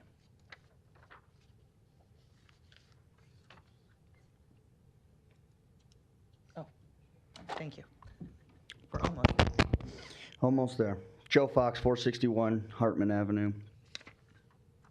On this thing, I am an opponent of a new contractor coming in here and doing this job. It seems like there's a lot left on the table to be discussed, investigated, proven right or wrong. To move to a foreign business that isn't registered in this state like that, to take a guy's business that's been alive and thriving in this city and has been there for you guys for 35 years, and then ignore him for 16 months, seems very awful. And I can only imagine the hardship his family has dealt with. I've been dealing with this city council and this city like this for several months, maybe 7. And it stresses me out to no end. To know that somebody's been dealing with Matt Kalsovich for 16 months, I feel for them. I'm an opponent of a new contractor coming in, especially when it means taking Omaha business out of Omaha. These are our bus benches. This is our bus route. Who knows? This might be your mayor's streetcar signage guy. Keep him in-house. Keep it local. Goes back to the dollar spent in North Omaha last 3 days. Keep the money being made here, spent here. Don't outsource a job. Seems like a family-ran business to a foreign business out of Florida. This company is big, Creative Outdoor, too big. Keep Best Buy signs, figure out what your guys' differences were, come to an agreement, and move on to do what this is. This is point blank, as of number 50, item number. You're giving this contract to a company that doesn't live or work in this city, and you're taking it away from somebody that lives and works inside this city. That's why I'm an opponent of number 50. Thank you. Are there any other proponents or opponents that are in the chambers right now? All right, we're going to move on to Zoom. Let's see, do we want to call up Mr. Apostolopoulos? I hope I pronounced that right. All right, we're going to get you off mute here. Okay, I think you're off mute. Just state your name and your address. And thanks for hanging on for so long. Oh, can we hear him? Hold on one second. I'm not sure that we can hear you.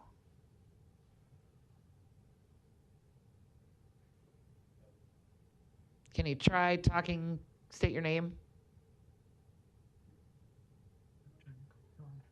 Hold on. Do you have maybe a volume button that you could turn up? We can't hear anything you're saying.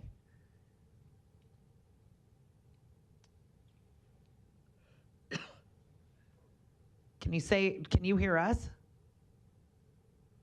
Give me a thumbs up if you can hear me. Okay, he can't hear us either. Oh, there's a thumbs up. Oh, thumbs up. Okay, so you can hear me. We can't hear you.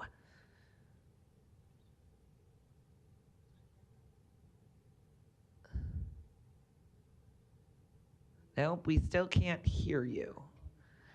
How about this? We're going to try Mark and see if you can maybe find a volume button or something, microphone button on your end that you can turn on. And we're going to go to Mark Oosterholt. Mark, are you there? Hi, it's actually Lynn Terlaga. Can you hear me okay? Yes, and I'm really sorry, Lynn. Sorry, it was what was on the screen. Lynn Terlaga, Yeah, thank you. No worries. All right, well, why don't you state your name and address and tell us whether you're a proponent or an opponent. Lynn Terlaga, 1981 Fayetteville Lane in Reno, Nevada. And I am a proponent. I actually work for Creative Outdoor. Okay.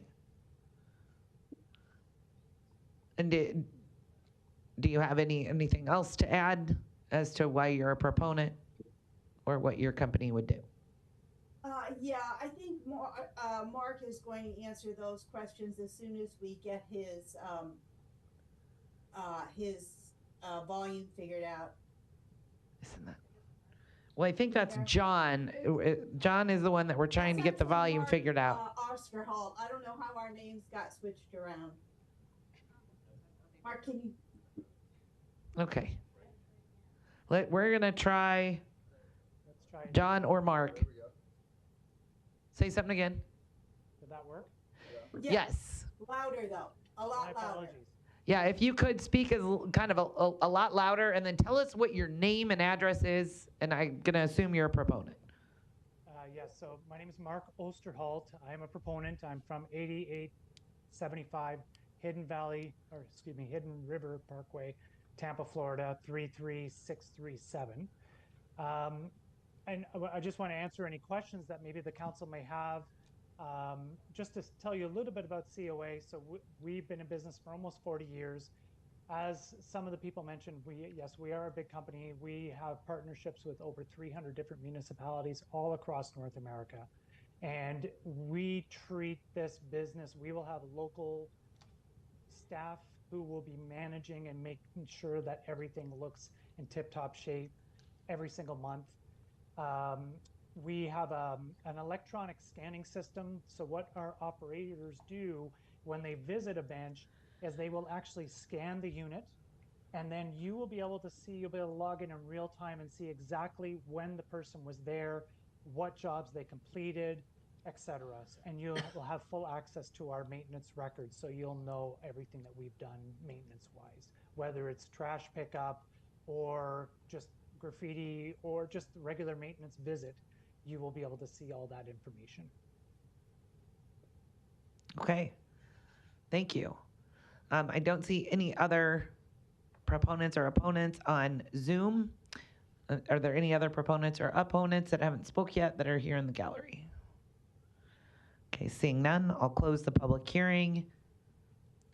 Councilman Begley, you're recognized. Thanks, Madam President. So that's Mark on the top left there. That's not John, correct? Yes, they registered with the incorrect name. That's all right. Nope, I got it. I'm straight. So, Miss Wade, thanks for staying. Is she still behind there? I'm over here. Okay. Hi. Hey, thanks for staying. It's been a long day for all of us, but this is an important issue. So I appreciate the email that you sent and all the work you do for Safe Omaha Streets. I'm going to try to get a couple answers for the emails. I got a few of these, and Miss Wade's.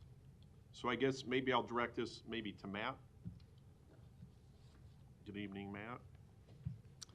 Matt Kalsovich, Parks and Recreation Director. So with COA trash pickup, they talk about, help me out here, 3 foot of the bus bench that they'll pick up trash within, is it within 48 hours? Yes. Okay, and what's the current one now? Is that the same standard we got now? No. What is it now, right now? I'll Is there a defer time? to our contract manager, Steve Slater. Good Steve evening, Slater, Steve. Omaha Parks. There is nothing in the current contract or the expired contract that discusses any regulatory requirement for them to pick up trash. Okay, When they're at a site or when we call them or somebody calls them, they will dispatch to go out and do it. Okay, so Miss Wade, I believe, asked, how do we call? So I see John, and I'm going to be even worse than Madam President on John Apostolopoulos. It's actually Mark. They just had the wrong name. I know. But I'm looking on the printout that I had. It has John's name in Tampa and then an email. So if there's trash at the locations, it's complaint driven, correct? Yes, that they would work with their local response team. Okay, and how, that was one of the questions I had. How do they're not going to call John in Florida, whose number's on here. How will, if Trility, Miss Wade, or anybody is driving by and the bus bench is tipped over, or there's graffiti or trash, how does Joe Public or Jane Public notify to get this cleaned up? I'll defer to our potential contractor to talk more about their approach that they Okay. presented. Fair enough. Mark, did you hear my question? Oh, we can't hear you now. Unmute again. Can you hear me? There you Yes. go. Okay, so on every single bench, we will have what we call as a signature panel, which has our name, phone number, and our website. So they have many options. They can call it into us.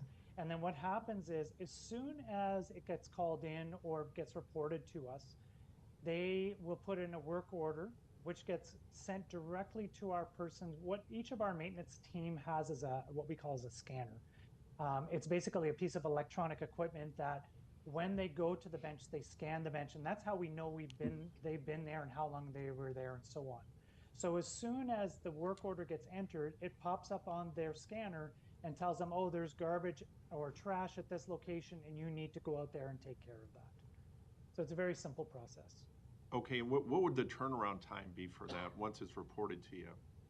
So as per the contract, it would be a minimum of 48 hours. However, very often we will be able to action our crews faster, especially if it's a bad situation. We will definitely have our people there quicker than that.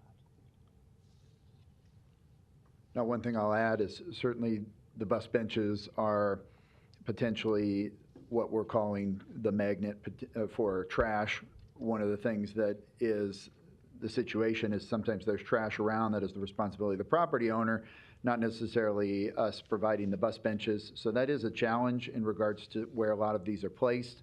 However, certainly that was part of when we reposted the RFP because it was an ad alternate to discuss a company's action to trash. We listed trash as a specific call out for what somebody would say they could provide. Now, again, as many of us know, this is a call for a request for proposal. We evaluated a lot of proposals that were out there as we prepared for this process. We looked at some national standards and the companies that were providing elsewhere that were having success with this kind of business. And so we landed on what we thought would be an appropriate standard or what we knew might come back in terms of companies, what they're doing now. This is one of the options that we saw in many places and is what came back in the proposal and that we negotiated down to this level. So a couple other things I'll add here. Well, that's the answer to your question, Councilmember Bagley. I'll come back to other items if you have them. And inspection and maintenance of, did you cover that where, are they periodically done or what is the process for that and how many are there? So again, I won't speak for our potential contractor to talk about their specific process, but what I will tell you is something that has already been conceptualized is a full audit of our system, of which we've already extended an invitation to Metro to be part of that. And the full resetting of every bench is part of this proposal by our potential new contractor. And so again, I'll let them represent themselves in terms of their process, but those are the things that are definitely the step forward in terms of this reset that we're focusing on. But I'll hand it back off to them to address the maintenance. Okay. Mark, did you hear that? Yes. Okay, So, go ahead. First of all, like what Matt said, we would be sending someone there. Actually, they're scheduled to be there next week. His name is Carl Romeo. He's been with our company for over 30 years, and he hates when I call him this, but he's the guru of anything that's street related. So he will go visit every single location, every bus stop. He's going to take a picture, GPS everything, put together a full report of all the locations. He sends it to John, John sends it off to Matt, and then you can go through the whole list and say, yes, we want one at this bus stop, yes, we want one here, no, we don't want one there, and he'll make recommendations, but at the end of the day, the city will have the final say of what locations we can have a bench at and which ones we can't. Okay, and And one then more. regarding the maintenance, because of the scanners, you'll be able to see all the maintenance records that we do as we do the maintenance every single month. Okay, and I got one more question for you, Mark. Will you hire local people and how many? So when we first start out, well, you're definitely going to have an installer and someone who's going to be doing the maintenance. We're going to hire a local district manager. So that's actually how I started with the company. I've been with COA for almost 25 years. I was the local district manager who was out there selling the advertising and working with the small business owners. So we will have those people in place who can manage the program on a daily basis. Okay, thank you, Madam President. That's all I have for now. Thanks. Thank you. Councilwoman Johnson, you're recognized. Thank you. Director, I'm really excited about you using the word, not using the word threat when we have conflict. As a city of Omaha, it is my thought process that we would want to do very good at how we handle conflict, how we deal with resolutions and things of that nature when we're working with contractors. We have a gentleman here that came to the mic and I mean, he said that he had reached out to you for 16 months. I would like to give you an opportunity to talk about the things that you use the word allege rather than threat, but yeah. Matt Kalsovich, Parks and Recreation Director. So we have had a long relationship with our incumbent vendor, and we did have communication up to the point as far as discussion of the future of this program until we activated the first RFP. Now, most of the communication happened with Steve Slater, who manages the majority of our contracts and was the direct liaison for this one. Once we engaged in that process, though, there's parameters and regulations about how much we can engage in regards to anything about what might be happening past what is the end of the agreement. That being said, we worked together in good faith past that time, and they were still benefiting from the previous arrangement. As we got prepared and had to go through the multiple iterations of the RFP we did to land in this spot today proposing the new agreement. So the statement about no communication is absolutely not true. The interest in getting together about this specific process and not giving other people that opportunity was definitely outside the scope of what was acceptable. So what prompted you to submit a RFP for this? Our responsibility is to bring the best service to the residents of Omaha. And in our opinion, we had limited our scope on what was potentially available as far as providing this service was concerned. I'm sorry and sad if somebody is not able to compete to the level to continue serving. And an RFP process is just that, competitive. And we had somebody rise to the level of showing a product and a possible service higher than what our incumbent delivered through this process. And thus our committee made this choice to recommend who we are. And I would cite, and we listed some of this in the information we shared, of 40 plus years experience, 300 municipal and public transit clients across North America. So somebody that, again, we interpreted and our committee interpreted would be a step forward.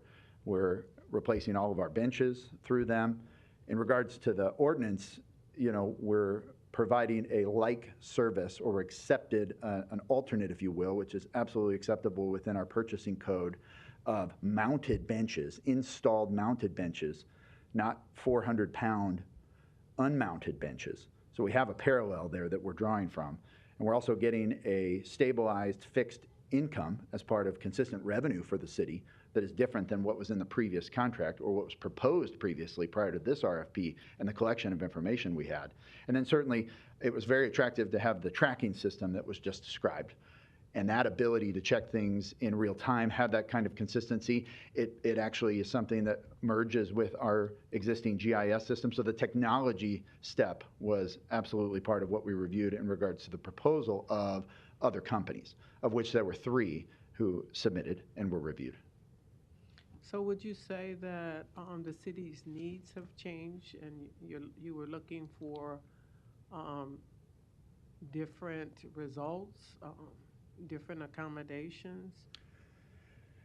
Everything changes and evolves. That's constant. Absolutely. In this case, when we received proposals and reviewed that with our committee, and again, in the effort to try and be as comprehensive as possible, not only did we have members of Parks and Rec, we invited the planning department and the mayor's office to be part of us evaluating things thoroughly and fairly and properly in regards to the current needs that we have.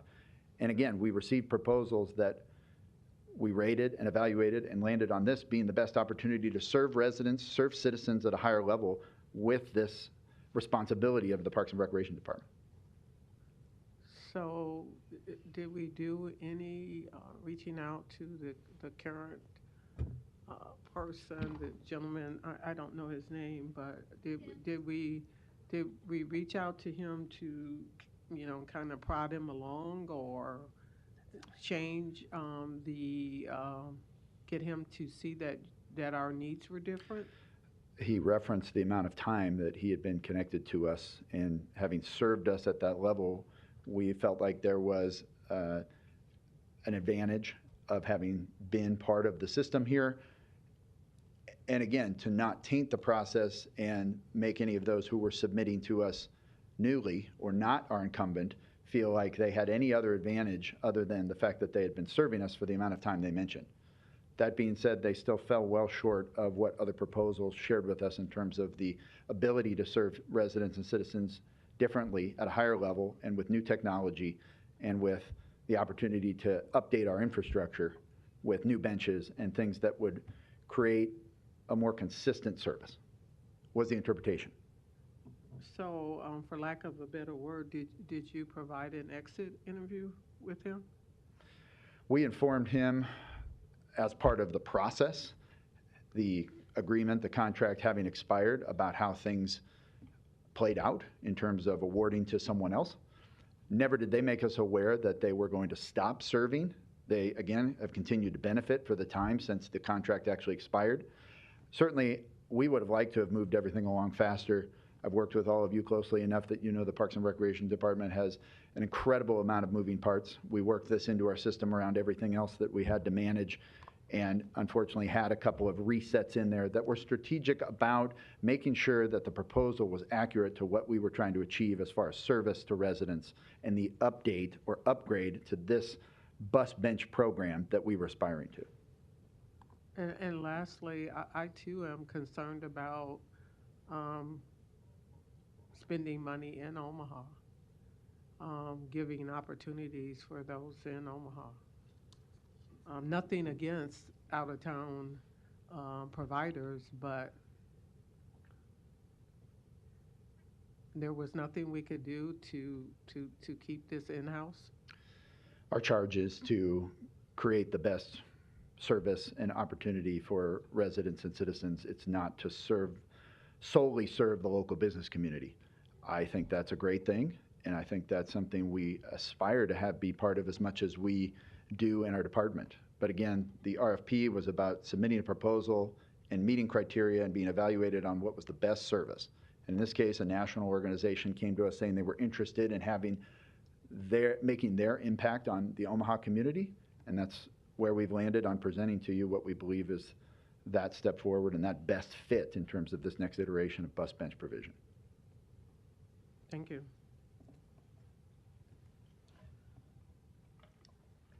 Councilman Hug, you're recognized. Don't go far, Matt.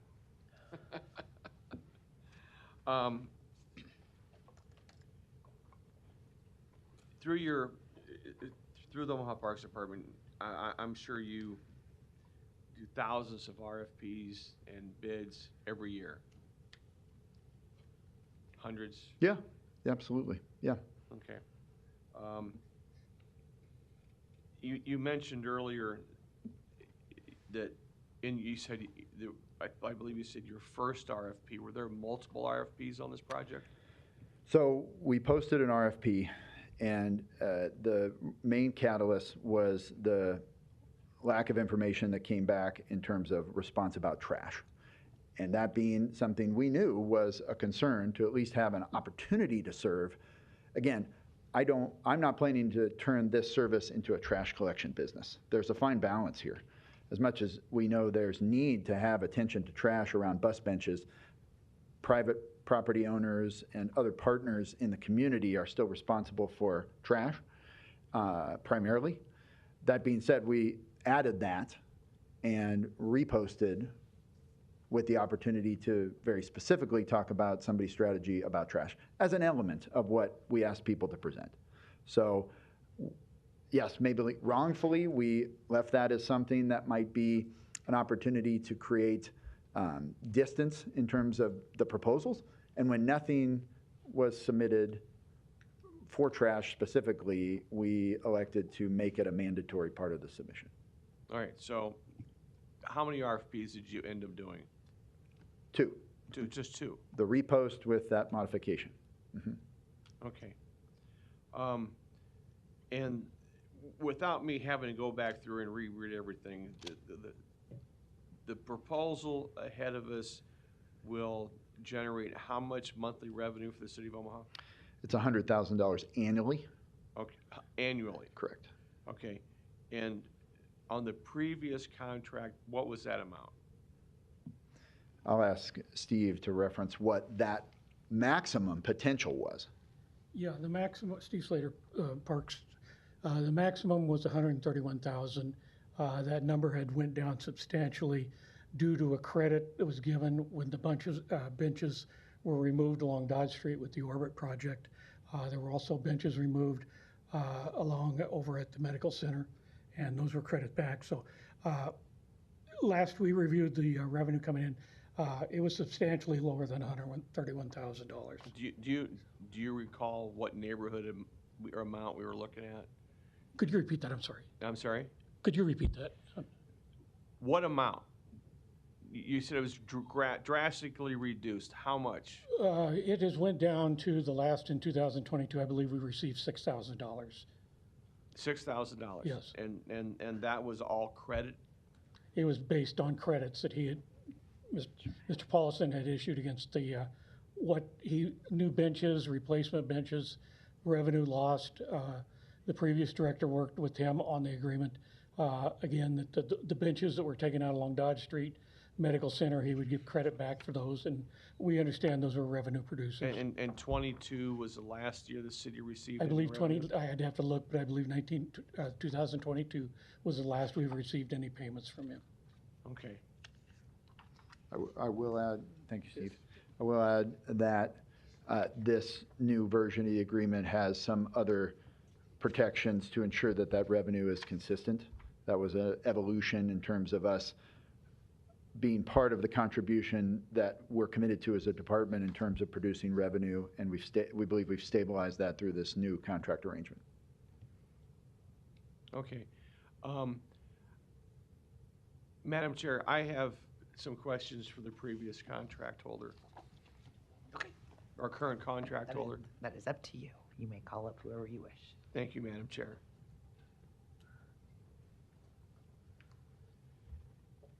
And although we are all up here listening to every word you say, it's been a long day, and I apologize. I'm going to have to ask you, for the record, your name and your address. My name is Jim Paulison. My address is 17410 Storage Road, Omaha, Nebraska, 68136. Okay. And so the last revenues you paid the city of Omaha was in 22, correct?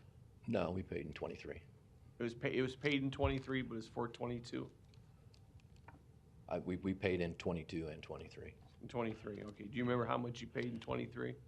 We paid the exact amount that was agreed upon. No, I do not, because I don't do the books. But we submitted the exact amount agreed upon. When the city removed 100-plus benches up and down Dodge Street, it dramatically affected how we could do business. Okay. Steve Slater agreed that this would be a fair resolution, and then let me point out that our bid, this RFP, is $100,200, which is best and highest. The other company is at 100. Okay.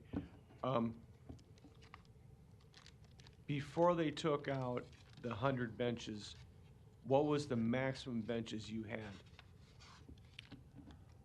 We had 400, and then I would also like to point out, when we took over this program in 2015, We spent $350,000 providing all new brand new bus benches. So those I'm sorry, what was your question? I apologize. What was the maximum number of what was the number of benches you had prior to the 100 being removed from on Dodge Street around the Med Center? We supplied the city 400 brand new bus benches when we started, and then we Okay, lost so over you well had- over 100 of the, and Dodge Street was our biggest money producing Okay, road so- because of the street volume. So when they removed the 100 bus benches, you had 400 bus benches on the street. I believe that would be considered. You're in a range. I mean, this is going back. I would have to check my records to be exact, but I believe All right, you're so in some sort of the range. Reduced 25%. Okay. Where is your office located? We're off 174th and Storage Road. 174th 10 Storage Road. That's the address I submitted. Okay. What part of Omaha is that in? We're on 180th, just south of Harrison. Okay. Are you south of Harrison? We're considered Omaha. Okay. You're south of Harrison. I am, yes. Okay. Not far enough south to be The out of reason I'm this side of asking is I'm not familiar with the area. Yes. Okay. All right. Thank you. That's all I have for you. Madam Chair, that's all I have. Oh, thank you.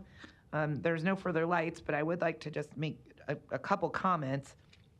We are here, the agenda item that we are voting on is whether or not to approve the contract with Creative Outdoor Advertising. This council does not get to determine who, if we vote no on this, we don't get to turn around and vote on who we want. That actually is up to the Parks Department. They could actually reject all, they could send it back out, they could send it. It doesn't mean that this city council would then get to control who gets the contract. I just wanted to make that extremely clear, that we're not here to pick between two people. We're here to vote agenda item 50 up or down. So that's all I have. There are no further lights. Is there a motion? Second, roll call. Johnson.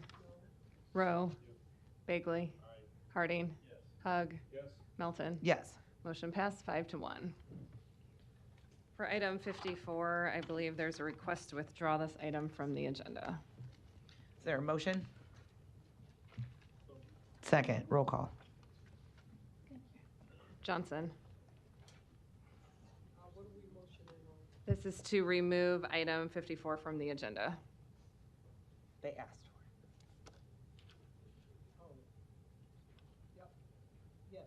Rowe. Bagley.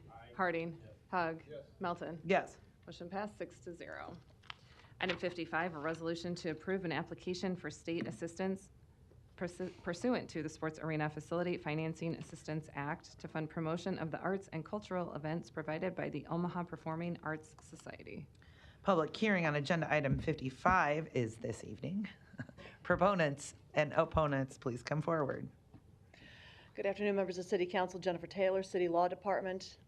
This was removed from the consent agenda during pre-council today, so I indicated I would be here to answer any questions. As I indicated this morning, this would approve and authorize the city to participate in an application jointly with the nonprofit Omaha Performing Arts Society to apply to the state for a sales tax turnback.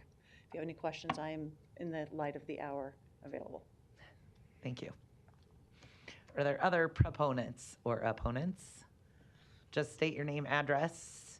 I think I can assume whether you're a proponent or no opponent, but I'll let you say it. Joan Squires, Omaha Performing Arts President, 1200 Douglas Street, 68102. I am a proponent. Thank you. Thank you. Thank you for spending the entire afternoon and into the evening with us. I'll ask for any other proponents or opponents on agenda item 55. Okay, seeing none, close the public hearing. And Council Member Harding, you're recognized. Jennifer, I'll just call you up for a quick question.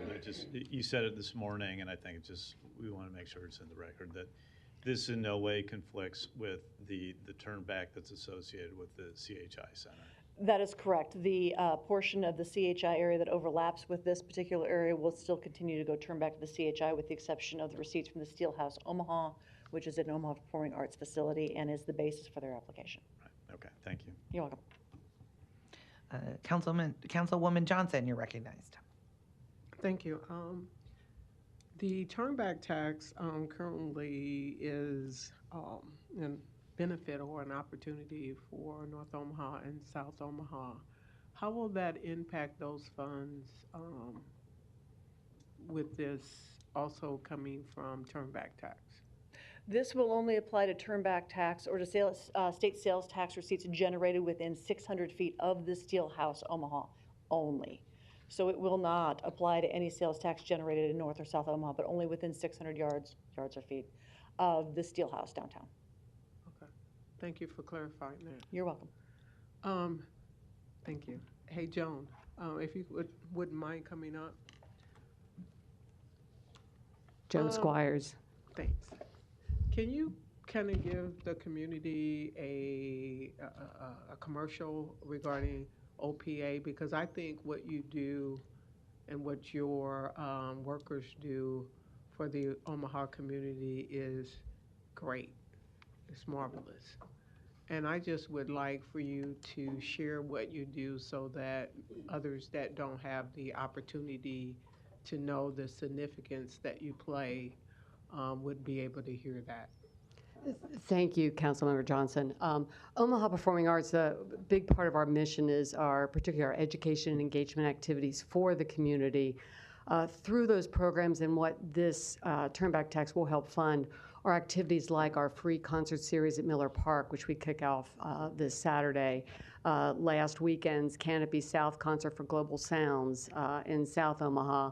Our Voices Amplified series, where we lift up underserved voices throughout the community, the scholarships that we provide to students around the community, and so many of the programs that we bring both within our buildings and outside of them. We believe it's an important part of bringing the arts and culture to the entire community. And beyond that is the economic impact that all of our activities bring to the city and region, now totaling over $61 million in economic impact. So it's been a significant workforce development. It helps us attract and retain our workforce. And we really are here to serve the community and appreciate the cities and the council's support. Thank you. Thank you. Councilman Begley, you're recognized. Thanks, Madam President. Ms. Squires, you don't have to get up again, but thanks for being here on a long day, and I see you brought my favorite former state senator with you there to keep an eye on everybody. But I just wanted to say I went to the Holland Performing Arts Center last week for the music of David Bowie. What a spectacular venue.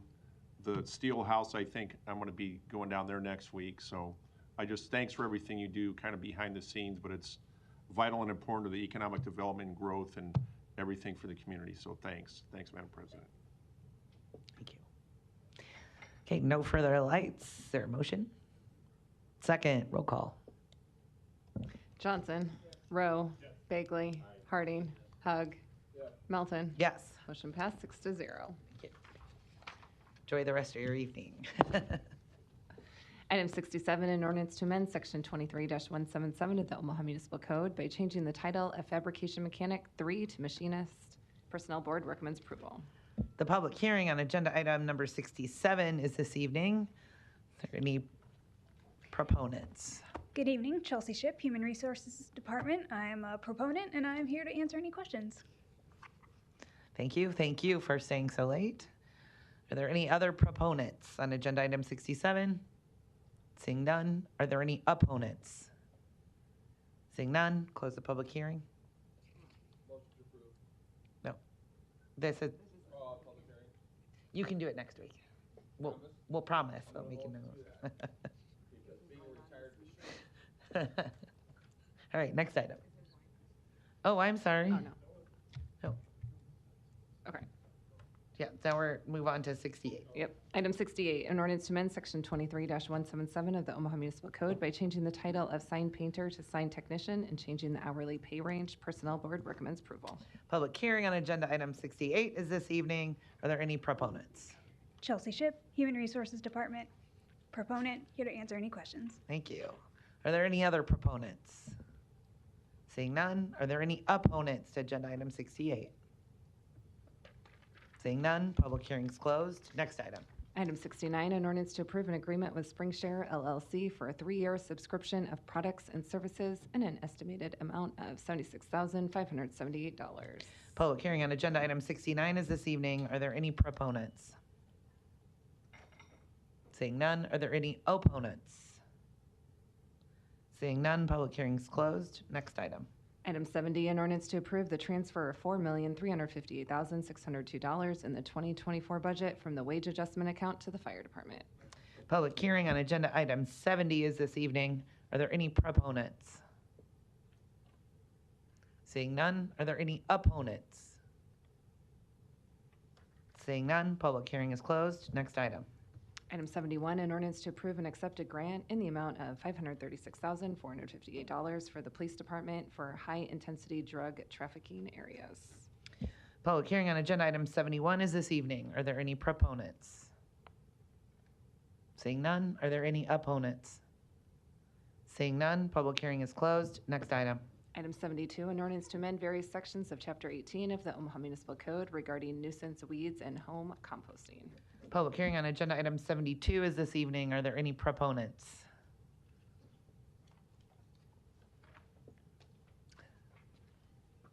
Hello, Brian Hauser, City of Omaha Parks Code Enforcement. I'm here as a proponent for these changes. They're intended to be, just bring us up to speed with kind of current community needs and help us better serve our community in regards to how we enforce Section 18 of the Municipal Code. Here to answer any questions. Thank you. And thank you for sticking around for so long. Sorry that you're last. Yes. Are there any other proponents for agenda item 72? Seeing none, are there any opponents for agenda item 72? Seeing none, public hearing is closed.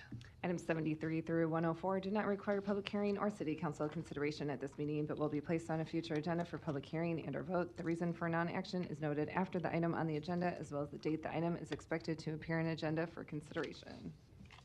Thank you. Is there a motion to adjourn? Roll call.